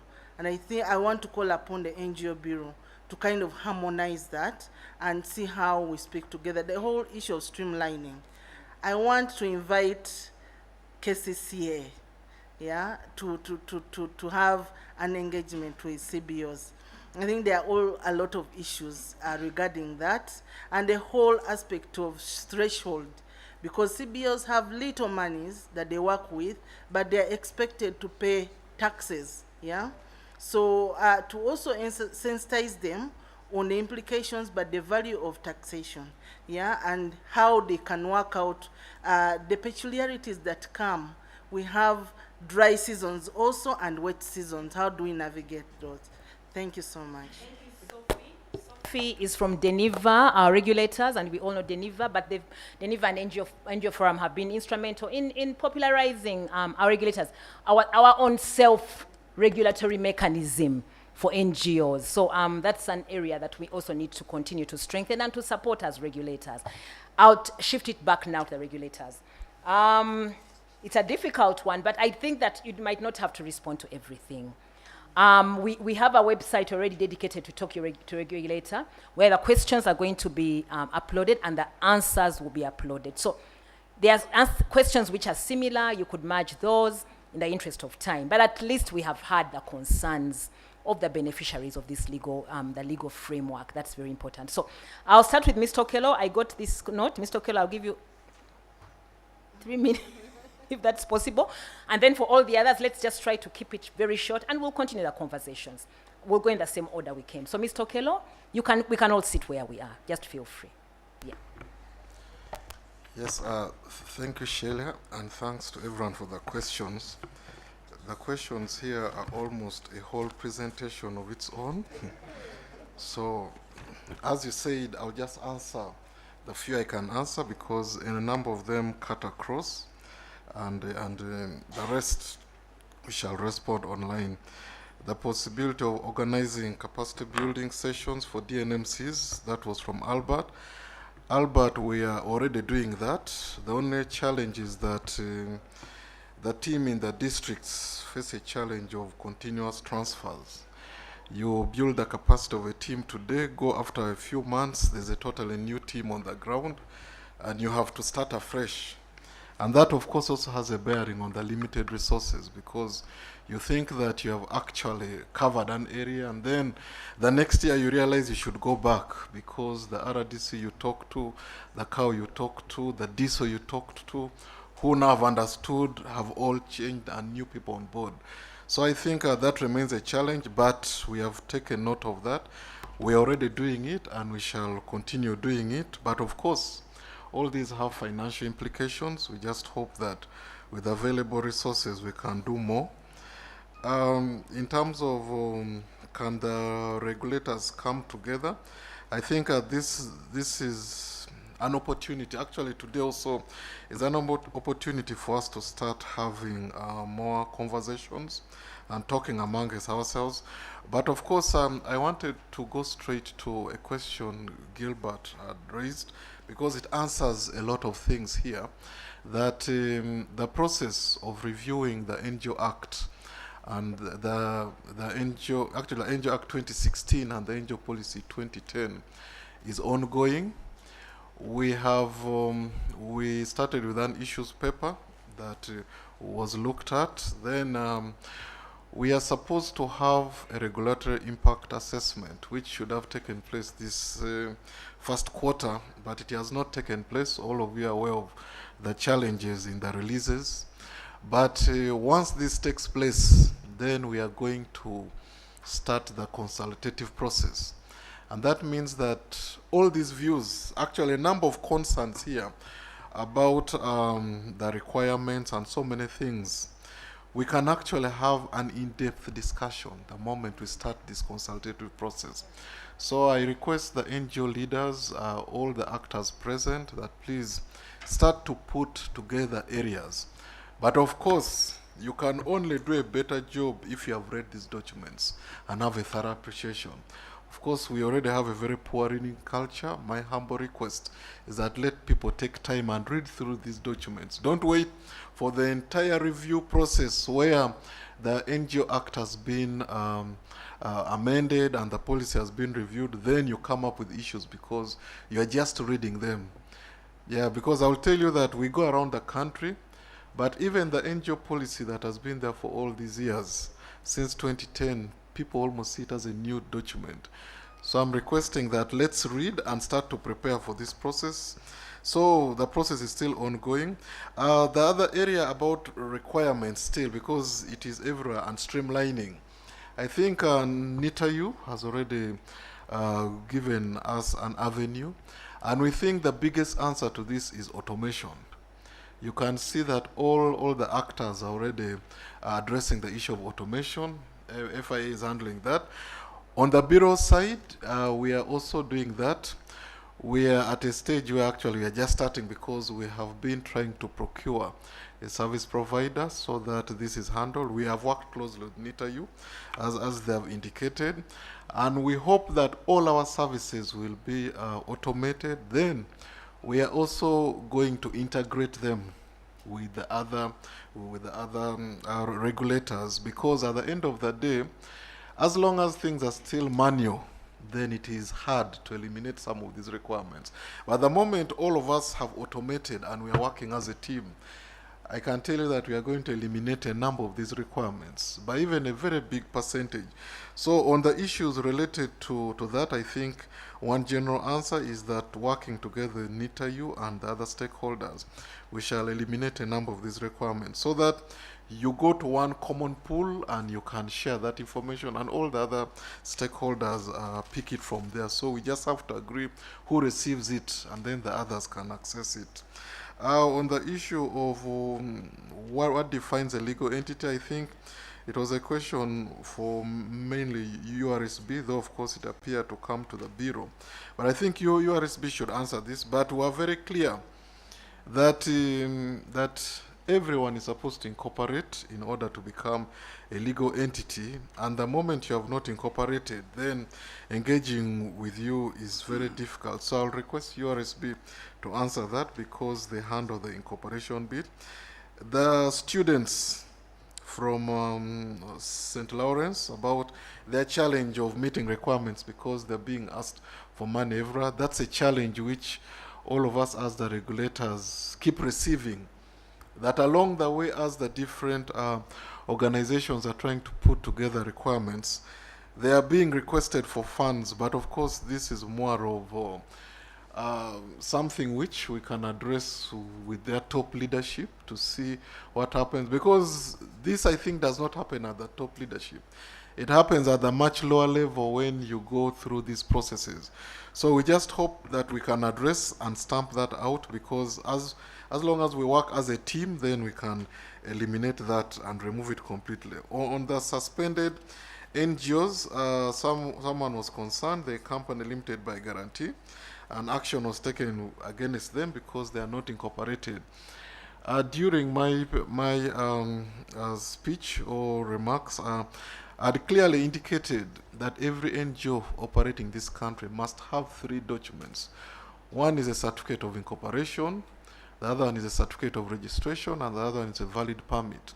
So just having one of them is not enough to say, I think I have achieved this, then cannot. So it's still a requirement that even if you have that, as long as you fall within the definition of an NGO, section 31, subsection 1 and subsection 2 is very clear that if you're offering voluntary services, you are non-profit making, then you should be proceeding to the NGO Bureau. So, and of course, there are also exceptions which categories are excluded under the NGO policy. We have trade unions, microfinance entities. They are clearly spelled out.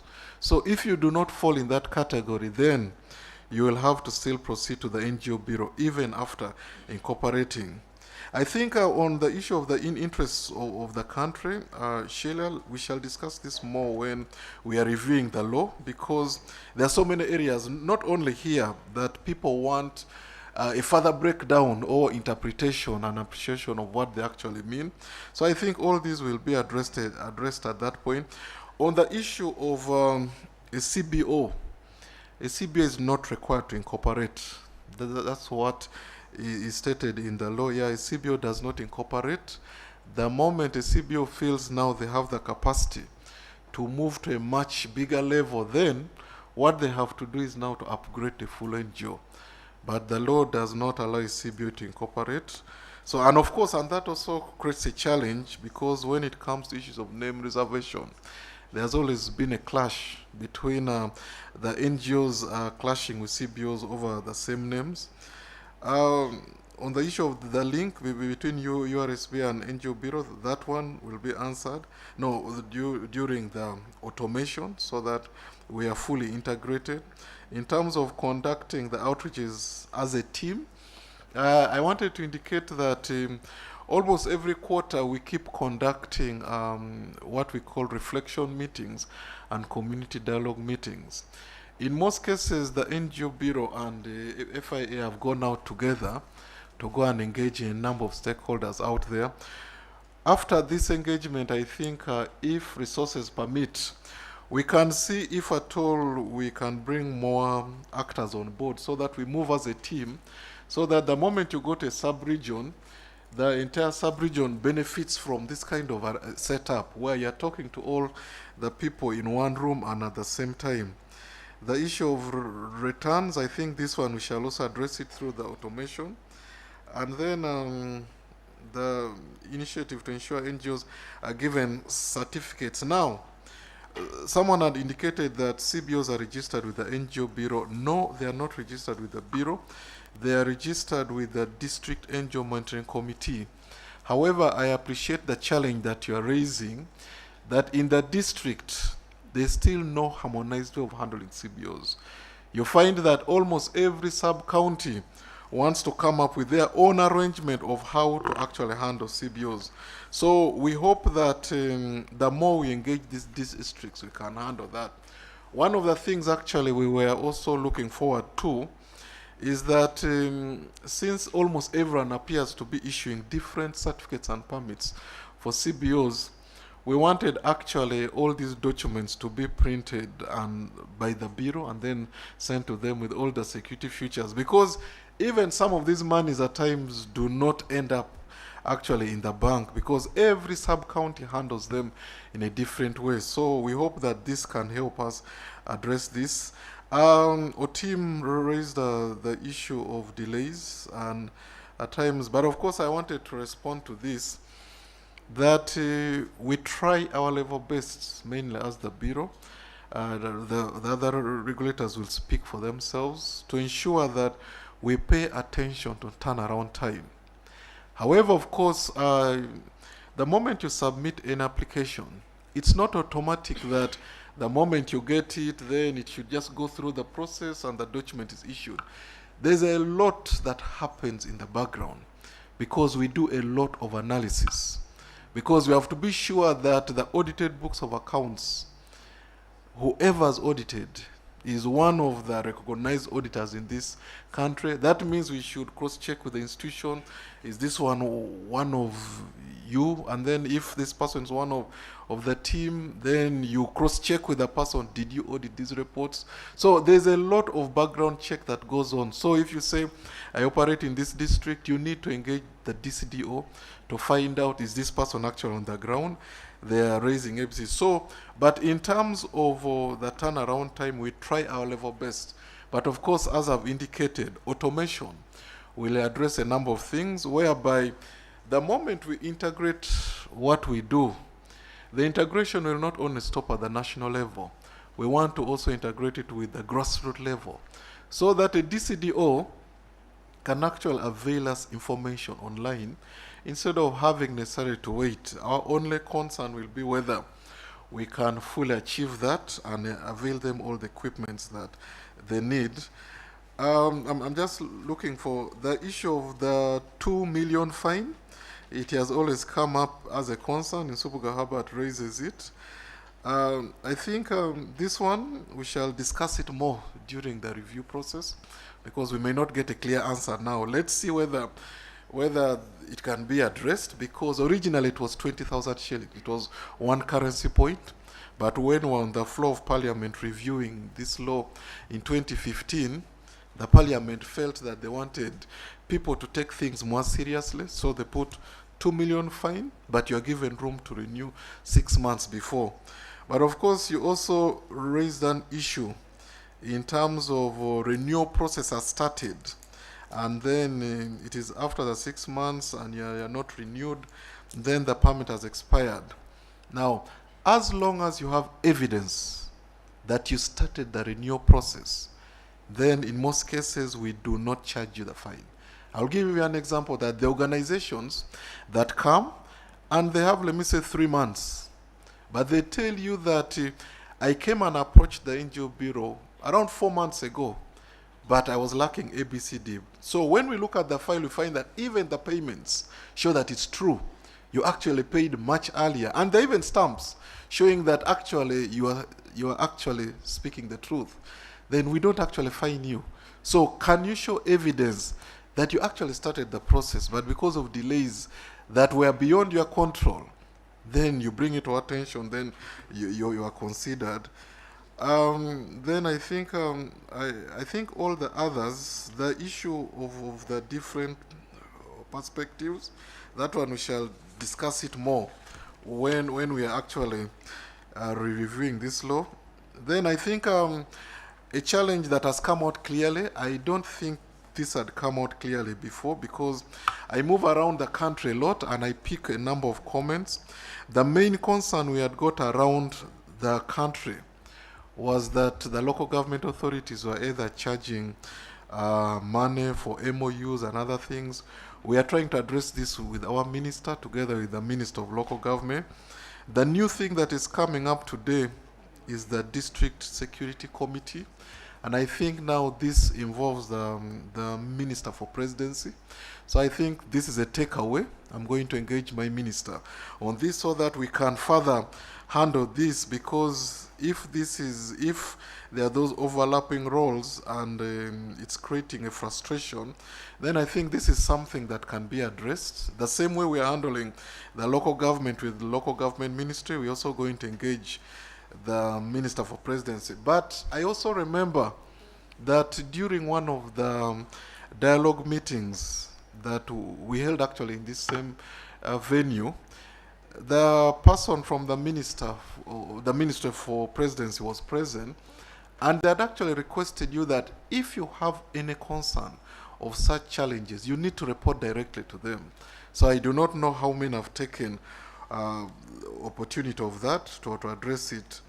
So I think all the other areas, but of course I wanted to try and stop with the one of Sophie. Sophie, I think, Sophie, you introduced the element of self-regulatory bodies. I think I would love to add my voice to that, that the NGO Act 2016, even the NGO Policy 2010, strongly advocates and pushes for self-regulatory bodies that do not wait for these regulators who are seated here to be the one to engage you. You can actually do it internally. So the law says put yourselves together as groups, then you see how you can address your compliance challenges. So this is also a call to add to her voice that let's take that up and we can address. The overlapping roles between the local government and NGO Bureau, I've already hinted. Our minister and together with the Minister of Local Government, we are addressing this particular issue, and we hope that we shall have a positive result out of this. So thank you, Sheila. Thank you. Yes. Hello. Thank you so much for running through most of the comments, because I think they were mainly directed to you. Thank you so much, Mr. Okello. Sydney, Mr. Subo, any parting shot in relation to the comments? Thank you, Sheila. There are 3 comments that I want to respond to.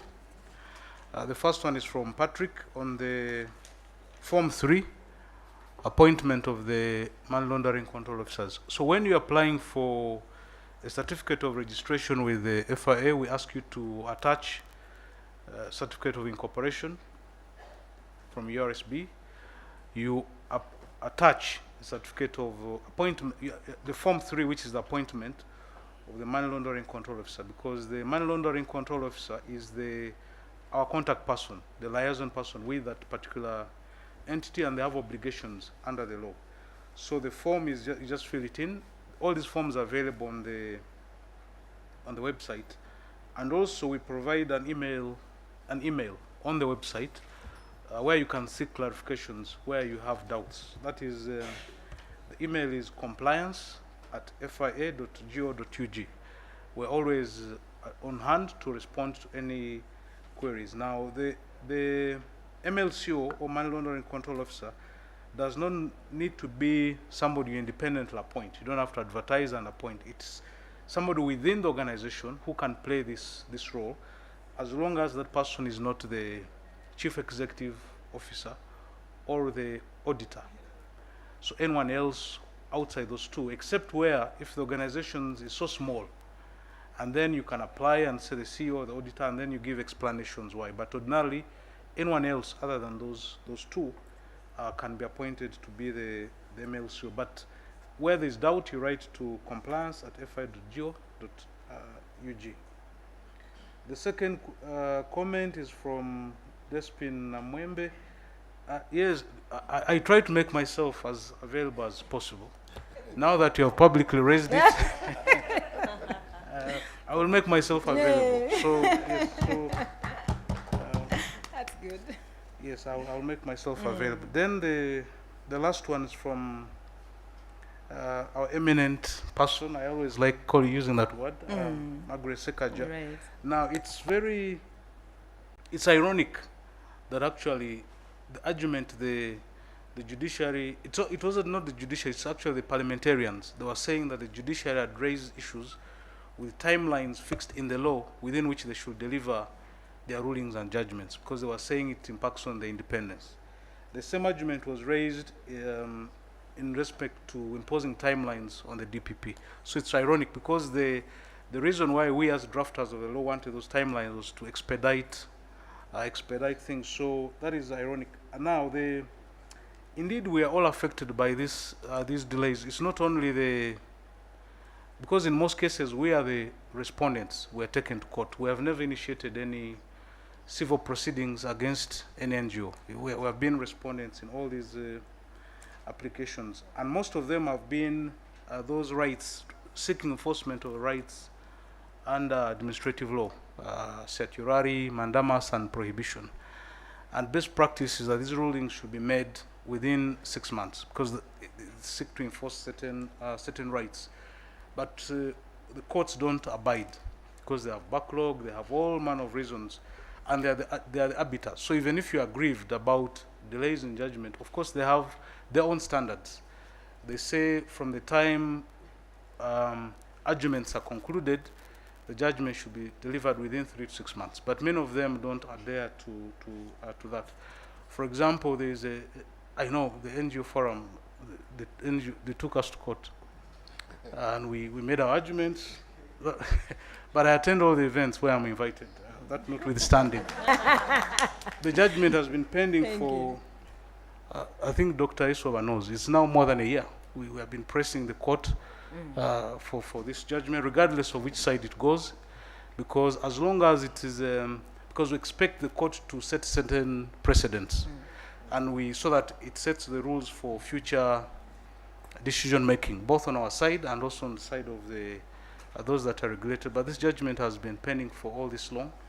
We have drawn this to the attention of the particular judicial officer and also their supervisor, but the head of the division. But these decisions are still pending. So that is why we are drafting the initial proposals which we are going to submit to the Minister of Internal Affairs, because these rules are under the Anti-Terrorism Act. So we're in consultations with the Directorate of Public Prosecutions, because we've been the implementers of this law. So want to bring to the attention of the Minister the challenges we have been encountering in enforcement of these particular provisions of the law, and bring back the initial, because there was a mischief we're trying to address by putting these timelines in the law. So we want to bring back those arguments to the Minister, and persuading the Minister shouldn't be a problem, because that was the initial proposal anyway. It is the MPs, in their wisdom or lack of it, removed those provisions, and now we are where we are. Thank you. But Mr. Sidney, don't say that. The lack of wisdom or what? Mr. Or the lack of it. Don't say that now. Okay. Mr. Sajabi, thank you, Sidney, very much for responding very amicably to those issues and informing us on what's going on with the FIA and the Act. Geoffrey, any parting shots, any issues for NSSF? Thank you so much. So one is on the ease of doing business that I think cut across. I think it's important that we all reduce the burden of institutions having to register with us. At the NSSF, what we've done, if you need to register your employee, you no longer need to come to us. Okay? For as long as you have the national identification number, we key that in the system and it pulls all information that that employee gave to NIRA. So we don't ask for any information. If you need to register as an employer, you go on the website. There is a provision where you key in your business registration number from URSB.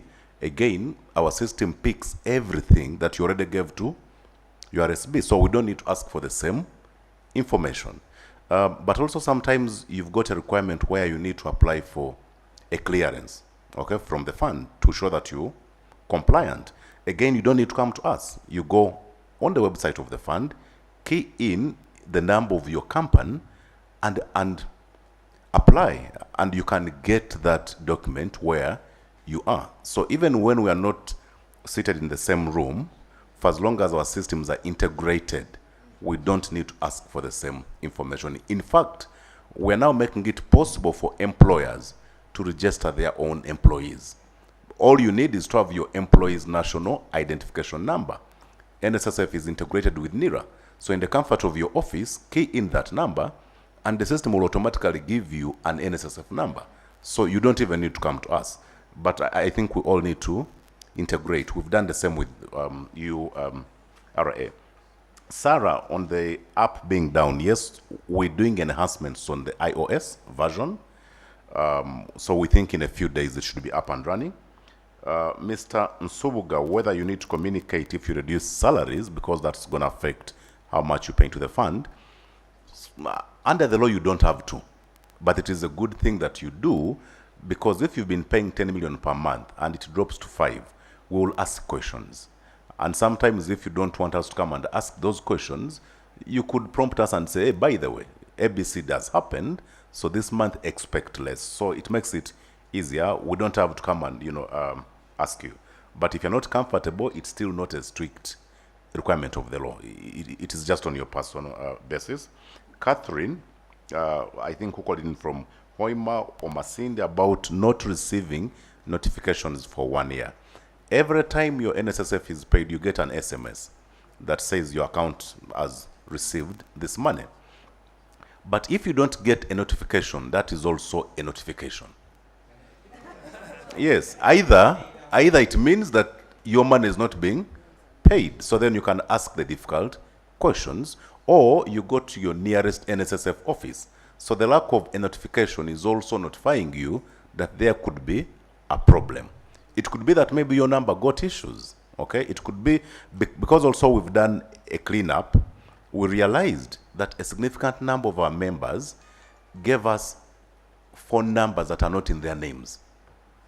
So when we integrated with NIRA and with the telcos, if your name is Sajabi Joffrey and the number you gave us is in the names of Sarah, then we cannot use that number for the purpose of contacting Sajabi Joffrey. So, Catherine, you go to our branch either in Hoima or Masindi and give your updated number. Then, taking it from Sydney, I should also say eminent person, Margaret, you raised the issue of the delays that are occasioned by breakdowns in systems. Like I talked about the relationship management model. In December,